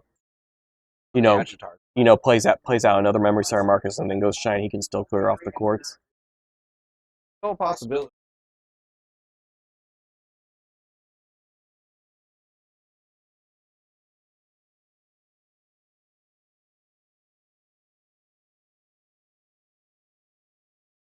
The question here is, what does Jace do? Does he swing into security, or does he just clear off the Kudamon and get an extra check? Does he promote the Agitar? I'd almost think you have to protect the Agitar to retaliate next turn. Because the last thing you want to do is maybe neg off the Shine, kill off the Agitar. But we'll see. He's chosen to promote. It depends on how wide you can get. Got 3 memory. Doesn't mean much with plans. Get a lot real fast. You do need to protect your Quartz though. The Quartz is the most important card. Especially right now. But yeah, draws for 2 Sunflows, draws for 1 Cocoa. His Quartzmon will get plus 2k, so if he does choose to swing the security, It will be 17k, so it will be protected from hitting something like a burst mode, being wrecked by that, Or ruin mode. or ruin mode. Yeah.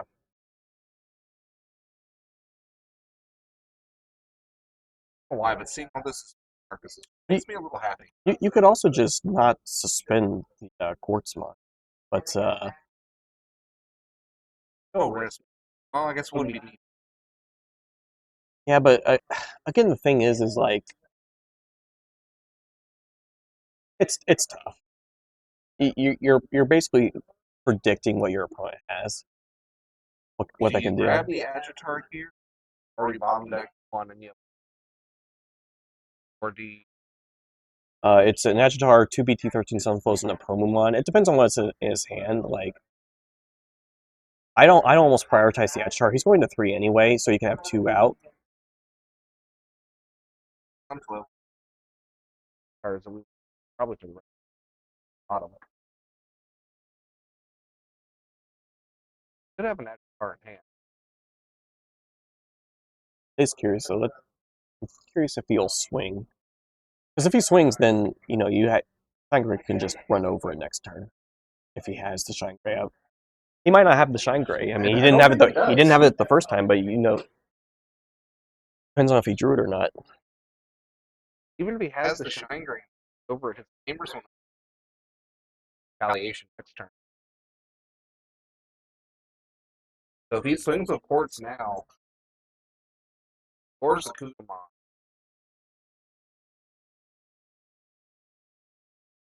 Body. Without Shine having much retaliation. Yeah, but if he has Shine, he can like burst, and then he can like bring back a Marcus, swing at like the Agitar, and then neg 3 to like the Palmon, so he'd be able to clear up like 3 bodies. That's true. At the And burst. yeah, and then so he's declaring attack at security. So there's what 5, 6, 7, 8, 9. Yeah, so he only has 9 spins, so it's only going to trash 1. Trash Sanagu, X, 9. There's 2 Shine and trash.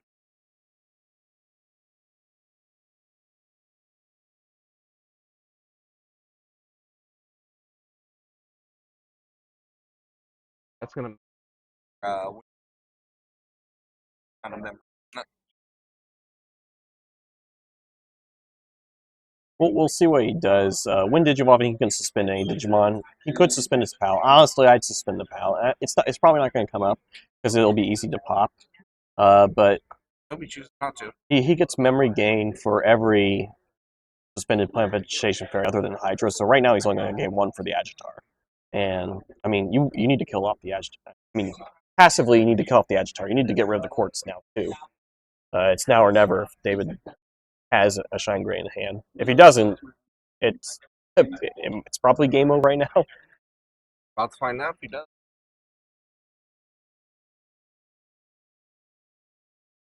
Gotta have the Shine, and he really needs to have the burst mode. Oh, search your Ragu.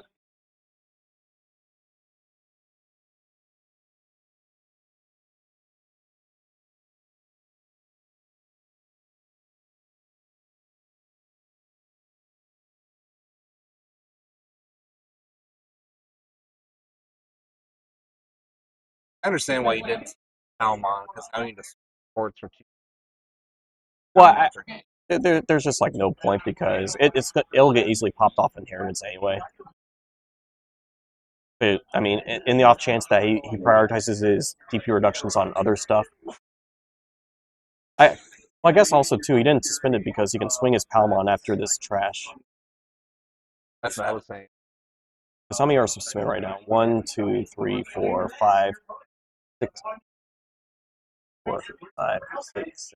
I mean, if he would have suspended the PAL, I mean, he would be able to trash 2 here, but he's only going to trash 1, so he can still swing for game.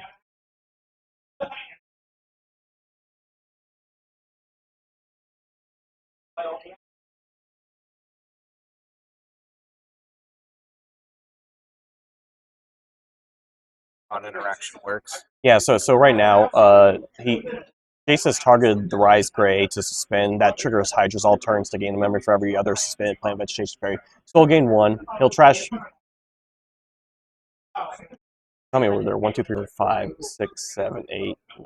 There was only 9, so we should have only trashed one. He only trashed one because there was nothing unless it was. Yeah, I Marcus guess that's true. David Yeah. from the turn. Yeah, because there was no Marcus, otherwise he would have probably played it out, so the Palmon would have gotten game anyway. Yeah. Because the Geo already checked, so there was nothing in security that Yeah. would have saved him there. You never know. We saw. I guess off that one search, We watched the him Shine bottom deck Birch, that the first, Sunrise, yeah. That deck space is so tight, he can't have many. At most, maybe 2. But yeah, you saw why Quartz was pretty good there. Unfortunately, not seeing your Shine Gray is really what killed the match. Otherwise, I think David would have been able to come out on top because he came out fast. He did. But similar to the round 1 that we saw with him, just ran out of gas. That's the thing with Shine. You clear one big stack off the board, and they struggle to get anything after that.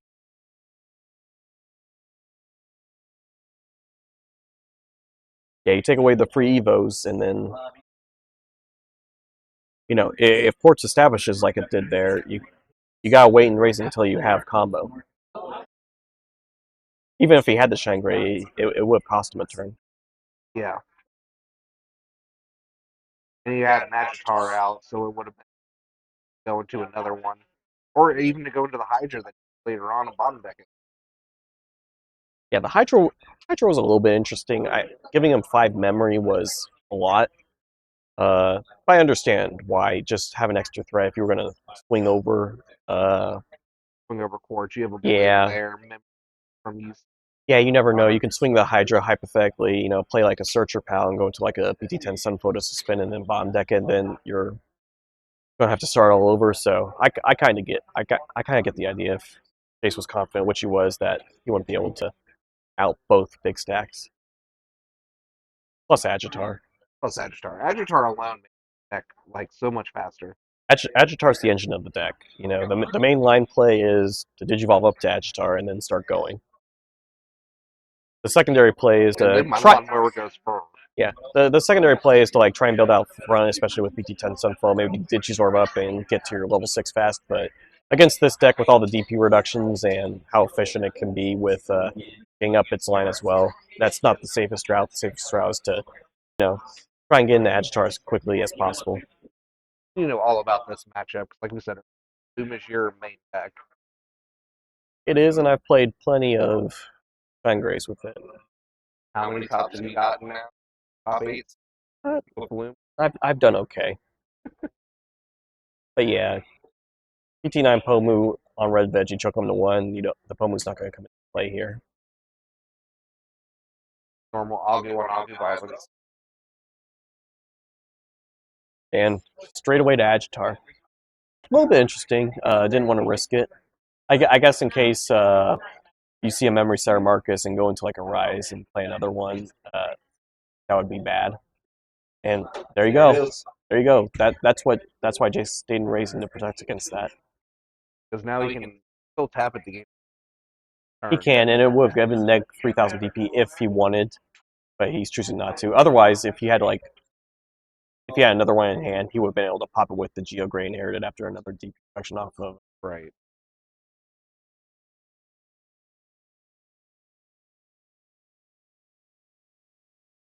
Who will promote? Comes the fun. The question is, does he have like a 4 Digizorb into Hydra? Does he have like an EX3 Pomu? Is he going to try and search for a piece? It will be a Sunflow. And which Sunflow is that? It's the BT10 one to play out a buy when Digivolving, but he needs to draw for Coco first, which he hasn't done. He's probably already. Yeah, he's missed a proc, and there he goes. It's mandatory off the first spin, so he should have done it off Agitar, but he picks it up here. The question is, does he have Hydra? He does have Hydra.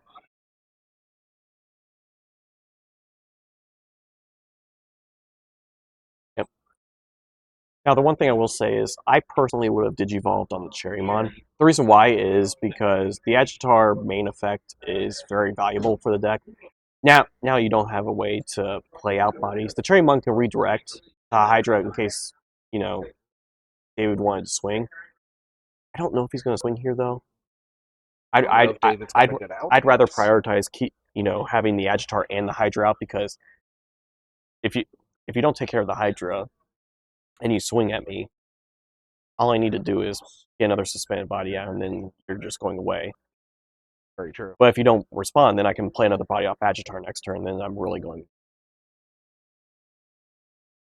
But I get it. I think Jace is hedging against, getting into Geo and then Rise and just trying to redirect. Whereas if he tries to swing over something right now, he can just redirect to Hydra or redirect to Cherry. And, if you try and then you're suspended, you can just swing over with Hydra next.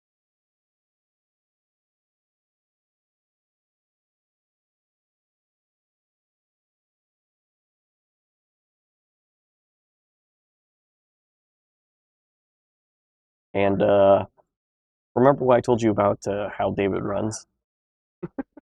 Yeah. He has no level. And this is where digivolving over the Cherry would come into play, because you'd be able to get another free body out, start to do some more suspending, maybe get out like an EX3 co-move for free, for example, and really start to punish his board state.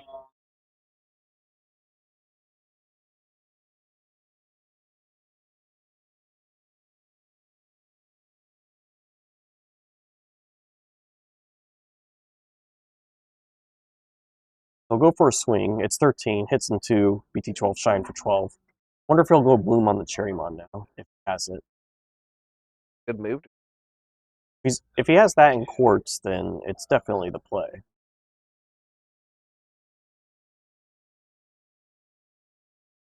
Also just go. He could go into Hydra again, but you would need to suspend the Cherrymon. You won't get a bomb deck even if you suspend the Rise. You'll just gain a memory. Good risk of scary. I think that's risky.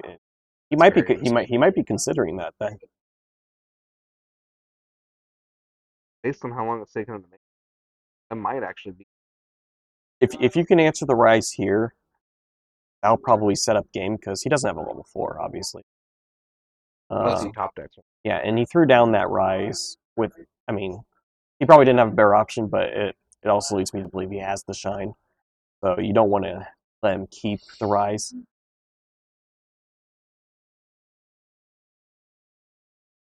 So in my opinion, if you do have Hydra, I think you probably risk the Cherry and try and get suspended, then Hydra on top of the Cherry to get rid of the Rise. Right.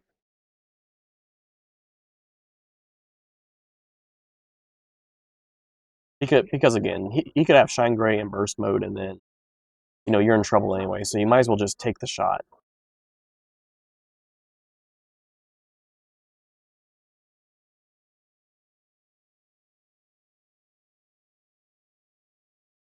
Because right now, the Cherry can only redirect to Hydra. The Cherry can't redirect to itself if Chase tries to do that. And he's not going to risk it.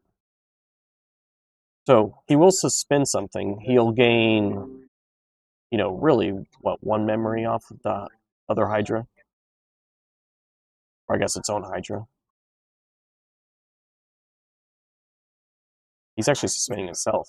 He'll gain a memory off the Agitar because he suspended his own Digimon. But he's not suspending anything else. A little bit interesting. Huh. So now when he's two memory, could just turn. Yeah, right now in the current state, you'll gain 2 memory, 1 for each Hydra, if they both live.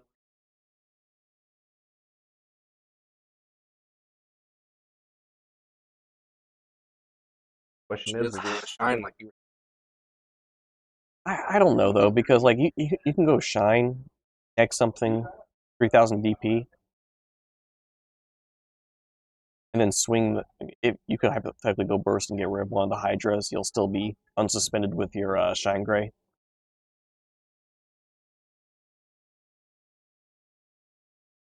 I get it though. Here comes the Shine. That's the new. Yeah. So he'll neg 3 to something. You might as well do it to the big stack. The Agitar. Yeah, the Sunflow and the Coco, I mean, they both draw, so might as well get rid of the stack with the extra inherited.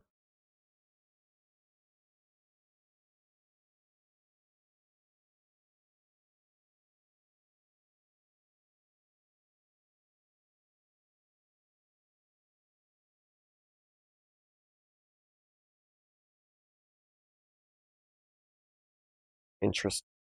He is going to swing. But that'll lose 2 memory. And then hypothetically, if you like Digizorb into like, something on your Vegemon that you can throw next turn, then yeah, then the shine goes away. I mean, the shine I can also just clear by the other Hydra.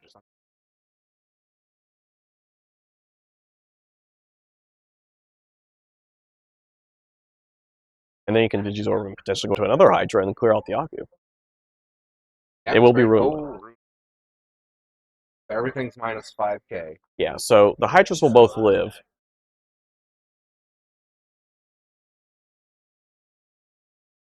Yeah, so the other Hydra's 8. The stack is -5, -3, I believe. So, but the -3 goes away, so they're both 8.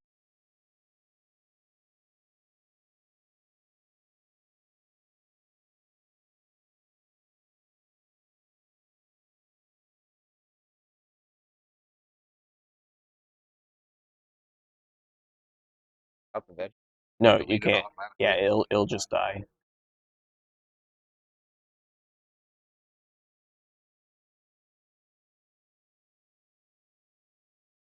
So the play here. Hydras. If you have Quartz, you Quartz. You don't like the Quartz on Hydra because of its all turns effect, but right here, you definitely don't want the Rune Mode to get a swing and -5 to the board again. Because even if you go into Agitar here in the back, you can't really play anything off of its effects. You can promote it. You won't be able to play anything. So if you have Quartz, you definitely want to go into it. Now, I will say that Jace does have a tech that I ran. Oh, what tech was that? So I was testing out a one of Merciful mode for the Belphegor and Beelzemon matchups. So he can Merciful mode his Hydra, clear out the Ruin mode, and he'll get rid of basically David's trash. All 2 cards of it? Yeah. Well, it'll be a little more than that, but that would put that if he does have that, that would put him to 3, and 2 Agus. So he can make the Marcus a Digimon, but he won't be able to get up all the way up to a level 6. I don't think. Right. On this next turn, I think he would be relatively safe to do that. Curious, if Jace has a level 7, I think you have to play it here. Get rid of the Rune. Because the Rune locks him out of a turn right now, and it'll lock him out of a turn. Really do a whole lot next turn if it stays. Assuming it doesn't hit Quartz. It has to survive the hit. Currency. Well, it has to survive the hit to delete something. But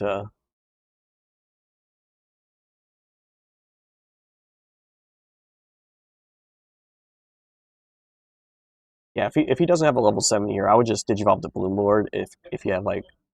But again, if you have Quartz, you really had to have, in my opinion, because you would have gained what 2 + 1 off the Agitar if you would have suspended by effect. So you have been able to do it without passing turn, and you'll be doing it without gaining a bunch of memory. Hope just plays out opponent. Auto die. At that point, why not just pass 3? You should have just passed. There's no point because now if you hypothetically don't have a rookie, if it gets around to that turn, You wasted playing out a card.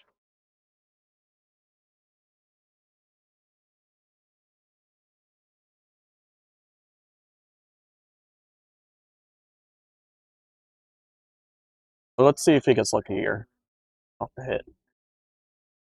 He doesn't, so one of the Hydras will die. Now everything's minus 5k again. Yep.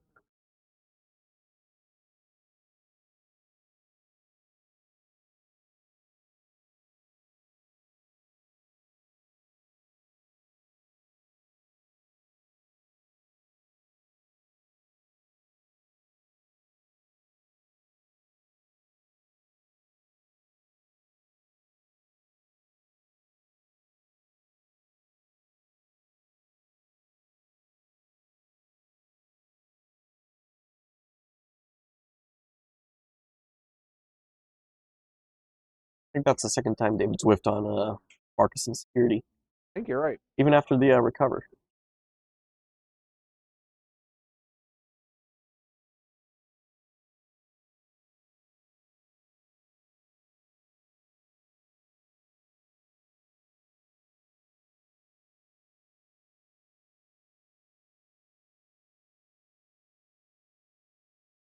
So right now, the Hydra is 8.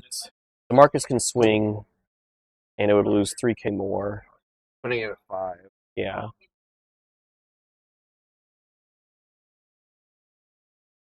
Yeah, because if he had the Shine Gray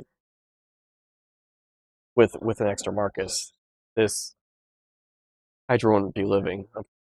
Unfortunately, the 2 inheriteds under the rise are just literally 3k if your tamer comes suspended.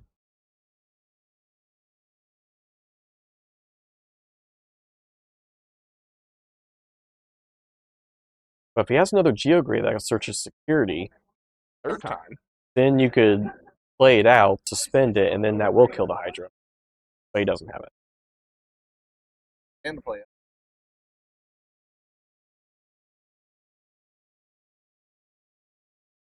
Everything's minus 5k again. But at least his level 5 can come out now. Well, it's tough because if you were to do anything with Hydra, like hypothetically if you had Hydra in hand, the Argomon's 1k because of Ruin mode. Yeah. So if Hydra wants to try and get himself suspended, he has to swing security, but it'll hit the Marcus, and then the Marcus can suspend and kill off the Argo. But the good news is that he has no tamer out, so Chase can play it a little bit conservatively, wait for it to wear off. Carry here. But He might already have the bloom. You have a cherry underneath the Hydra, and you reveal 2 cherries there. So if you want to keep redirect as an option, you really had to pick it up there. now his restrictions are. Yeah.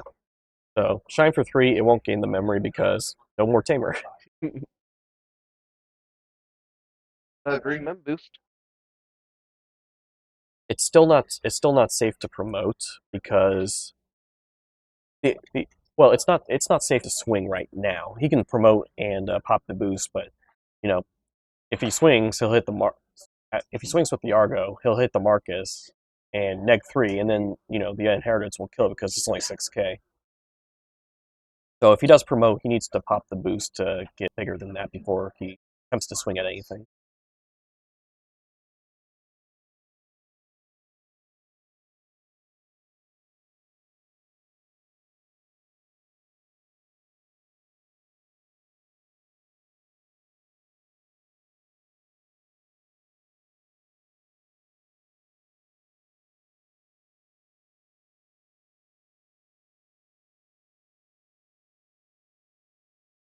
A little bit of a unique board. 2 Rise Grays out front, nothing in raising, no Marcuses out, a Hydra, and basically an Argomon. A little bit of a unique board setup. This is very unique. But we know that first check is going to be Marcus. Let's see, Quartz is it. That'd be pretty good.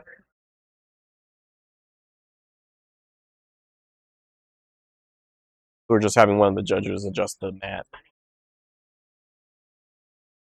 But again, you can't swing right now in this state.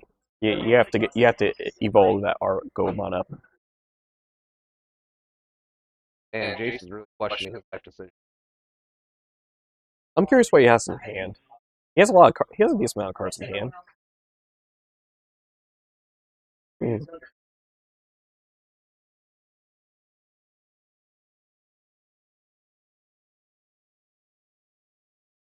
Well, that's a your turn effect, isn't it? I think it's a your turn effect. Yeah. I mistakenly thought it was all turns. I don't know why I thought. I thought it was all turns. Yeah. But we're going to the best card in the game. Quartz? No. Bloom? No, I was talking about the HPD.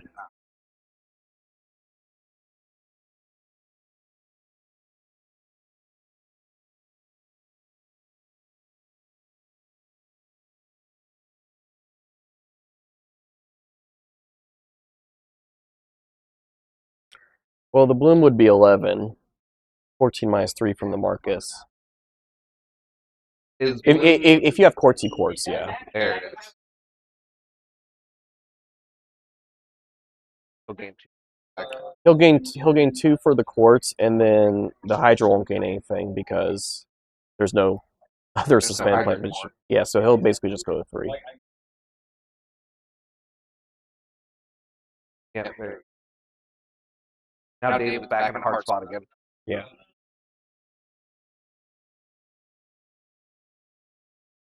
Start running.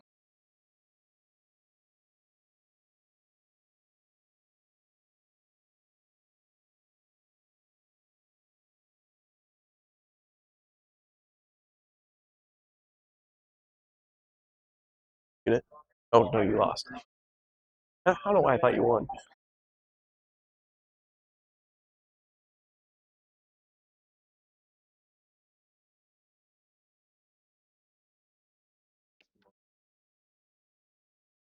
Yep. So I think the players are going over what Quartz does, all the inheriteds. For now. Prime. I haven't had any. That's one energy. Good. All right, Rice X for 1. Did he hit a Marcus? Doesn't look like it. Yeah, He's no. got so many burst modes in his hand though. Their hands are both matte.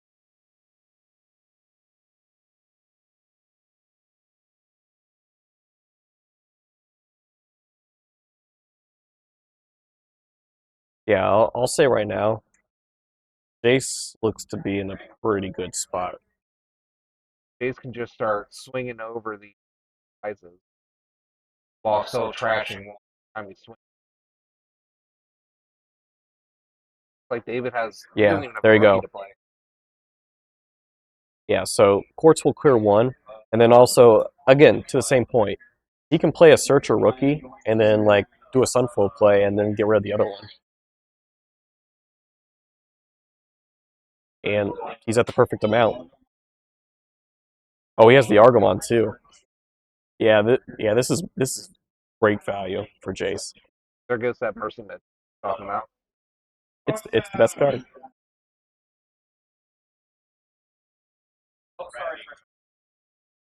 Trash 1, not 2. Hey, you trash. 1, 2, 3, 4, 5, 6. Yeah, you trash 1. Yeah, why is he not trashing? You trash 1.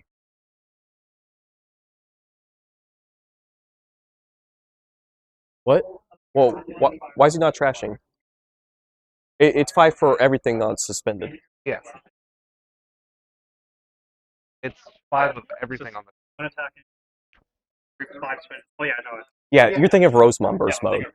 Yeah. Don't tell the balloon player how to play balloon.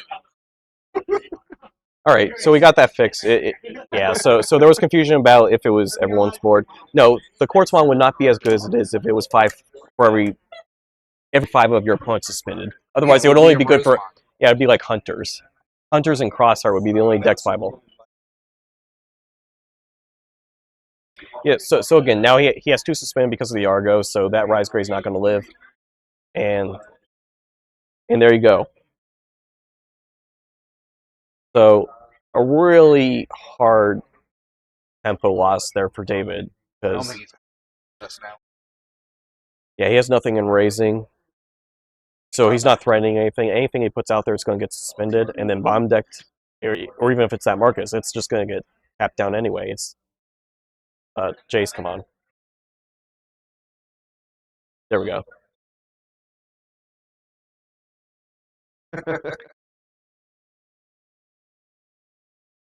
But he's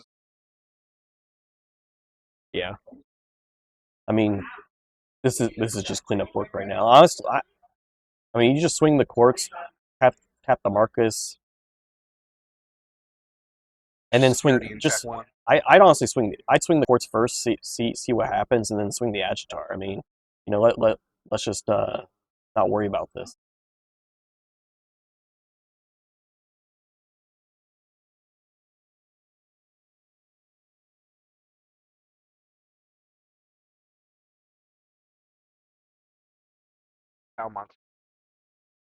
Pretty good, isn't it? And he gets a double hit. Pretty good, huh?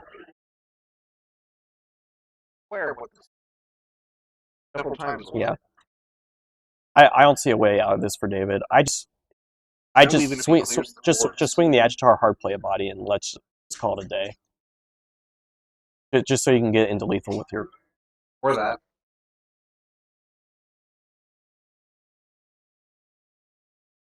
He'll only gain 3. He only gained 1 for suspend plant vegetation. So he should have only gained 3 there.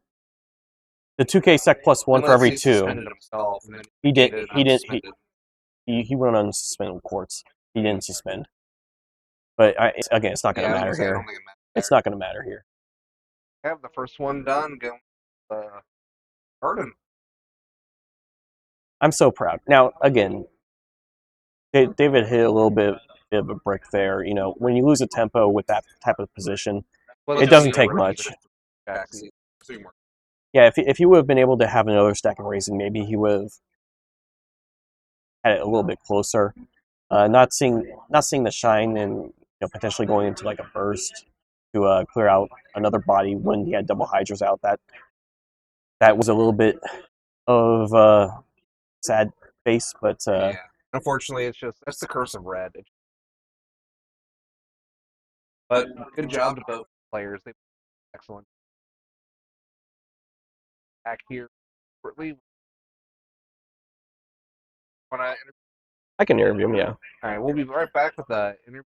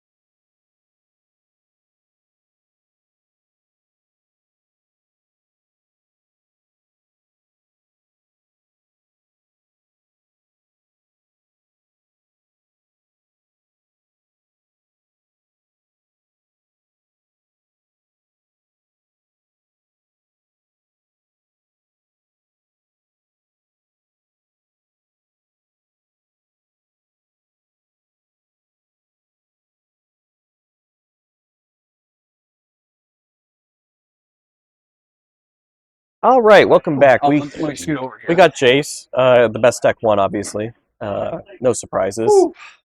A little sweaty there. Very nervous. Very nervous. Being in top 4, going into the final round now. Can't imagine what my nerves are going to be here in a second. I haven't checked it out. Do we know who the final? I don't think so. I think we finished before they did. We only Okay. had 2 games. 2-0, baby. So you got 2-0, I believe, right? Yes. Both sweaty. Yes. So walk me through both those games. You said before you came over here that the hand wasn't the best, but you were able to make it work after a few turns. That first game, Quartz got me at 100%. It's pretty good when you suspend their BT12 Marcuses. Yes, exactly. I told him it was going to happen. But yeah, I had the mulligan because it just wasn't good enough, and then my only option, I had like 3 Bloom Lords in hand, And I was like, well, that's it for me. And I literally went up to Quartz and I was like, can you do anything about it? No. And he couldn't. And then by that time, I was raising something in the back. He had everything suspended. I don't think he had his high end. I think he was bricking a little bit. He was missing a piece both games because we were talking about it on the stream. You got Quartz out, but both games a lot of times when I play the deck, if I can get Quartz out, and a lot of times they'll be suspended, and a lot of times in the matchup they'll still be able to like DP reduce me and then swing over me. Both those games, it didn't seem like he had the pieces to be able to do that. I was very thankful for that, and I got my wish. There was like no Marcus's security both games. Yeah, we talked about that as well. That was a little bit unfortunate because it play a key part. It skewed the line a little bit as far as potentially gaining memory, DP reducing you, deleting stuff, all that stuff. So. Yeah. Game 2 though, different story completely. So I want to bring that up because you had a Hydra and a Cherry out, and he had a unsuspended Rise Grade that he just hard slammed down. Yes. We talked about that. You swung the Hydra, hit nothing, you were good. Mm-hmm. Yep. You had the Hydra in hand. Did you think about risking the Cherrymon in security? I did. And then going in the Hydra so you had to have 2 suspended? I was very scared to do that, yes. It did cross my mind, but being up this high, I was like, I can't risk it in a game like this. So he put me to 2. I really wish I would have been put to 3 because I had a Pomu that suspends in hand. I was going to play that. And then do the Hydra ricochet play. Hydra, yep, yeah. And then bottom deck his, but he set me at 2. Good play on his part, which I was like, I thought that cost me the game. I thought I was sitting pretty with 2 Hydras, but you saw he got rid of 1. Did you have any level 7s when you had both unsuspended Hydras out? Because we were talking a little, we were No. like, merciful mode, maybe you don't like to Quartz on Hydra, but in that position you definitely would have if you had it. I didn't have Quartz in hand. I had like close to 15, 20 cards in hand, I think, and I didn't have Quartz. And then he played Ruin mode, which kills my guys as soon as I play him. I can't promote. All I had was Argomon. And I was a little bit mixed up there. I was like, I think I thought that those Agus and Geograys were all turns out. I'm like, he can't really hit the Marcus, and I'm like, okay, he can, but what do you have outside of that for that? Right. It wasn't good. I had like Hamers, not even memory boost, level 4s, level 3s, and Argo. I didn't have an Agitar until I evolved into Argo, and then I drew Agitar, and then from there, I didn't want to play Palmon or Lalamon because they can't search Quartz. Yeah. And that's all I had, and I didn't have any memory. You had everything but Quartz, basically. Or memory boost, even. Like you saw me. I played the Pomu just so it died, so I wouldn't give him like 1 extra memory. Well, you could have just passed. You were giving him 3 anyway because of the memory setter. Whatever. But it's at always, that point. But if you had extra rookies, it's just fun to say. Play it. He died. Oh well. Oh well. But yeah, I was very nervous. It was very lucky not to hit Marcus. Yeah, it's hard. It's hard to get around Ruin in the deck because I was telling Devin, okay, you can't promote your Red Veggie. Even if you have Agitar, you can't play anything off of it. Yeah. You can suspend to, get a draw, or maybe go into a 3rd Hydra or something. Maybe go into a Bloom and then Quartz, but it's always funny you were trying to search for it. So yeah, that and I just remembered game 1. If I did not have HPD in my hand to go into Bloom for free, I wouldn't have been able to do anything. I would have just bloomed. I didn't even have Hydra, and then thanks to that, going into Bloom for free, I was able to Quartz, and suspend his field, and then hope and pray that it didn't die. It's a lot better if you HPD in the Quartz. I don't do that a lot. I always HPD in the Bloom for whatever reason. I think it's just how the line goes. You don't have enough memory, and you have to use it there, or even on Hydra. Right. But other than that, I don't really. I don't know what I could have done different. Luck was on my side for sure. I was seeing everything I needed to see, even the bricky hand. You unbrick yourself. Yeah. Figure out a way. 50% luck, 50% skill. Yeah, the benefits with your deck is you have a lot of search, you have a lot of draw. I'd almost say almost perfect synergy.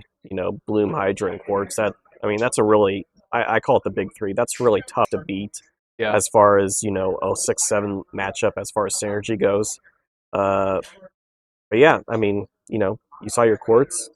Yeah. If it sticks for a round and you're able to establish a board, which you were able to, even though he was missing a piece both games. Right, Yeah, that did sometimes that I mean that's just how it goes sometimes. Yeah, it really is. And one other thing I just thought I mentioned was Argomon.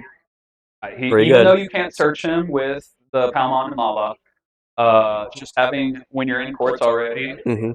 if he's in your stack and you can play that suspended. Sometimes you're at 4 Yes. with court suspended, and then you're Yes. like, hey, I'm at 5 If now. I remember right, that did come up, and you know, Although the way you guys were playing it there for a minute, you were like, this doesn't matter for courts. I had 3 people telling me that it was like, it's for every 5 on your opponent's side, and I'm like, I was telling Devin in the stream, I'm like, if this card would not be as good. no, If- they could just not play stuff Yeah. and totally play control. That's why you go wide with the garden.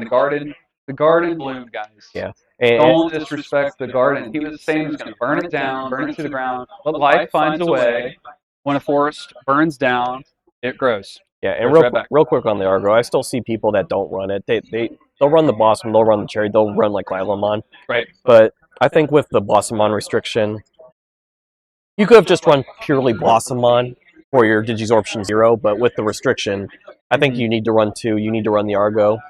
Because you can't search it, but yeah, with the Digisorption 0 with the restriction, that really comes into play. And then obviously, if you get into it, having another that when suspended thing attacking on field for free, especially if you need that one. Say you needed one more suspended for thing, Hydra, if you have it under Roy. Hydra, you have 2 suspended. Yeah. Exactly. All right. Well, you are going on to the finals. I guess the other matchup is still going on, so we'll see how it goes. But I'm a little bit biased. You know who I'm rooting for. Got to represent the Bloom community. That's right. I'm really hoping I go against Alpha. I played that deck. I know roughly what it does, and I know it's like one big stack, and mine goes wide. I mean, he might run a Death X. I'm not completely sure, but I can't disclose what he's running. I know. I'll mentally prepare myself for one, but if Nick's really smart, he knows what other cards do, like Hydra. He's not going to push out a level 5. He reads his cards, so that puts It him top helps. tier. Read your cards. I know he's not going to push out a level 5 and make a mistake and let me bottom deck. I know that's not.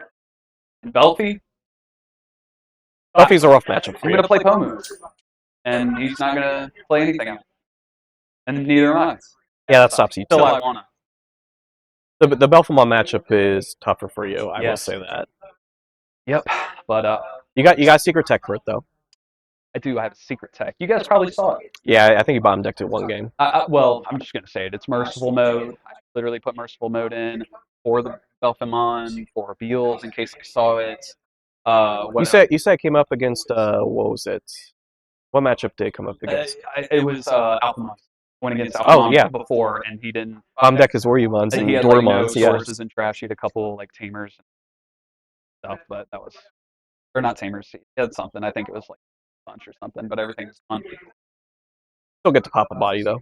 Pretty cool. Pretty cool. All right. Well, good luck.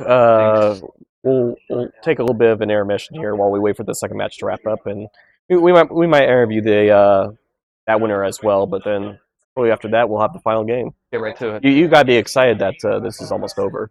It's like a marathon. Very hungry. Very hungry. What time is it now? 6 o'clock. We started around. We came out here at noon, so it's almost 7. Been playing a lot of Digimon. It's very hard to play Bloom Lord and use your brain for that many hours straight. You even got a bide though, so I did recharge in that hour. So you played 3 rounds in the pods. You had a bye, so technically everyone played 4. You were playing 3, and then was it? You played 6 games, I think. You played 5, but I think everyone else played 6. Yes. Yeah. And I haven't lost a single round. 2-0 every game. You really? But yes, because in pods I got 2-0 against both my opponents. That's true too. So you got a bye, and then you also played one less opponent. And then I played against Hybrid, 2-0 Red Hybrid, and then I 2-0'd. You can't be complaining about being tired because you played 2 fewer games than everyone else. How hard it is to 2-0 that many people in a row, especially Shine. Yeah, this is the Mickey Mouse champion right here. He took the easiest route possible and played the fewest games. Yeah, planned the bye. But in general, yeah, I mean, we've played 6 rounds for everyone else that actually have played 6 rounds. Yeah. So it's almost like a big long tournament anyway, with how many matches you've had to play. My opponent will be a little more fatigued than I. Yeah, so Paul had a bye too with Belfie. So Well, Paul lost. Oh, it just confirmed. Well, no, he lost to Or Alpha the I'm previous sorry. round. I mean, Yeah, it's Blackboard Gray versus the Blackboard Gray. What am I Alphamon. thinking? I Yeah, was thinking it was Belfi against Alpha for some reason. you said Belfi, and I just ran with it. No, it's Blackboard Gray X versus Alphamon. So I did play that guy in pods with Blackboard Gray, and it was a very hard matchup.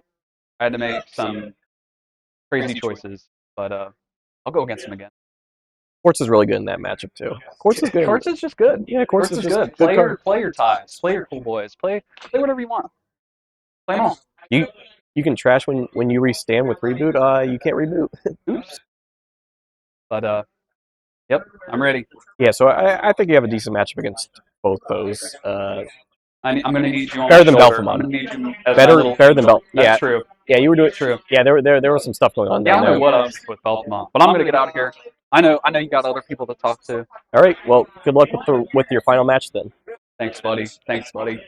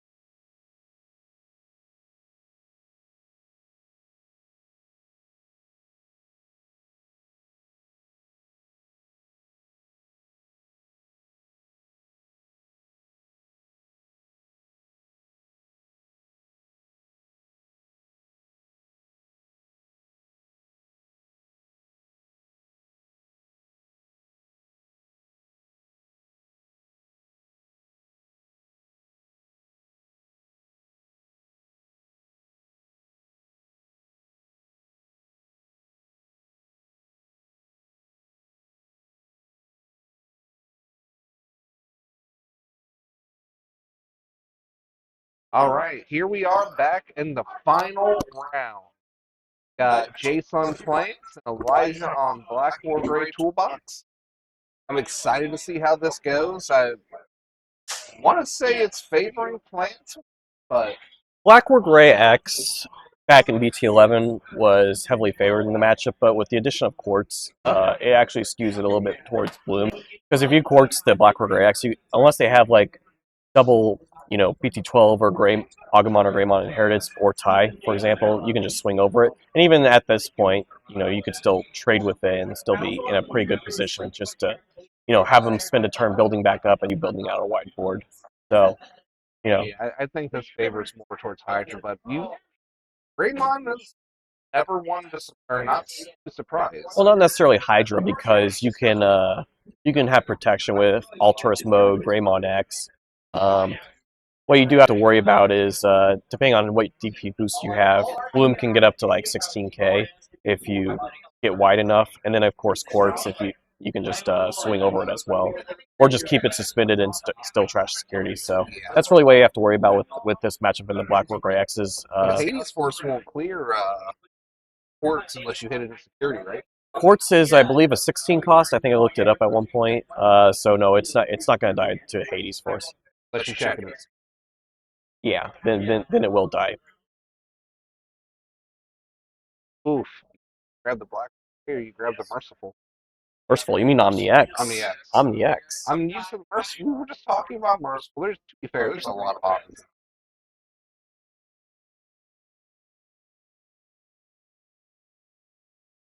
The fun green. Now, I do believe that Jay said that he's played this matchup in pods, so they have familiarity. Yeah, Jason already played once. I don't know who won that match. It was Jace. He said he was tooling everything, but going to Alterous has a tamer pull up a 5k, so does that right here. That poor long arm. He has no protection though on the Alterous, so if you can like do a Hydra did potentially a Hydra play that would come up to play here. Question is, get up to Hydra with what, 2 right? You potentially could. You could go Agitar, play out a level 4. He obviously doesn't have it, but I think he's missing Digizorb for 0 and go into it. But we'll take the extra turn. It'll cost him a tempo, but like I said, I missing a level. Oh, he's at level 4. Yeah, he has the red veggie and raisin. Oh, Cherrymon and Hank. That level 5 too. Good go to.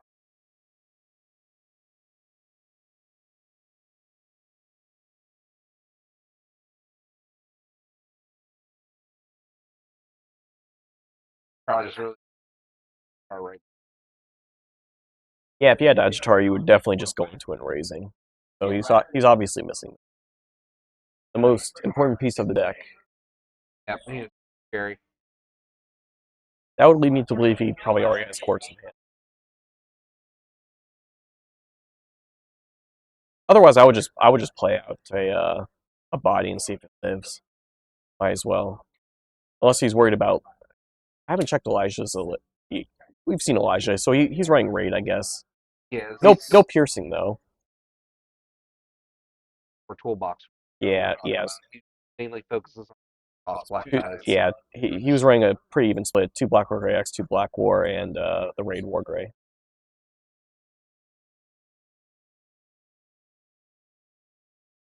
That's enough. If it lives. So the Black War Gray X, it got plus 1,000 off the tie. It's what, 14? 15 with the Agu, and then Coral will draw. So, if he hits Quartz, he dies. So he hits the Bloom. That will kill the Palmon though. Off the restand. Yeah. There's Unfortunately, he doesn't have means of being able to play it.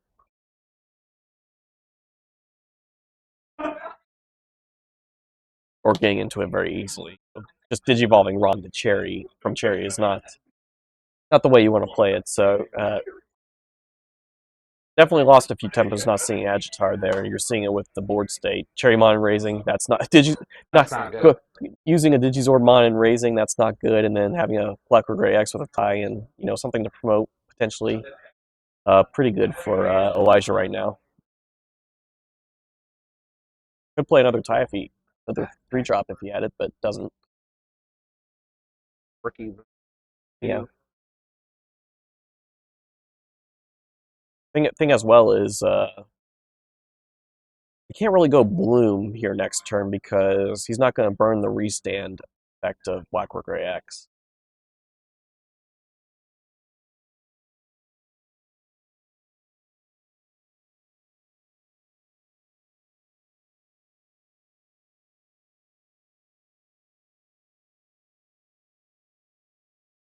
I think he sets him to. He has a Membu, so he's going to have memory to work with.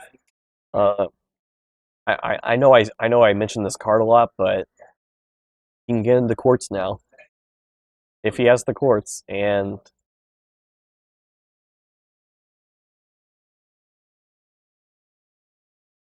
how much protection does that Black Orc? I don't think it has any. Yeah, he has one layer with the Alterus. He has 2 Agus, Agu X and BT12 Agu.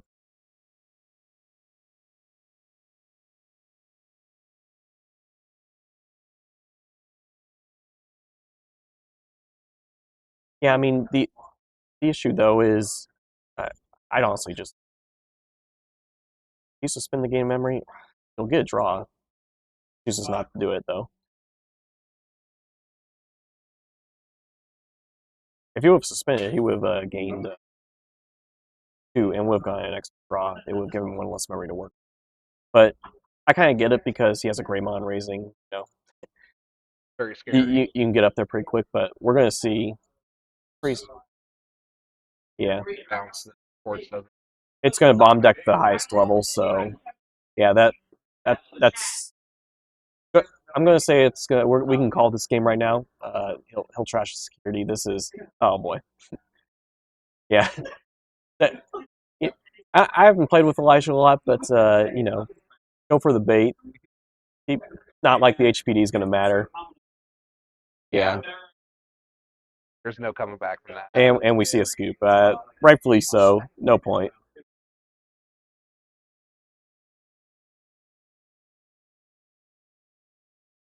So he had 4 level 6. Yeah. I don't know if our viewers can hear Jace, but we can hear him from the table. He said he had 3 blooms and 2 hydras in hand. That's real Yeah. rough. And then of course the quartz. So he had No, all of his top end.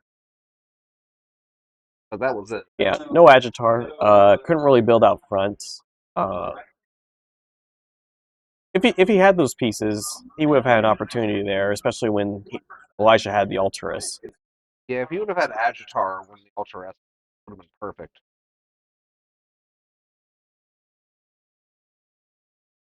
But again, like this matchup, it's really who can control the board. You And they know, both do it. Jace would control the board with primarily quartz or Hydra if there are games where Elijah won't have protection on his stack, so you can control with Hydra as well. So that's how Jace is doing it. Elijah can control with Black War Gray X, Black War blowing stuff up, Raid War Gray. So that's how he's able to do it. So a little bit different. Whoever establishes and keeps that for at least 1 to 2 turns is probably going to win. That's what we saw there with the Black War Gray X sticking. Well, let's see if Jace can have a comeback this time around.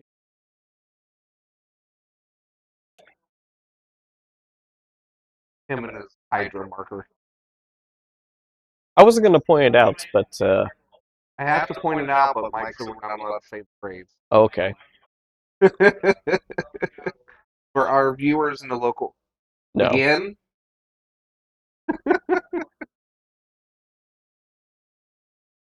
And I'm sure the viewers like that. And once again, Well, we've seen a few level players 6s. do that. Jace did that. Paul did that with all of his sleep modes. But at least he had Death X that time. That's true.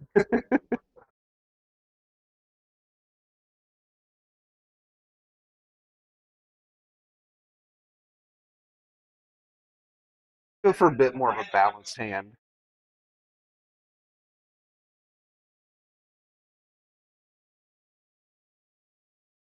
We've been pretty respectful with the cuts today. None of that half and then top rolled dice 7 to the bottom, please. To be fair, I think people only do that on webcam They games do, to make yeah. sure people aren't tracking I it. like to grief people that do that, though, Oh, I do it. because it's funny. Not gonna lie, I do. Yeah, but I grief you all the time, so that's par for the course.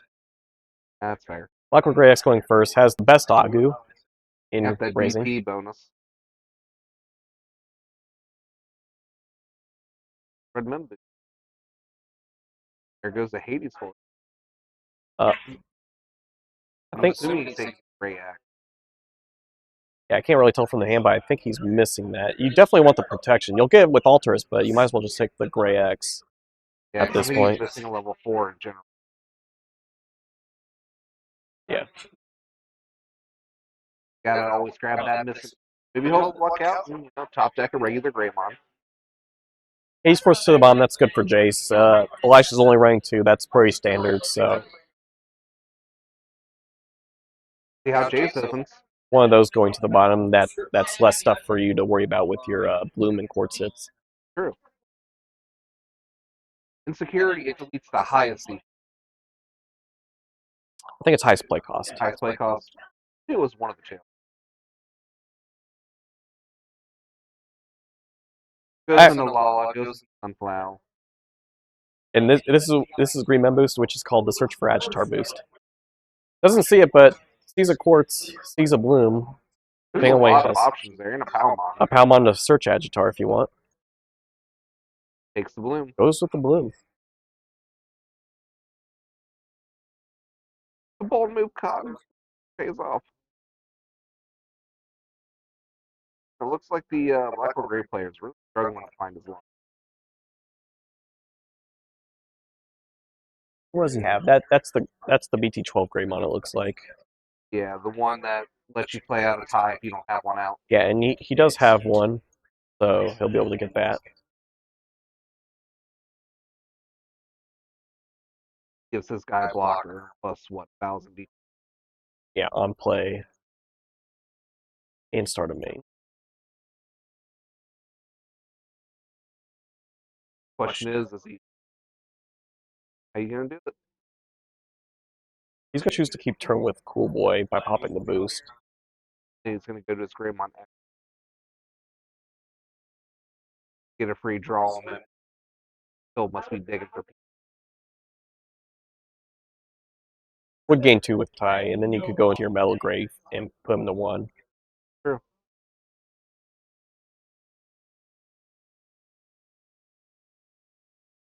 He does have his own.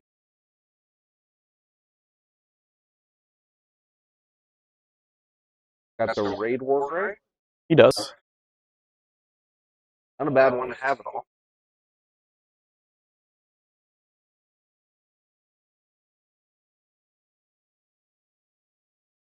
Right, a little bit tough for Jace. We'll see what he can do here. Can't bomb deck it.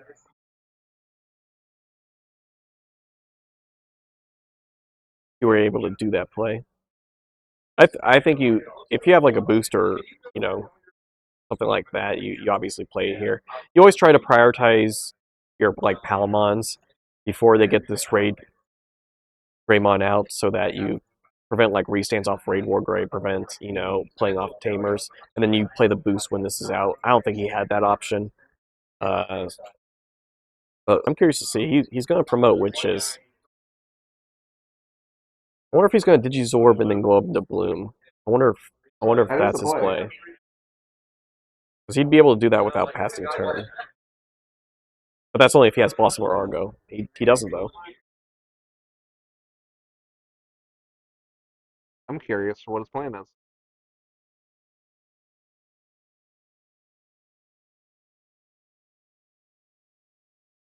You don't think he has it? He doesn't. I don't think he has HPD either. Unfortunately for Jace, he has Raid and he's 9K, 10K, what is it? 10K. And I guess 11K with the tie, too. So, 2K from the Agu tie. Now, Where's the other one he coming can't from? he can use Oh, yeah, the gray. he can use Cherrymon to redirect to the Pomu though. That is a way for him to live. Yeah. You're giving him an extra tie though if he has another drop tie. He has the red tie, but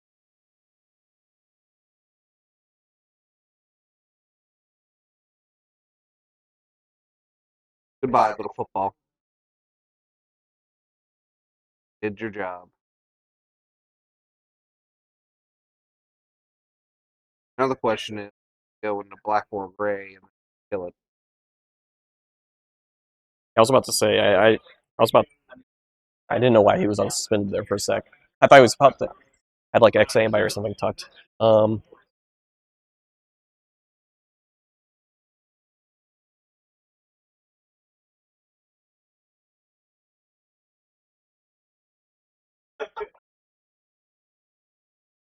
But again, this is not a good position for Jace. You know, three tamers out, Melgray X, a body and raising that he could potentially use or build back up pretty quickly. Nothing to spit out bodies on Jace's side. No tamer or boost.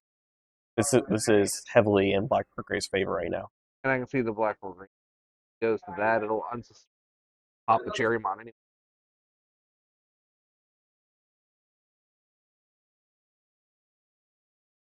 Or you could even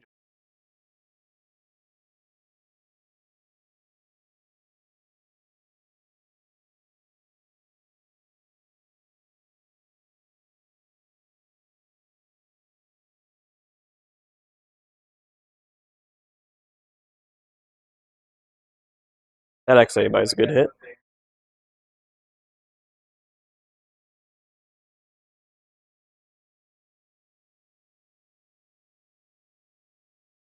pass Jace 5 memory. I don't know if that's enough to attack with.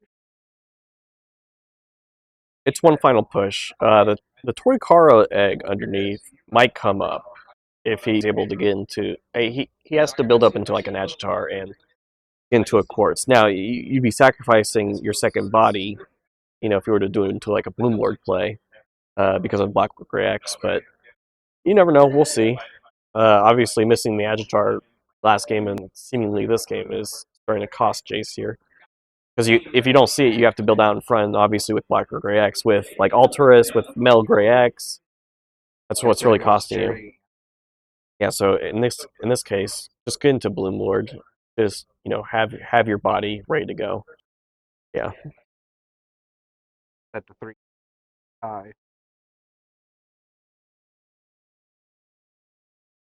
Gonna get 2 checks off the black or gray. He has nothing else to boost. August won't get anything boosted.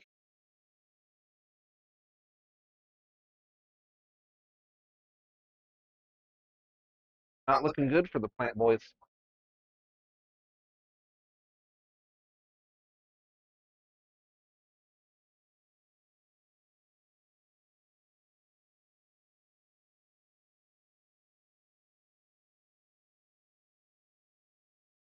Do we know what he's giving +1 cam blocker to?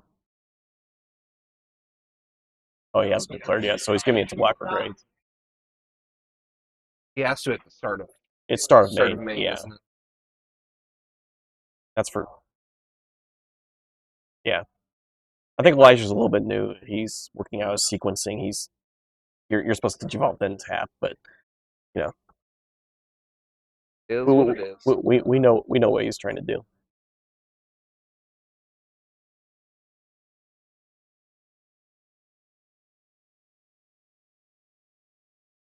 But yeah, in this position, it's Quartz or bust. Of the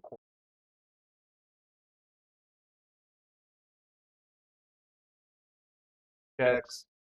It's 17 with the tie. Nothing. No, there's not going to be anything here that.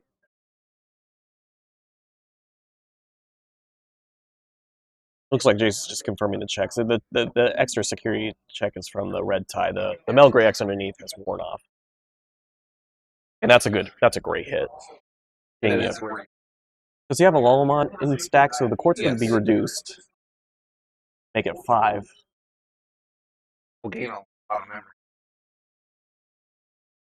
got that Greymon hair tie in there. Oh no, that's not X1. No, that's the second +1 Greymon. So honestly, swinging here wouldn't be that bad because it's currently at 7, 8, 10 with the Agu. I mean, that's 3 checks. Let's see, doesn't risk it. Yeah, he doesn't want to risk it. He wants to get rid of the kid. Which is fine because it still puts him. Yeah. It wouldn't have been a bad risk because plants have a lower DP threshold. But yeah, I mean, right here, it's pretty self-explanatory. You got quartz, you gotta go into it. It's for 6 instead of 5 because the tamer's gone, but now here's the thing. You can't really swing right now because the redirect from the black or gray, it's currently 15 because of the tie and the Agu, so I wouldn't swing. Yeah, and Jason's asking that right now. So it's currently 15. So what I would do is I would probably just play a rookie. If he has Omni X, he has Omni X, but yeah, I wouldn't do this. I think this is a misplay in my opinion. Yeah, so the tie is giving the black or gray X that can redirect 1k. And then he has, all turns Agu. But he knows not to redirect. That's very interesting. Maybe he's forgot about that. Now, if he has the BT10 Omni X, this is going to be a moot point. But what I was going to say is I wouldn't have risked it because you would have done a trade-off right there, and you would have had black or gray X, a black or gray and an Agu X, whereas the Plant Boys would have had nothing. So that's what I would have personally done because I would have taken that trade all day if I was the black or gray X player. But right now, you're in a pretty good position. No reboot for the black or gray X. If you have BT10 Omni X, you're in a good spot regardless. But fishing for it. What did he give the? I think you would give. Yeah, you have to give it to the black or gray X. But yeah, he should have declared. I don't know what he declared to. That's one of the things. Watching this stream from afar, we don't know what he's declaring to what. I don't think he would give it to the Agu. A suspended Agu X. What's that going to do? You still have a redirect with the black or gray X. Yeah, he's fishing for that. Yeah. Yeah, but again, with Torikara Balmon, if he plays out a Digimon, he'll get plus 2k, so he'll be bigger now than the black or gray X. Ooh, he'll be 15 if he did declare it with the BT12 tie. And in all likelihood, he's probably going to be giving more memory than 1. Yeah. In this position. So you'll be able to swing over the black or gray X, tap the Agu, crash the security, and then it's all going to come down to what his stack and racing can do.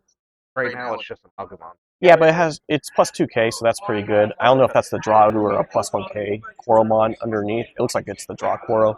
It's real hard to tell with that glare right at the bottom. But you can declare the tie on the stack and racing too. So he can also get another black tie.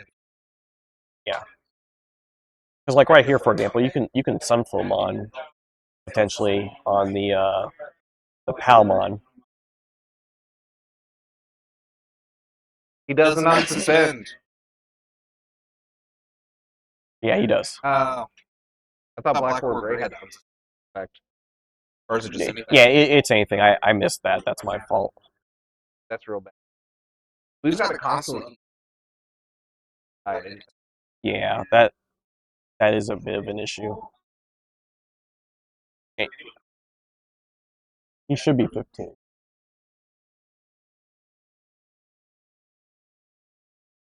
I almost feel like it would have been rid of the Agu.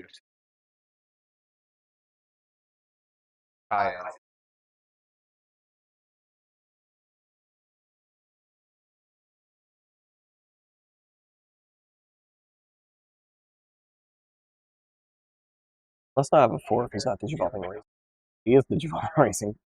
Yeah, he realized that. That's going to die next turn. But if he can get to that Altarius mode and pop that himself. Well, here's where we stand right now.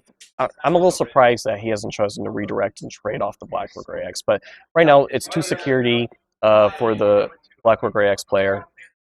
And he's choosing to keep him raising. Because here's the thing. The Quartz is going to tap and trash the final security. He's going to trash the 4th security and get the 5th security. And then you just swing with Sunflow. Because Black or Gray X can't redirect the I guess it can redirect on the final turn, so it'll protect against the final check. I think that's what he's banking for. Yeah, he's hoping he finds that merciful, not Yeah. merciful mode, the X anybody first. And he has 2 ties now, so the Black Warrior X is actually going to survive. It's going to be at 16 now if he gives them both the plus 1k boost. So a little bit of a murky position. Again, I still think I mean, the Black Greymon Warrior player, this entire deck. the Black Warrior player definitely has the position right now. Although, here's the thing: 1, 2, 3, 4, 5, 6, 7, 8. Quartz is 9. If he's able to get another suspended Digimon on board, that's going to trash 2 on the Quartz swing. He's got. Is that the Sunflower that you can play something? That's when Digivolving. It's not a main effect. So, again, he can redirect with Black or Gray to. There's that Octarius mode I was talking about. The so, Quartz will die. And now the Quartz will die. That's pretty good. But can he do it again? Probably not, because he got set to 2. Yeah, no. In this position, you don't. Yeah, this is honestly not going to be a winning position for Jace because he can Digizorb. Best case scenario, you Digizorb, but then you have nothing to like HPD up into Bloom or Quartz or Hydra and then get in the Quartz. There's not really an avenue to be able to get into a Quartz to suspend his whole body. And he finally draws the Agitar.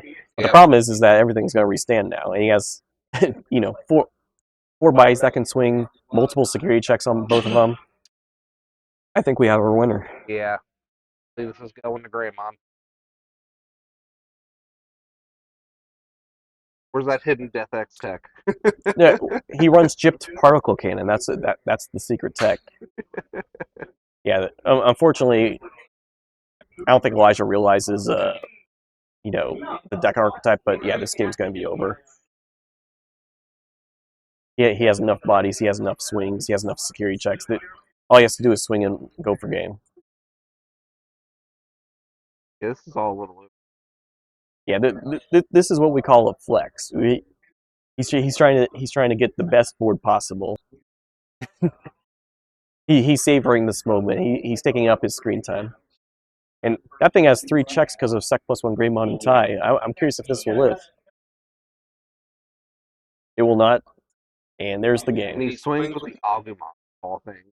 Elijah wins the tournament with Black or Gray X. Yeah, congratulations to Elijah with Black or Gray. Well, thanks everyone for joining us. It was a great time coming out. We had a lot of great decks. Ryan, anything you want to close out with? No, I don't think so. I think Greymon has always been a staple of any meta. Even if it's not top tier, it can always hold its own. So it obviously did here. It obviously did through the tournament, and obviously congratulations to Elijah for winning the whole thing. Congratulations, one and all.